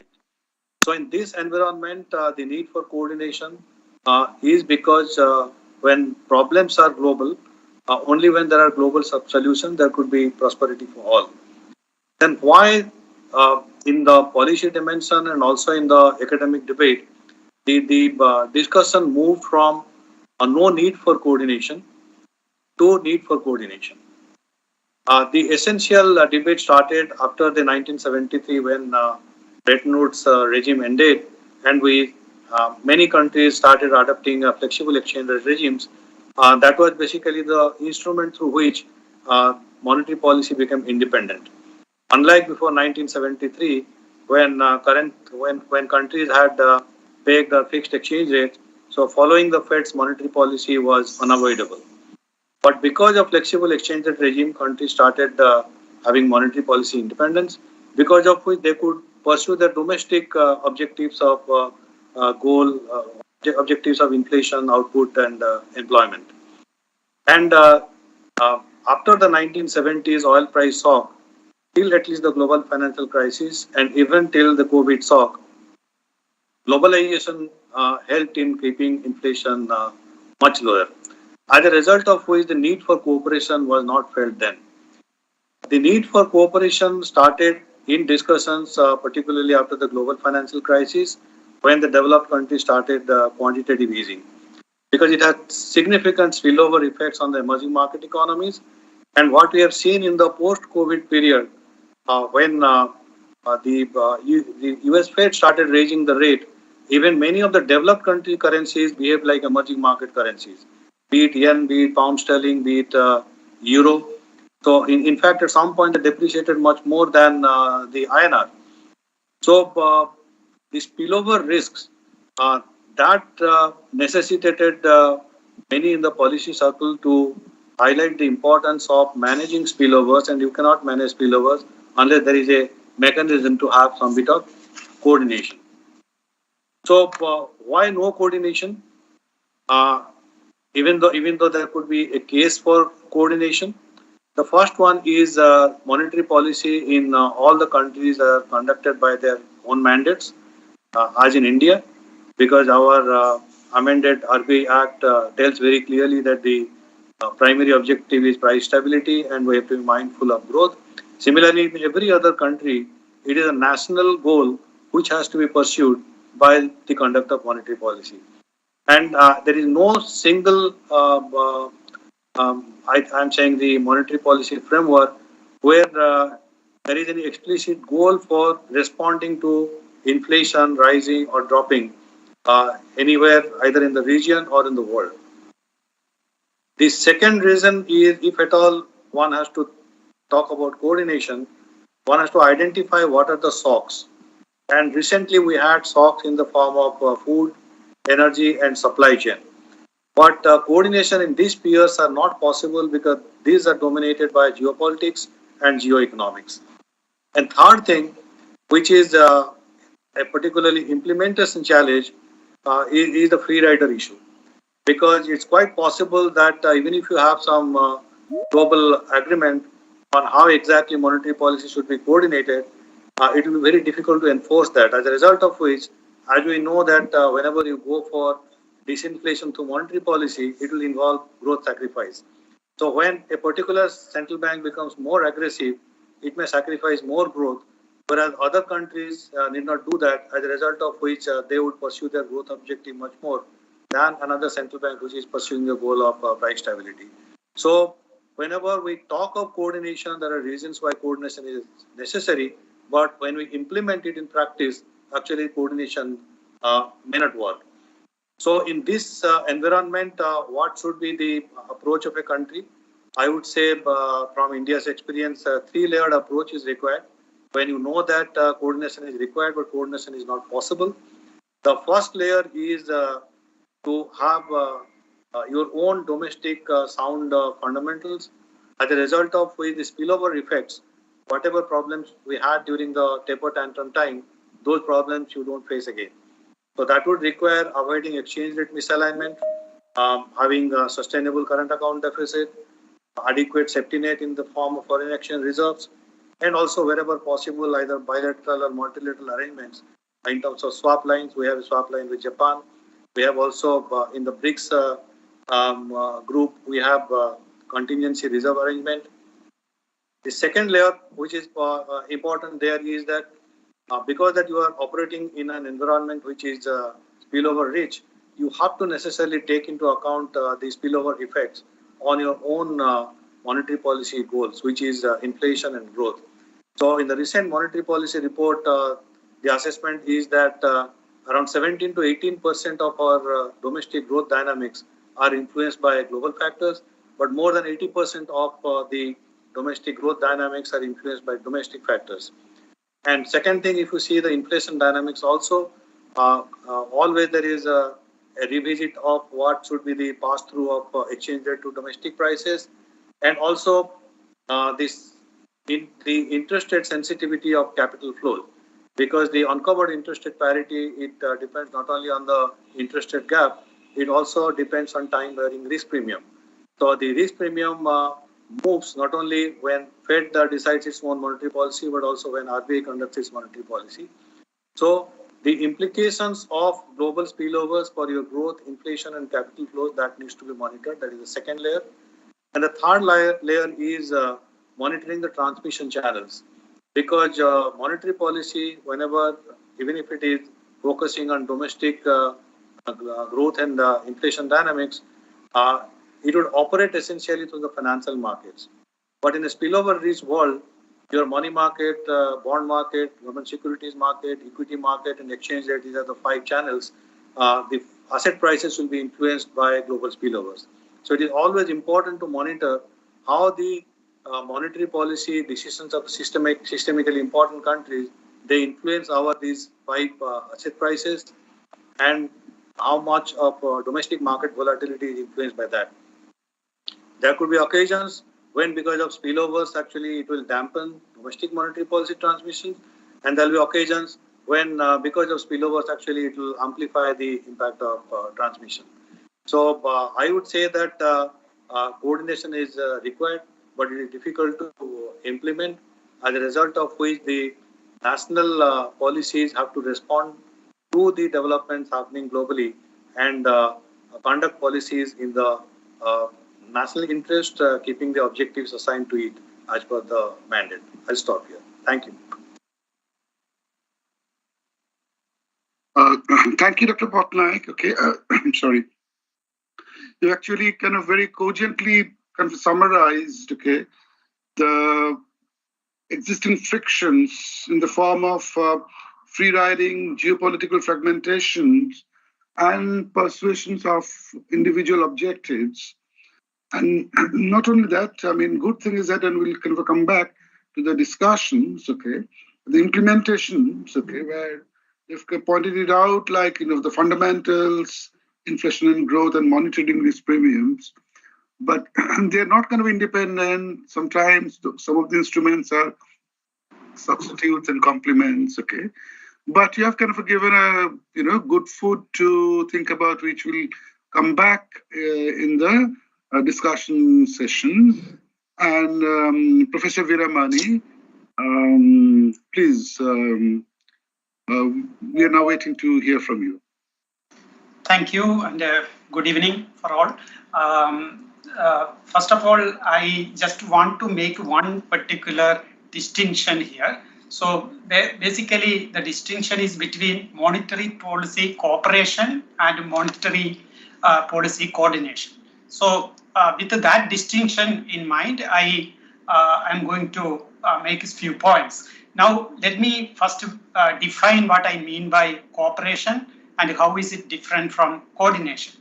So when you say monetary policy cooperation, it means basically an informal type of arrangement between the central banks of the world, which includes sharing of information and techniques of central banking, discovery of common problems, analysis among central banks regarding the evolution of their individual economies, and information about their policy reaction functions. So it's mostly about information sharing and analysis from which each central bank benefit from that type of an arrangement.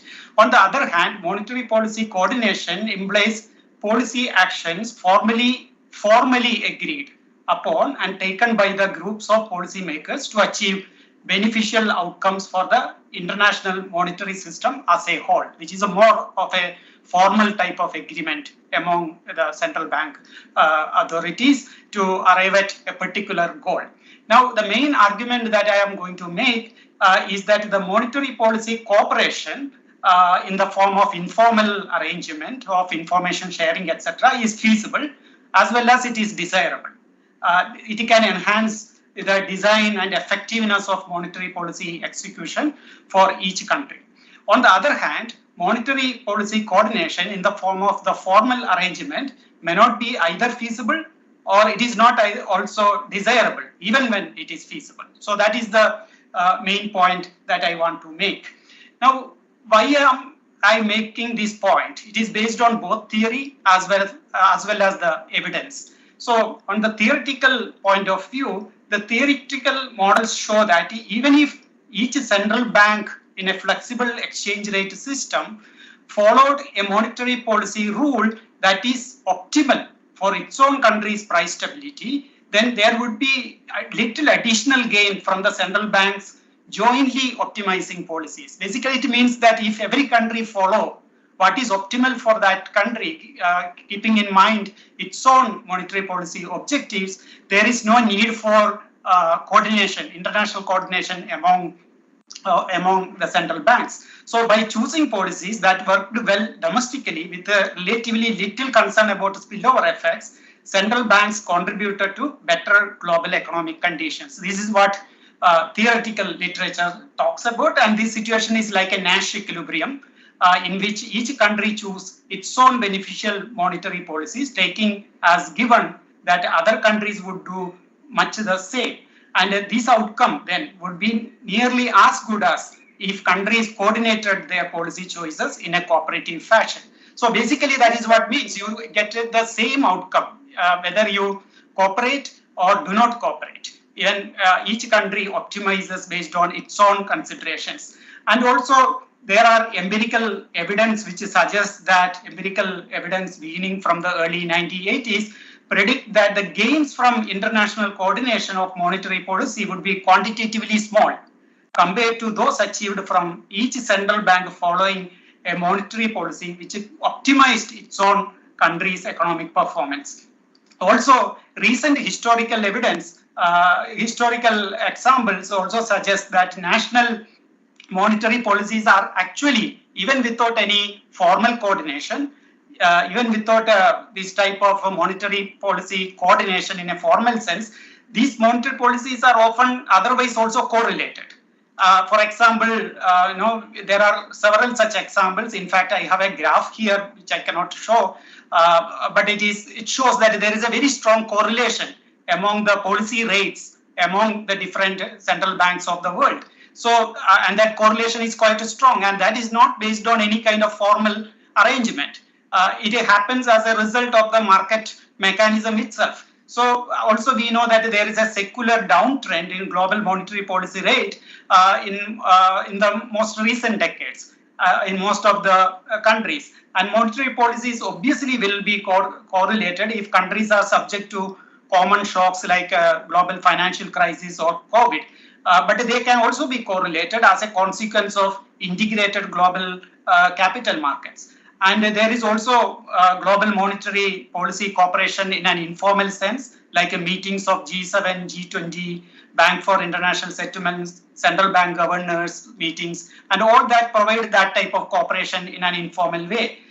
However, though there is this very strong correlation, which we already see in data, since the collapse of the Bretton Woods system, countries' sovereign central banks rarely actually entered into any binding commitments to pursue formal cooperative policies in any time in the history.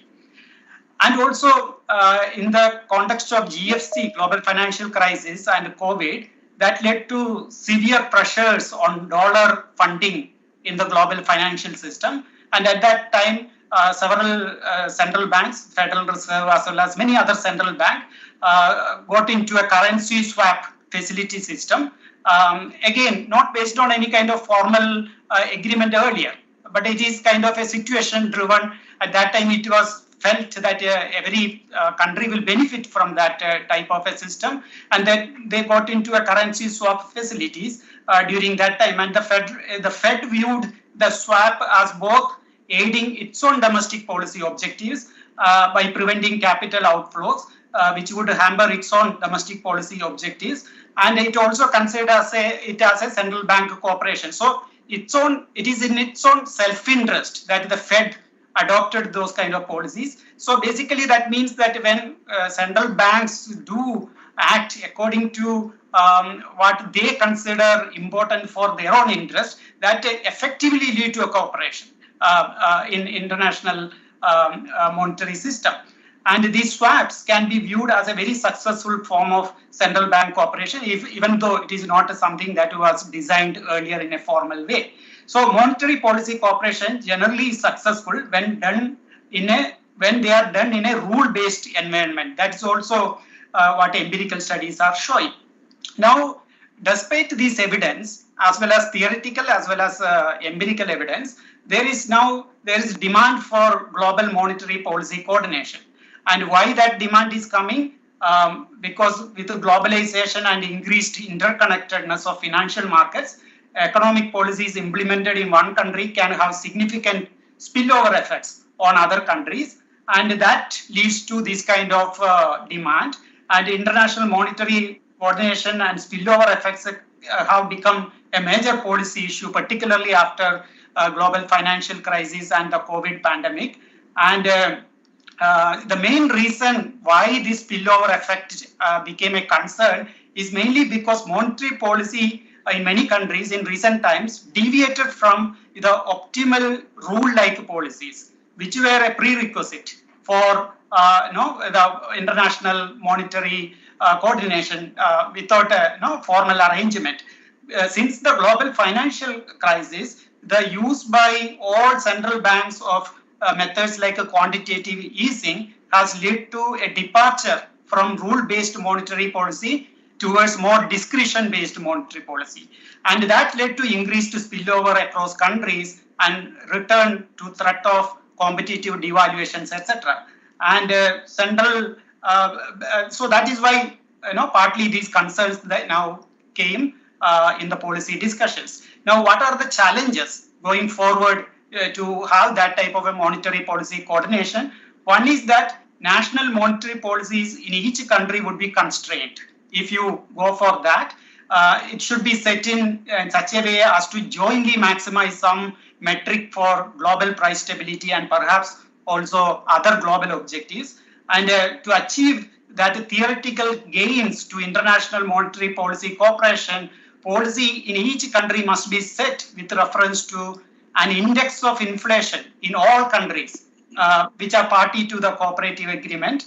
And then central bank would have a hard time maintaining credibility and independence, as well as communicating a policy that would raise home interest rates aggressively, not because home inflation is too high, but because foreign inflation is too high. So you cannot increase interest rate in a country by central bank and then go and talk to the people that we are raising interest rate because global inflation is high. Then if you do that, then the central bank loses its public support and it loses its credibility. So that is the big problem when you have a formal kind of monetary policy coordination across countries. So also central bank mandates are very different across sovereign jurisdictions. In some countries, it is mainly price stability. In other countries, along with the price stability, you have other objectives, employment, growth, and even environmental sustainability.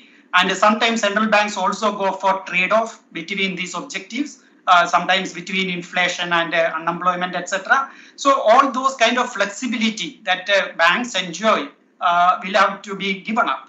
And so what it means is that whatever gains that might exist in theory due to coordination is not justified because of the cost may be much higher for that type of an arrangement.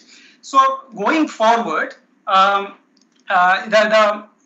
goal should be to return to a more balanced system of rule-based monetary policies, which is which would optimize the interest of each individual country, and as well as it will lead to more coordinated efforts, not through any formal mechanism, but through informal mechanism, through greater information sharing, analysis, etc., so that collectively there is gain for all countries concerned. I will stop it here.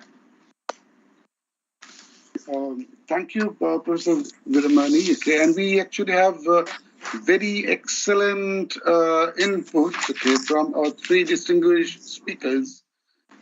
So for the summing up, I will just say that is, of course, as all the speakers have emphasized, that in a time of globalization that has been progress so far, at least in the first decade and a half of this century till the from the last part of the last century, these 30 years of globalization makes many parts of the world kind of connected. So in a way, so it's a very kind of a common sense that if anything happens in one country, that moves especially faster across globally.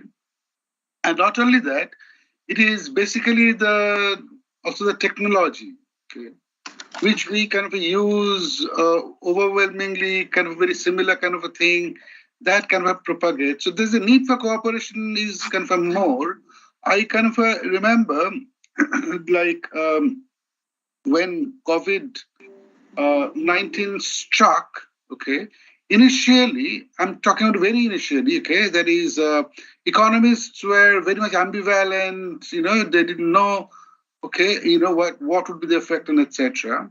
But I remember one line by Paul Krugman, okay, in New York Times op-ed. He said that I really don't know what's going to happen, but it's true that the China share in the global scale, I kind of forgot exactly the number. It's kind of a very high number, about 33% in some parameters. Okay, I forgot what it is. so which probably can be industrial production or something. And so that's why so there's a contactability is kind of a much more huge than even SARS 2008-9. Okay. So actually his predictions, one-line predictions, okay, because like, one economy being large, and then it has a kind of ramifications through the exports and imports channels and labor mobilities, okay, across the globe. So we have seen the failure of kind of a monetary coordination, failure of coordination, I'm just talking about the monetary coordination. That would have been disastrous for everybody. But now actually we are kind of talking here in a very specific form, which is what the central banks do, okay? And it is the central bank's cooperation. Of course, central bank plays a very big role in the whole economy, okay? But here, I mean, almost everybody kind of pointed it out, okay? But I will specifically kind of pick kind of one or two issues, okay? First of all, everybody kind of says that one of the major obstacles in achieving cooperation is that each country has its own mandate, okay? So especially one particular issue that has not been mentioned, I'll kind of bring it over, okay? In the democracies versus non-democracies. In a democracy, one has to win election from the country's citizens' vote, okay? So obviously the government, although there's some tussle between the internal conflict between the government and the central bank as well, okay? Fiscal and monetary policies and etc., right? So central bank always tries to,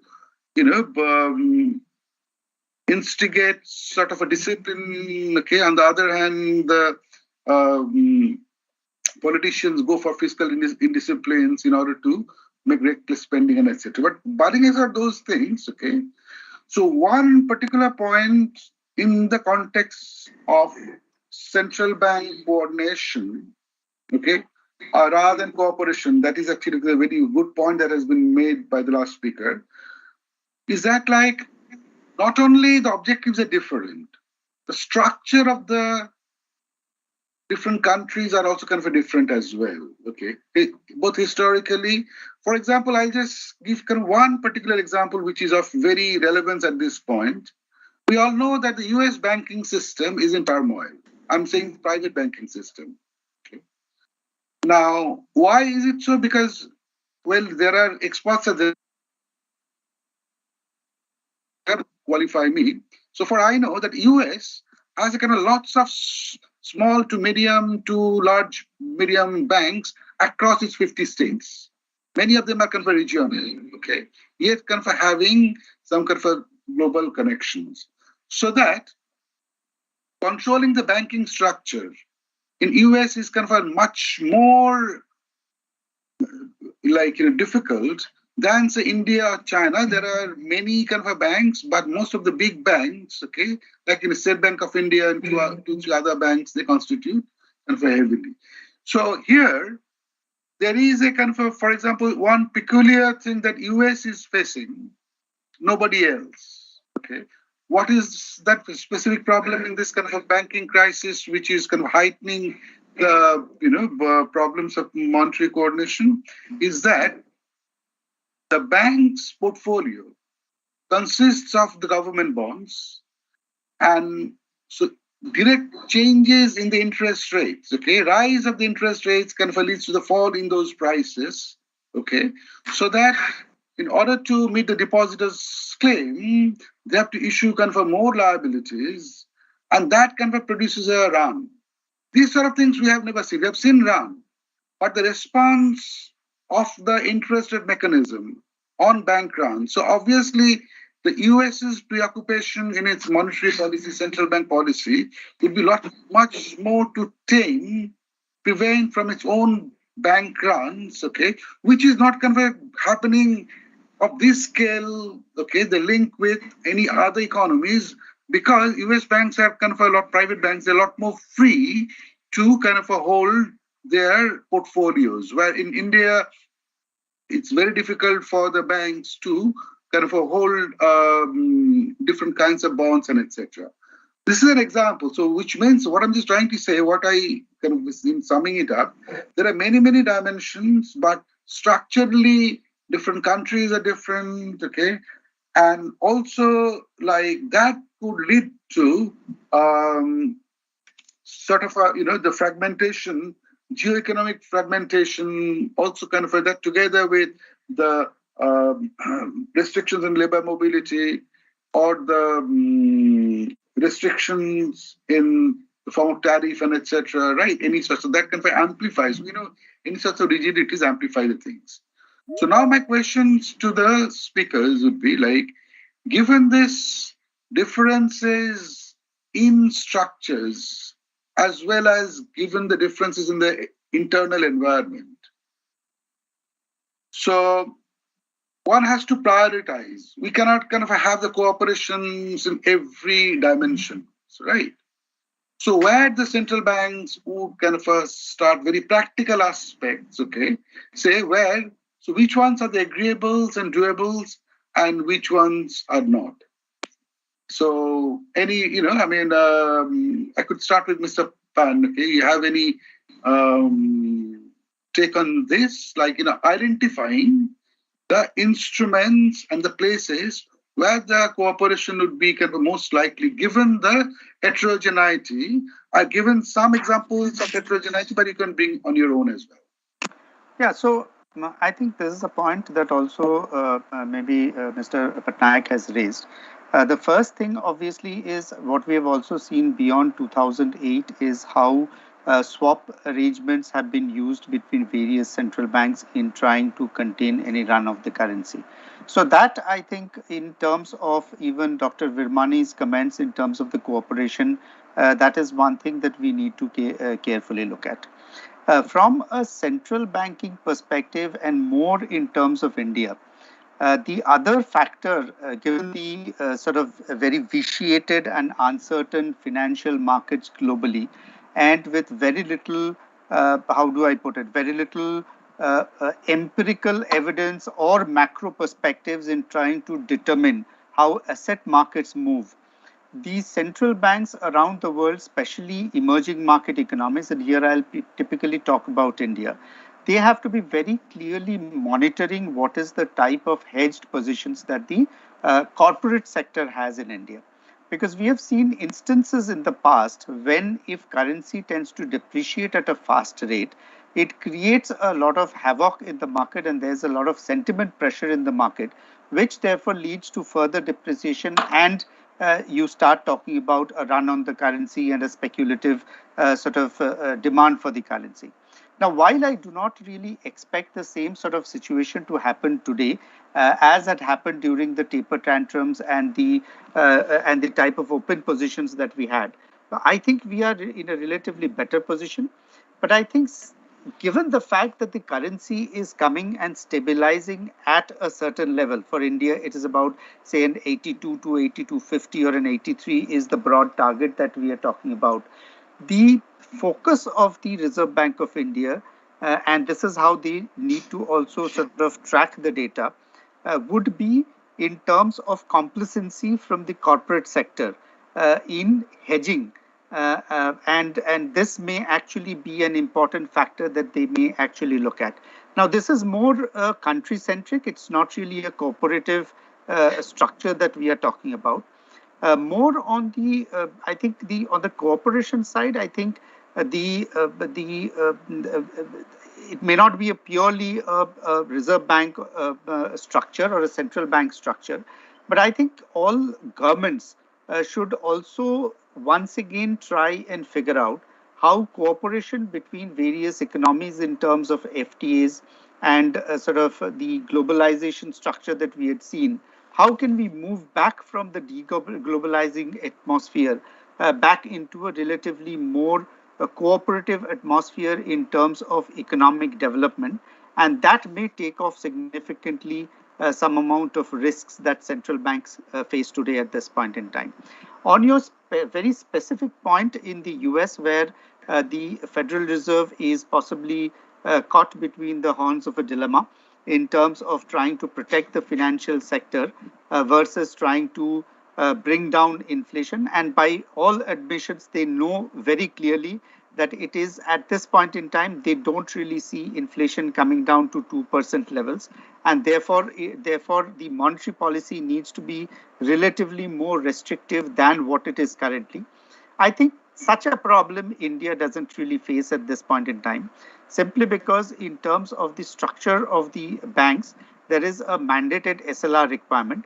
Plus, there are other avenues through which, from a policy perspective, the RBI can take care of risks that might emerge if, for example, the 10-year bond, for example, goes all the way back from, say, a 7% to 8%. So we have seen the central bank coming up very strongly on, say, HTM issues, how dispensation of HTMs need to be done. So those are typical policy announcements that the central bank has used.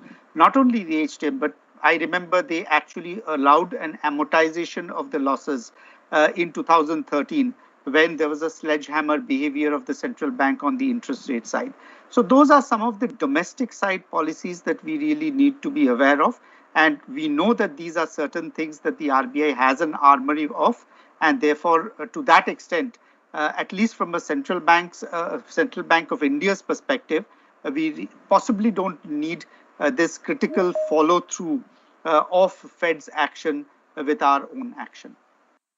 Thank you very much, Mr. Patnaik. Okay, and actually, so you also raised an important thing is in the following. Okay, that as you said, that is, the reason actually I raised this US issue the following sense, that is, so US's mandate and India's mandate would be completely different because our banking structures are quite different. We don't have that headaches at all what the US is facing. But at the same time, the one thing you've commented, and I will be asking first afterwards, okay, Dr. Patnaik and then Professor Veeramani on this, okay. For example, a lot of things we could do, it doesn't I'm talking a clue from your statement is that the hedging perspective. So what is the main problems of this inflation, exchange rate fluctuations? It imposes risk. It imposes risk on us, right? So, which means that we do not have, due to the incompleteness of the markets, perfect risk sharing arrangements, okay? For example, so if there's an inflation, we know that, say, there'll be staggering wage increases and then it gets fed back into, and the whole process gets out of hand. So here, the RBI, for example, some innovative policies like, say, I remember a long time back, again, I'm not sure whether that has been much successful or not, both Latin America and Israel government, okay, had come inflation index bonds. So inflation index bonds, just an example, why is it so? Just I'll be giving you 1 or 2 lines clue, and then I will be soliciting your opinion. The whole idea of actually one very important component of containing inflation, other than, of course, we need to coordinate, blah, blah, blah, etc., but managing inflationary expectations. If the public expect that there will be an inflation, they'll be acting accordingly, okay? For example, they'll be asking for further higher wages, and the higher wages will lead to wage price spiral, okay? So, on the other hand, if the, say, economic agents do not expect, okay, inflationary expectations, or would expect that the government could manage it effectively, it would be acting as a substitute for hedging instrument, okay? In the sense it is an assurance. So inflation bond is an example. It could be many other. So Dr. Patnaik and then Veeramani, any take in this idea that what each government could do on their own, especially in India, that would probably would be a substitute for cooperation. Dr. Patnaik, any take on this? So let me try to respond to some of the very interesting points that you made. Starting with the significance of economic structure. As you know, when the euro was launched, because many of the European countries also surrendered their monetary policy because a single currency came up. And that time, UK decided not to join euro. And they have taken 6 parameters. If I remember that paper from UK Treasury, they had taken 6 parameters, and on each parameter they concluded that it will be better off for UK not to join the common currency. And the first parameter there was exactly the economic structure, because if your business cycles are not synchronized, then monetary policy obviously will not be the right instrument. It may be the right instrument for the common crop, but certainly not for that particular country. And financial sector also plays a very important role there, because London is one of the international financial centers.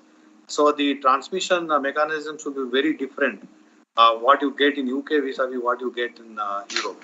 So economic structure is absolutely crucial, but more than synchronization of business cycles in the context of inflation, it is even more complex and difficult. Because just the way we know when you talk of capital asset pricing model, there is a systemic risk and idiosyncratic risk. Similarly, when we talk of correlation, because inflation is highly correlated, there could be common shocks. So recently we had, after the war in Ukraine, food, fuel, supply chain, all those were common shocks, as a result of which you got high inflation in every country and synchronized monetary policy. But there is also some bit of idiosyncratic part to that, because every country will have its own dynamics of inflation. For example, in the US, the labor market is very, very tight. That's not the case in India. So we don't see the type of wage price spiral coming from the inflation expectations. So that is why, even though to some extent, Professor Vinamani mentioned that the interest rates may be correlated, inflation is highly correlated. So when there are common shocks, to some extent, they will be highly correlated. But the correlation will not be exactly perfect, and that creates essentially space for domestic monetary policy. Because the synchronization part of monetary policy will take care of common shocks. But beyond those common shocks, also the inflation dynamics will vary from country to country, and that creates the space for domestic monetary policy. So, is it possible to go back to a rule-based approach that will give us monetary policy coordination? So, many of us know about the open economy Taylor rule. Even though the national mandate allows you to only respond to challenges to inflation and growth, in the open economy version of the Taylor rule, you can have the Fed funds rate directly. That means if the US Fed raises rate, you also have to raise the rate, because otherwise capital will flow out of the country and your exchange rate will depreciate. BIS has, I think in 2016 in annual report box, they had taken for 20 emerging market economies, if you have the Fed funds rate in the open economy Taylor rule, for 16 countries actually turns out to be significant. Subsequently, they have taken the global output gap in every country's Taylor rule. Some people have taken the exchange rate in terms of deviation of the exchange rate from equilibrium exchange rate. So there are many different ways in terms of basically research interest. We can try to have modified versions of open economy Taylor rule, but any objective that you want to have in a Taylor rule, which is not growth and inflation, that is not part of the mandate. So monetary policy essentially cannot be conducted by other objectives, which even though in research, we can bring them in as part of an open economy Taylor rule. In terms of the role of supply management, I think India's example is a unique example in 2022, where there are massive supply side interventions from the government, starting from edible oil, pulses, fodder, because we are having high milk inflation now. And it is not only India, globally actually, if we see many countries impose bans on exports to secure the domestic price stability, and many countries also manage the domestic tariff, import tariffs, and also import restrictions were liberalized to improve the inflation situation. So supply side responses from the side of government was, according to our estimate, maybe 70 basis point inflation came from that side. So it is necessary that when you are having the risk of supply side inflation giving you inflation persistence and some bit of inflation expectations rising, supply side intervention clearly matters, and the experience of India of 2022 clearly would show that supply side management really works. I'll just end with one more point because unlike what is happening in the US, in India, actually, we have not differentiated between banks. So whether it is a small bank or large bank, the specifications for mark-to-market losses on the because when the banks invest in government securities, part of it could be HTM or held to maturity, and part of it could be available for sale.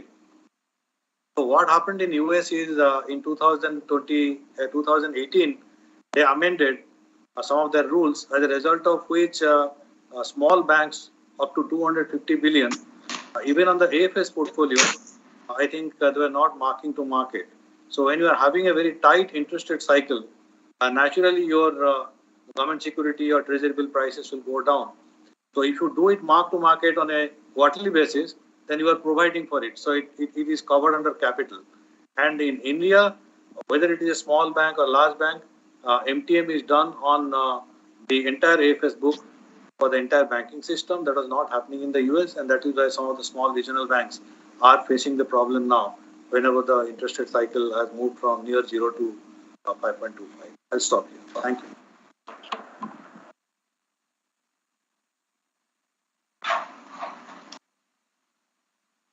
You are not audible.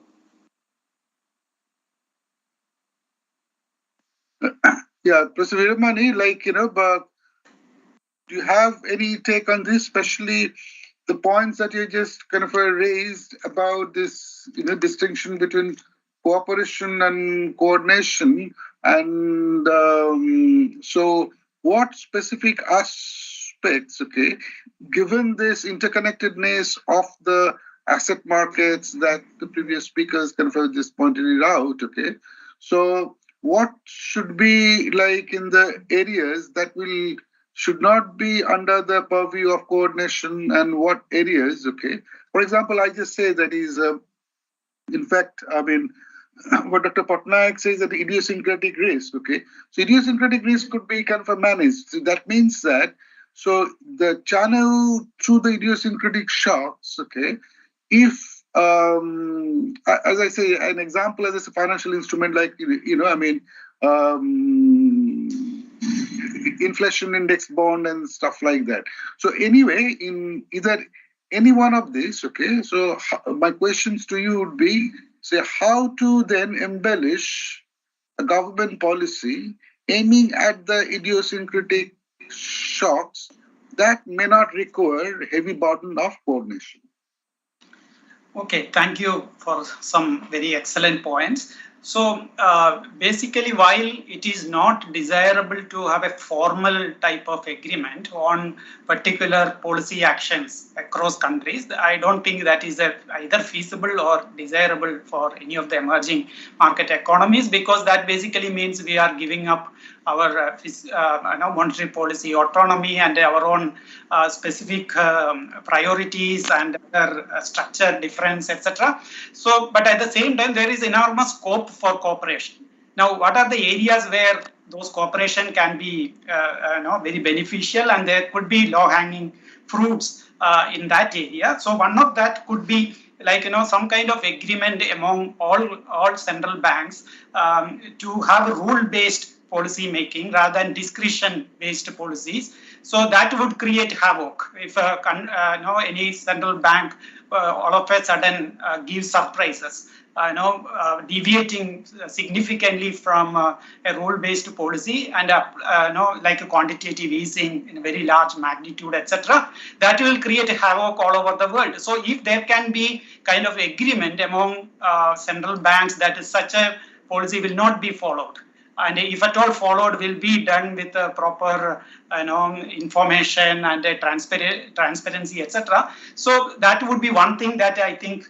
a cooperation can be achieved. Another area where it can be achieved is in the area of these currency swap facilities, which actually worked very well during the COVID as well as the global financial crisis period. But however, there are certain countries which are not part of that network. If that can be extended to include more countries and more central banks where IMF can play the lead role, and necessary reforms are implemented and policies are initiated by IMF so that more countries can be part of that network for currency swap arrangements in the future when such a situation arises for dollar demand and etc. That could be another area where I think a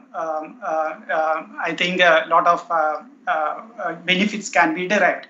Thirdly, it is all in the area of this kind of informal kind of consultations, meetings, information sharing, analysis, identification of common problems, etc. So basically, the interactions, more interactions among central banks to basically with the purpose of information sharing so that each central bank can benefit from that type of an arrangement. So I think broadly these are the three areas I would feel great benefit can be achieved. Thank you. Thank you very much. Okay, Professor Virmani. But of course, we know that is the rule based, which is basically kind of called contingent contract. If this situation arises, we will be follow this. If the other situation arises, we'll follow that. Now, one particular problem with the rule based system is that it is very difficult to enforce this, okay? In the sense that it may not be I would speak with academicians' language, I'll say, it is not a subimperfect Nash equilibrium in the sense that if everybody adheres to it, okay, then it would be most optimal for me to do what is best for us, right? So that's the reason actually, even in the domestic policy as well, think about if the government says that is going to follow certain amount of inflation, right? So suppose they announce it. The question is that if the time comes, will they kind of follow it even internally? May or may not be. I mean, for example, say the government probably kind of likes to kind of make a little bit more inflation. I'm not talking about today's inflation, right? So because moderately higher level of inflation might encourage economic activity and that could reduce unemployment and it could kind of help the government winning the elections, okay? So that kind of comes to another point that I'll be kind of asking actually Professor Dr. Patnaik, if you could, okay? But if you don't feel convenient, okay, we could go to the other speakers as well. So basically kind of ability to coordinate and swaps and all of these things, it depends on kind of two things, okay? One thing is that there's kind of a relatively free capital mobility. Okay? And the other is also the political willingness. Now, China being a very large part playing in today's world. So China's currency, I don't go into saying that is a kind of being manipulated and internally and etc. Probably that's kind of another debate.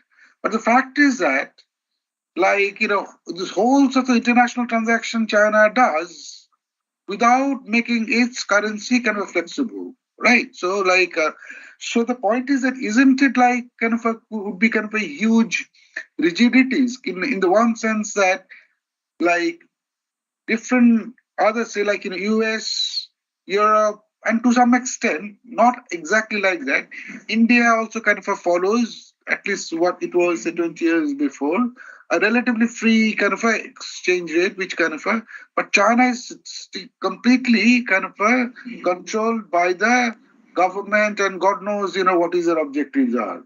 So we are also not only facing the same things, but not only facing the very different scenario where one of the leading actors may not be able to participate in at all. So what sort of constraints it creates? China's inertia. Dr. Patnaik, would you like to make any comment? Yes, I think there are two questions. Before the issue on capital flows, I think you were referring to discretion versus rule. Exactly, yeah. So, monetary policy framework, particularly inflation targeting framework, is all about constrained discretion. And it is flexible inflation targeting because price stability is your mandate, but you have to pursue it in the medium run so that the other objectives, not only growth, but all other complications that you face both domestically or also because of global shocks that you can manage. That exactly is the reason why also when the Federal Reserve went for a review of their monetary policy framework, they had 2% inflation target, but they moved for a more flexible inflation target so that the 2% target they can achieve only in the medium run. That means they can tolerate little higher inflation in the short run.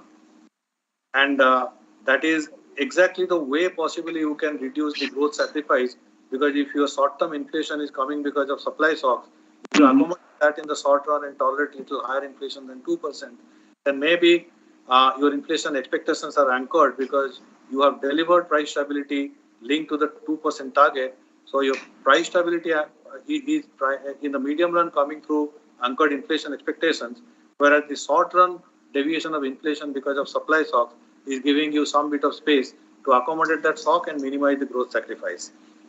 Coming to the capital flows and what the approach of China could be to exchange rate.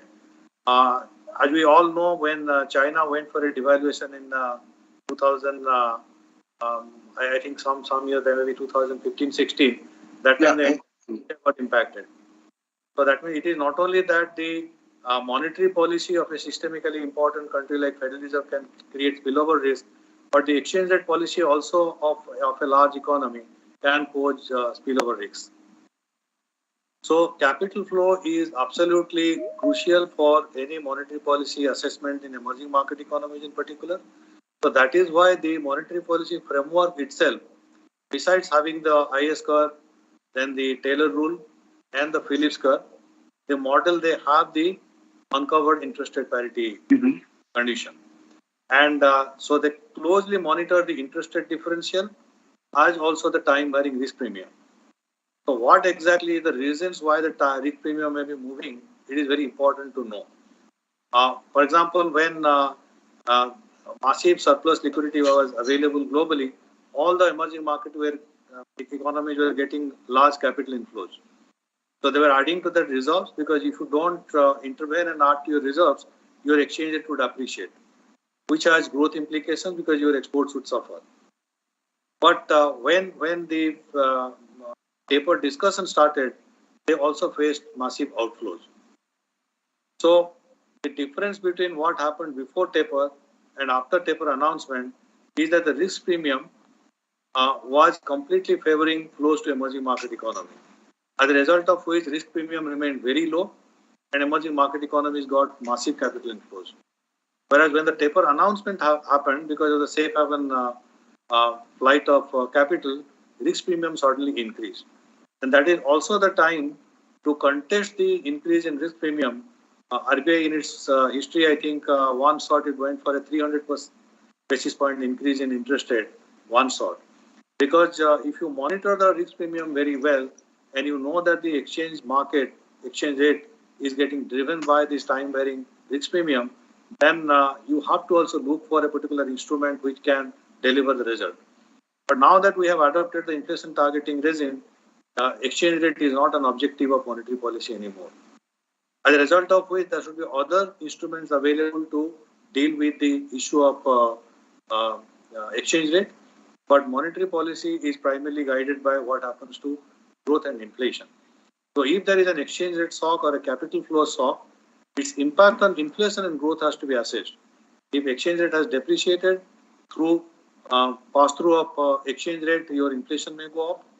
Similarly, if exchange rate has depreciated, that may give you some bit of extra exports or positive first to growth. So your growth projection and inflation projection, they have to take into account the impact of exchange rate shock or capital flow shock.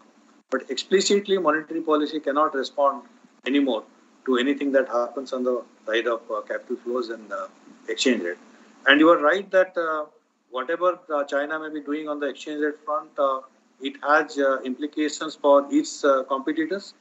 And that is the reason why the currencies in South Asia in particular responded to the Chinese devaluation.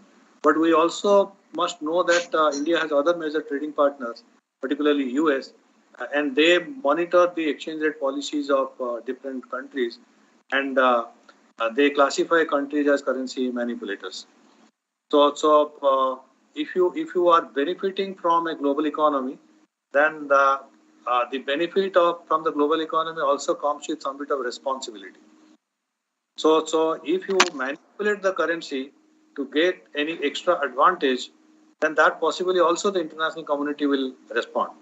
But what has been the policy of many emerging market economies, including that of India, is that we manage only volatility, because a volatile exchange rate is not bad for growth, not it is not good for growth and not good for inflation.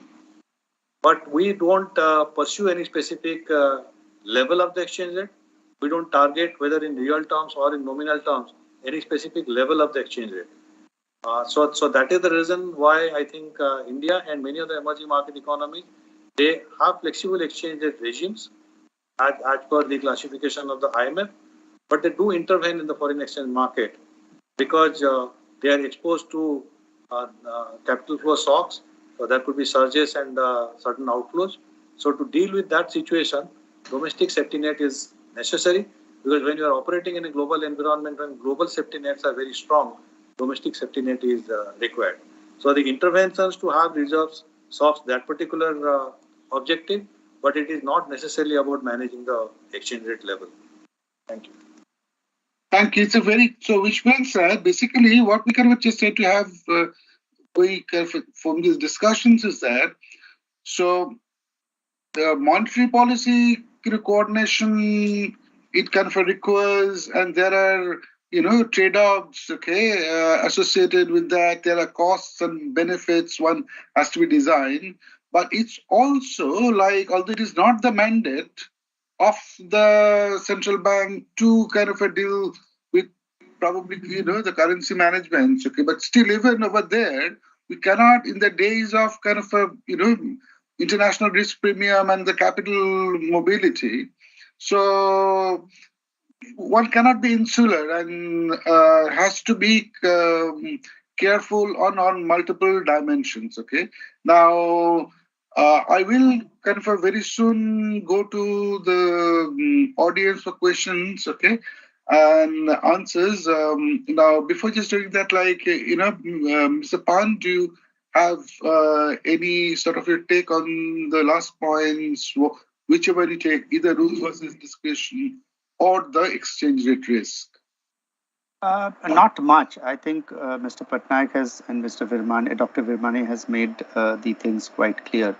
My only point is that in the stage of the post-COVID scenario, where we are looking at deglobalization, supply shocks, and all the risks, not only from the domestic perspective, but also in international perspective, I sometimes wonder, and sometimes in even my internal discussions at the bank, we think, especially when we are taking a view on the Reserve Bank and how it is likely to go forward in terms of policy, whether we actually will ever get back to a rule-based monetary policy.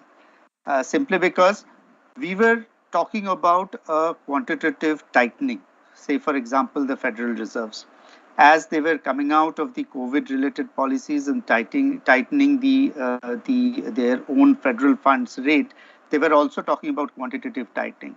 But when I actually go back and look at the onset of the banking crisis, the extent of balance sheet that has been used by the US Federal Reserve is even much more than what the one-shot effect that they had used during 2008, 2009.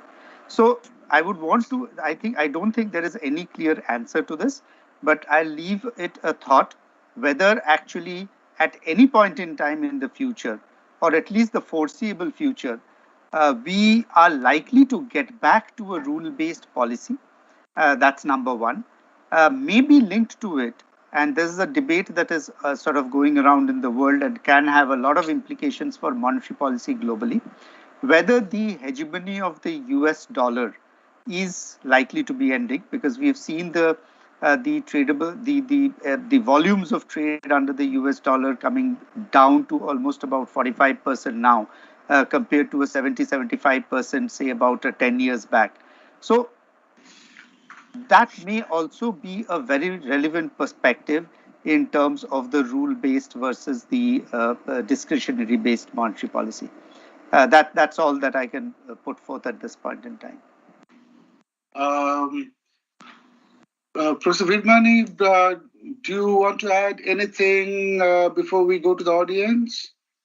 Yeah, nothing major. Just one point about it is already being made by Dr. Patnaik about the role of exchange rate. Obviously, monetary policy has little to do with the exchange rate management. But one issue is that I think it is becoming more important is because the way that exchange rate is affecting growth as well as inflation is rapidly changing, particularly when countries are rapidly getting integrated into global value chains. So on the export side, the way that we look at how exchange rate affects export is now getting changed because many of the exported products are highly import intensive.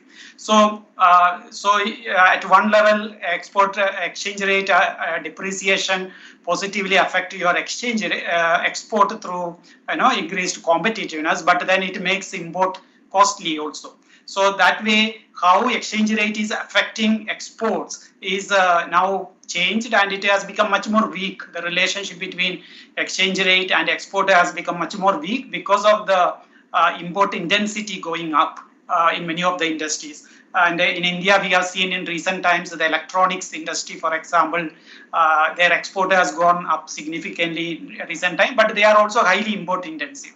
Import also is gone up, and also how they affect exchange rate, affect inflation is also being influenced by this aspect. The pass through coefficients and all are getting significantly altered because of these import intensity of domestic production and exports. Yeah, so that's the only point I want to make. So actually, so one of the kind of major things that kind of came, although it is kind of, this monetary policy coordination, it's basically, three of you have kind of pointed it out, okay, that monetary policy will be kind of more effective in a setting where the fundamentals tend to be stronger. So the monetary policy alone cannot do any jugglery or anything like that, right? So it has some impact on the fundamentals, but there are many other things, okay, that affect the fundamentals, for example, easing up supply constraints, mobility, and growth, okay. So in some sense, I think that India is poised, okay, in much better shape than probably the rest of the world, because we have a growth potential relatively higher than many of our competitors. So with that, I'll go to the audience. I will be requesting the audience, okay, whenever you ask questions, please identify first, okay, who you are, okay, so that actually kind of we know, because unlike face-to-face communication, everybody's faceless, but if everybody's nameless, it's also kind of feel a bit a source of discomfort. So please identify, and then please kind of just do two things, okay? Raise the questions in a very pointed way, in a very focused way. It's not the comment, though, sometimes I've seen that the comments go on forever. We are not kind of very clear about the question. So please make it sure that the questions the meaning should be understood by the speakers. And if you want, you can specifically, it's up to you. Otherwise, I will kind of assign among the speakers. Okay. Any particular speaker, if you want your questions to be answered. Yes, I can see one hand. Okay. Is BB. So is that right? Hello, go ahead, Dia. Sir, it's Ishika Bansal. Sir, I'm from IIFT. My question is to Dr. Patnaik. Sir, you talked about monetary policy in India in particular as well, where you said that we follow flexible inflation targeting. So in flexible inflation targeting, if we look at the Taylor's rule, we target the inflation rate at all India level. But since India is not a country like, say, UK, where there are different states, we have different states, and each state has a different inflation. So, for example, if I talk about 2022, at a particular point in time, all India inflation was around 5%, whereas some state had inflation as high as 11% or 10%, whereas there were states which had inflation as low as to 2%. So, sir, what do you think could be done? Because we are targeting the inflation with the index of, say, 5%, and the actual impact is happening at the inflation of 10%. So, there's a difference in the implementation process. What do you think could be done for better implementation? For example, I think moral suasion could be one of the ways, or since the states have their own legislative assemblies, we can have some sort of fiscal policy on the same. I would love to hear your views on the same. Thank you. Dr. Patnaik, yeah, please go ahead. Thank you for asking this very interesting question. Yes, you are right that the average level of inflation doesn't make any sense when there are states having much higher inflation and there are states also having much lower inflation. Same way, if see across commodity groups also, some commodities will have some items in the CPI basket will have higher inflation and some will have lower inflation. But monetary policy is a macro policy instrument. So unlike fiscal policy, which can have a sector-specific approach, if you are conducting monetary policy by changing the interest rate, it is a single instrument, and that is why it has to take into account what is the average CPI inflation in the country. But whether by taking the average CPI inflation, you are likely to not achieve the price stability mandate, that is the whole issue. So what some researchers have done in India is that instead of doing the Phillips curve at the aggregate level, they have done the Phillips curve at the state level, because you have GSDP, so you can have the output gap for every state. And there you can see what is the sensitivity of inflation of that particular state to the output gap of that state. But if you see the relationship between state level output gap and national level output gap, the same thing I was just mentioning earlier, there will be a systematic component, there will be an unsystematic component. So as long as the systematic component are co-moving, and that gets anchored by monetary policy, which is conducted at the national level. But there could be idiosyncratic reasons because of which state level inflation could be higher. For example, the supply chain, because tomato and onion, Maharashtra may be supplying.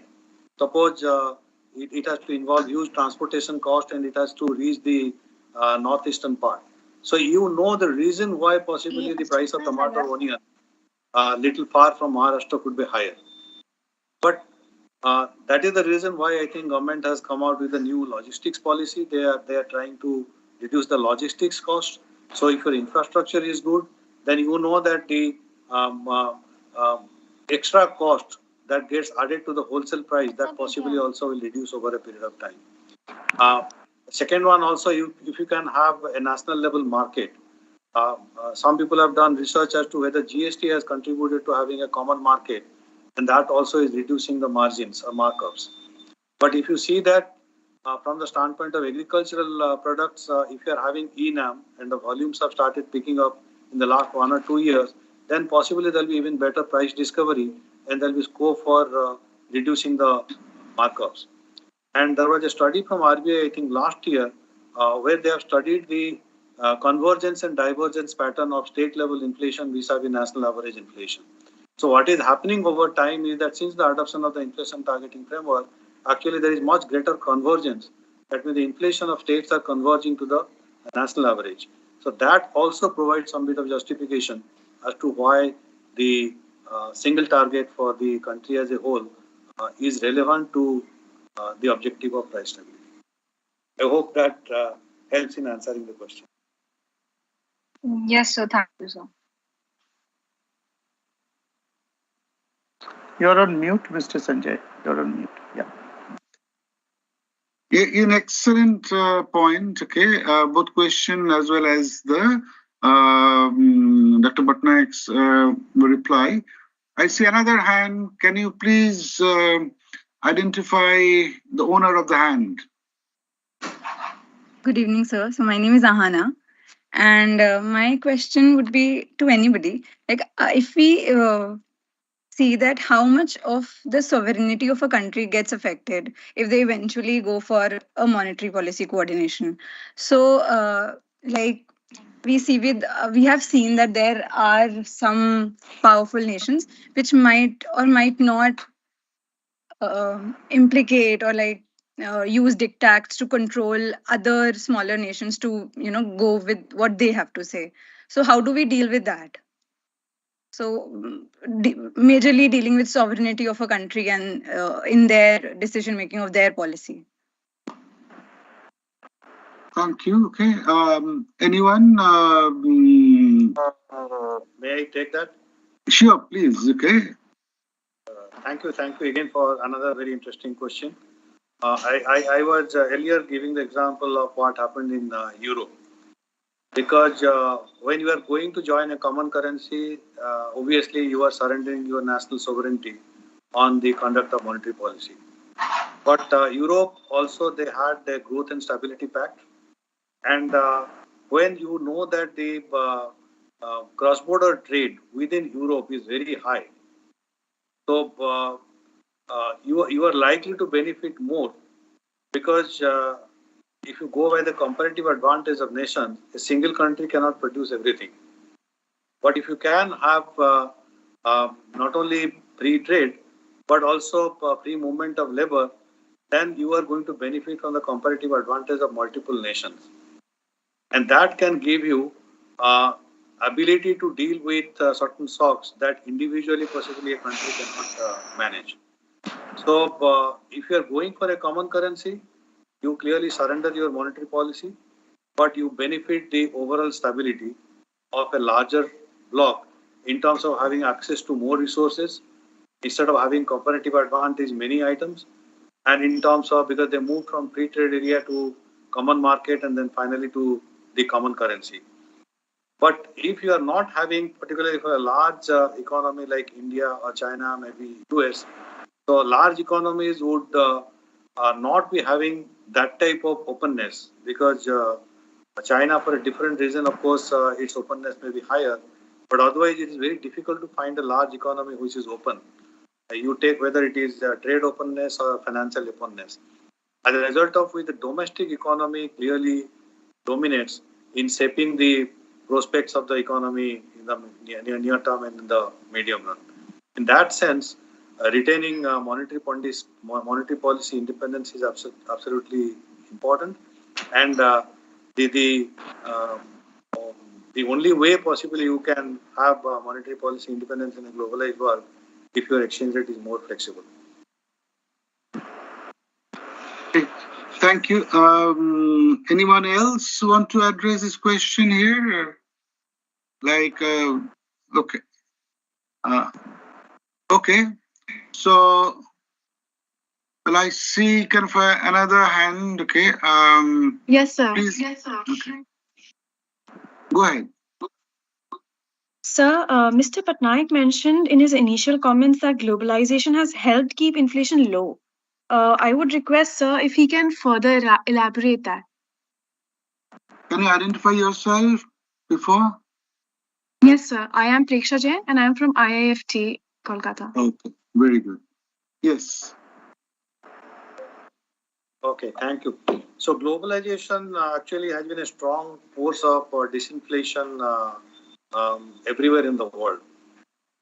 Because after the entry of China in the WTO and as the global powerhouse in terms of producing manufacturing goods at much cheaper costs. So that is the period when actually China exported to a large number of countries, many major economies, and that helped in bringing inflation down globally. So what I said is that the benefit to global inflation from China joining WTO, uh, after the trade war that started between the US and China from 2018 onwards, that is not available anymore. If you see the recent World Economic Outlook, they have also talked about global FDI reallocation. They generally trade, FDI, and technology, they move together. So what they have done, they have presented a very interesting chart, how exactly the FDI reallocation is happening pre-COVID and post-COVID. And much of the decline in FDI as percentage of GDP to strategic sectors, it has declined by almost 19.5% globally post-COVID period. But maximum losses, if you see, has happened in Asia, led by China. The China has lost both as a source country and also as a receiving country. And that is precisely what I was mentioning, that geo-economic fragmentation, which is known as friend-shoring, because the reallocation of FDI is happening on the lines that you should be shifting your FDI to countries or countries that you can trust. Much of the US FDI is going now to maybe Canada and South Korea. Similarly, if you see Europe, from the developed part of Europe, it is going to Eastern Europe. And this reallocation also is driving the barriers to technology. Because in future, whether it is in the AI space or in the renewable space, what is important is not only access to the right minerals, but also the right technology.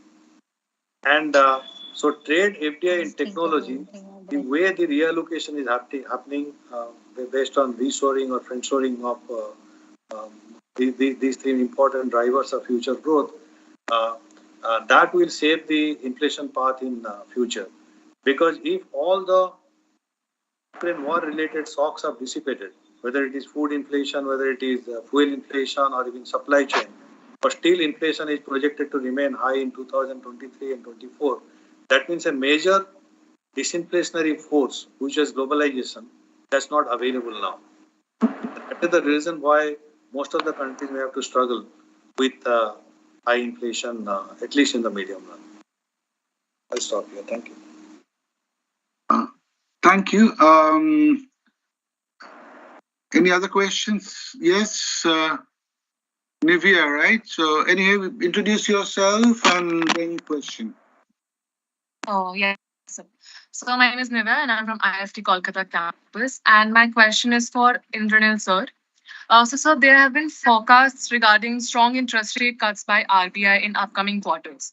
So what is the strategy in terms of investment and spending that commercial banks might follow, keeping in mind the risk of high inflation and financial instability that may occur? So there are two parts of the question, but two parts, in my opinion, are slightly disjointed. In the sense, first of all, at least from a Yes Bank perspective, we are not talking about Reserve Bank to cut interest rates excessively in the near quarters. Indeed, we are saying that the Yes Bank will be lagged in terms of its policy perspective to the Fed. And so if the markets are pricing in Fed to cut around the September to December period, RBI should be waiting till around February to April period in the next calendar year to actually take a call on the interest rates. Obviously, in my opinion, in a situation like this, where there are many uncertainties to deal with, in my opinion, and as a bank economist, we don't deal with equity as an asset class. But I think equity investing is one of the biggest, riskiest things at this point in time.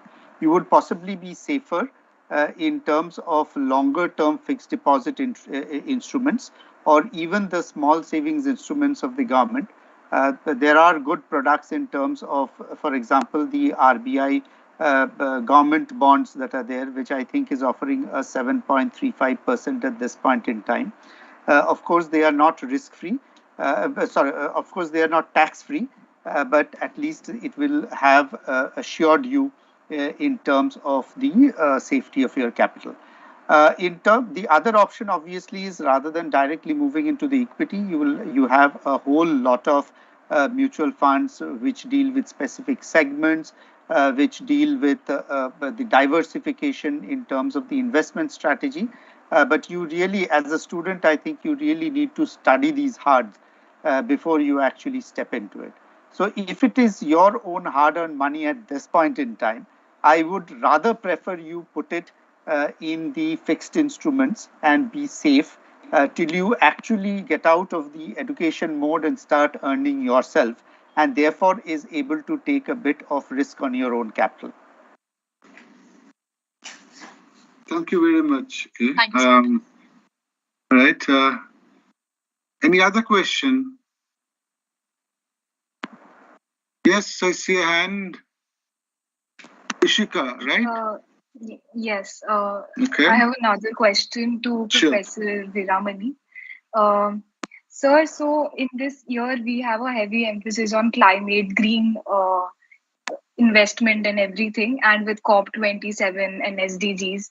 So we have a heavy emphasis on climate oriented investment and everything. So where do you see the monetary policy in this climatic context?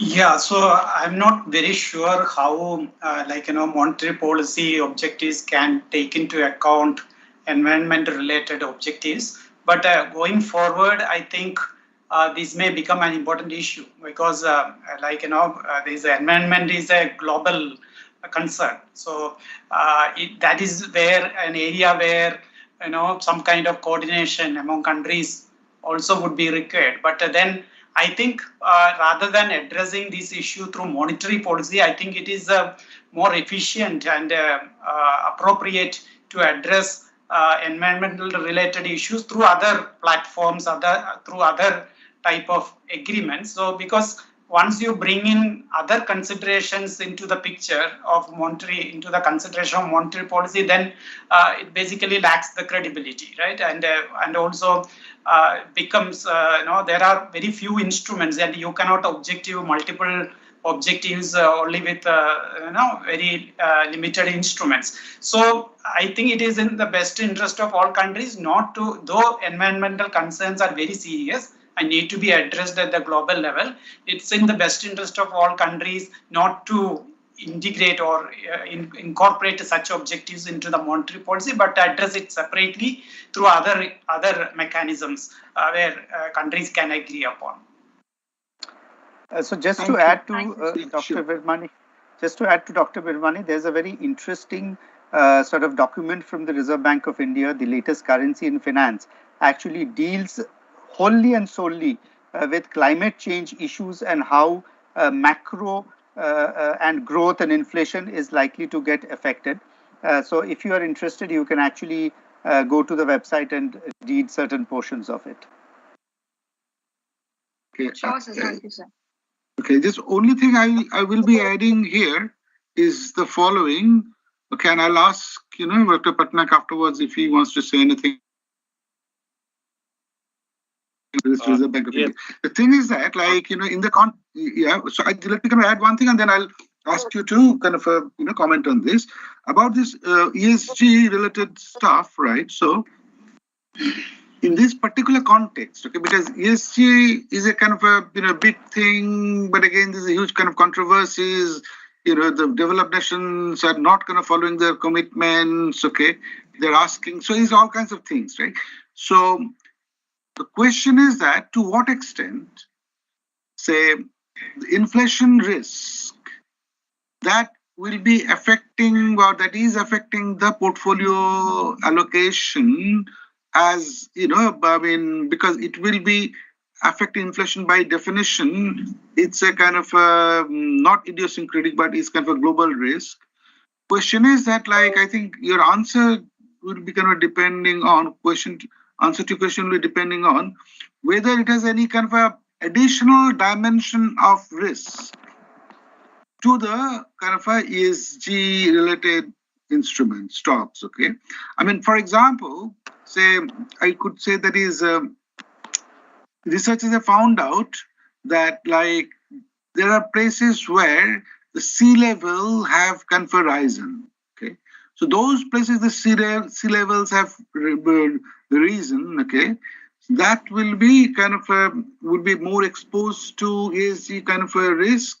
So the market is asking for a kind of a premium if the companies have the headquarters or productions and etc. But this is kind of a completely independent of current situation. If even if the inflation subsides, the natures things whatever the rise and etc. So I think that the point of intersection between the ESG stocks and the inflation that needs to be studied before one could see what's the impact. Yes, Dr. Patnaik, what's your take on this? Yes, I think as Indranil mentioned in the recent report on currency and finance, which was released last week, we have covered all these issues. Coming back to what monetary policy could do, because there are 7 major policy interventions we have discussed there, including monetary policy. The global experience would suggest that the collateral framework in particular, because a central bank provides a liquidity against collateral, and they also use a markup or margin while providing liquidity. So what is happening internationally now is that they're differentiating between ESG compliant bonds and non-ESG bonds, and the haircut that is required on ESG bond, that is much less. That is one way they're incentivizing ESG compliant bonds. In India also we have started green bonds, and so there is a debate now whether our liquidity management framework also should have that type of differentiation. There are also countries which are using differentiated CRR. For example, for the entire deposit liability, you may have X% as the cash reserve requirement. But if a particular bank's ESG asset is growing, then that ESG asset can be deducted from the deposits mobilized, as a result of which its CRR requirement can go down. So there are many different ways at the margin. Also, monetary policy, particularly in terms of its not interest rate, because interest rate is one instrument, but the liquidity management side, many ways actually the ESG side can be promoted. Coming to the impact on inflation, we have given our assessment based on different scenarios up to 2030, 2050, and 2070. So the initial debate that started was that if every country is adopting all the green options which are available and they achieve net zero target, then maybe all the countries have to revise their inflation target up. Because inflation has to go up. Because the only way you can achieve the net zero target, even if you are using all the instruments, the most effective instrument is carbon tax. And in Europe now the carbon tax is hovering around 100 euros per unit of carbon. So that is an explicit cost, and the carbon tax is going to target the hard to abate sectors. The estimates suggest that around 40% of your carbon emission reduction will happen through transition to renewables, 15% will happen through electric vehicles and solar cells, and then 45% actually will happen in the hard to abate sectors like steel, cement, fertilizer, or even agriculture and animal husbandry. So there the carbon tax is absolutely required. So whether the imposition of carbon tax is actually going to give you higher inflation, that's why all countries have to revise their inflation target up. The answer there is no, because if we see the pricing of renewables vis-a-vis non-renewables, the fossil fuel pricing is much higher. Whether you take it is crude oil, whether it is coal. Compared to that, if we see the solar energy or wind energy, the prices are much lower. It is almost 4 to 5 times much lower. So the challenge for renewables is essentially that we don't have adequate technology for storage. So once the technology gives us the solution from the standpoint of storage, and the way the technology is advancing in many of the countries, it's quite possible that actually the inflation from the energy side will be much lower going ahead by 2050 and 2070. That is the reason. So when we, in our baseline scenario, we go to 2050 and 2070, we find that the inflation risk is much lower because of the climate shocks. Thank you. Thank you very much. Okay, and there's a room for one more question before wrapping it up, okay? Anybody else?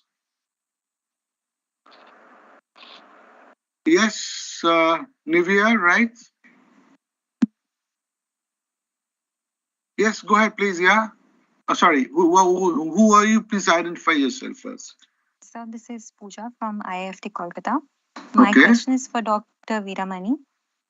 So you talked about that from a game theoretical aspect, the country's Nash equilibrium is not to cooperate, right? So my question is there any kind of threats that can exist to ensure that countries do cooperate? So the point that I am making is that, when every country act in its own self-interest, keeping in mind its objective, objective could be price stability or employment or output growth, keeping in mind that as the main objective of the monetary policy, and if it acts in its own interest, then the outcome, the collective outcome for the world as a whole is similar to that which you will get through cooperation.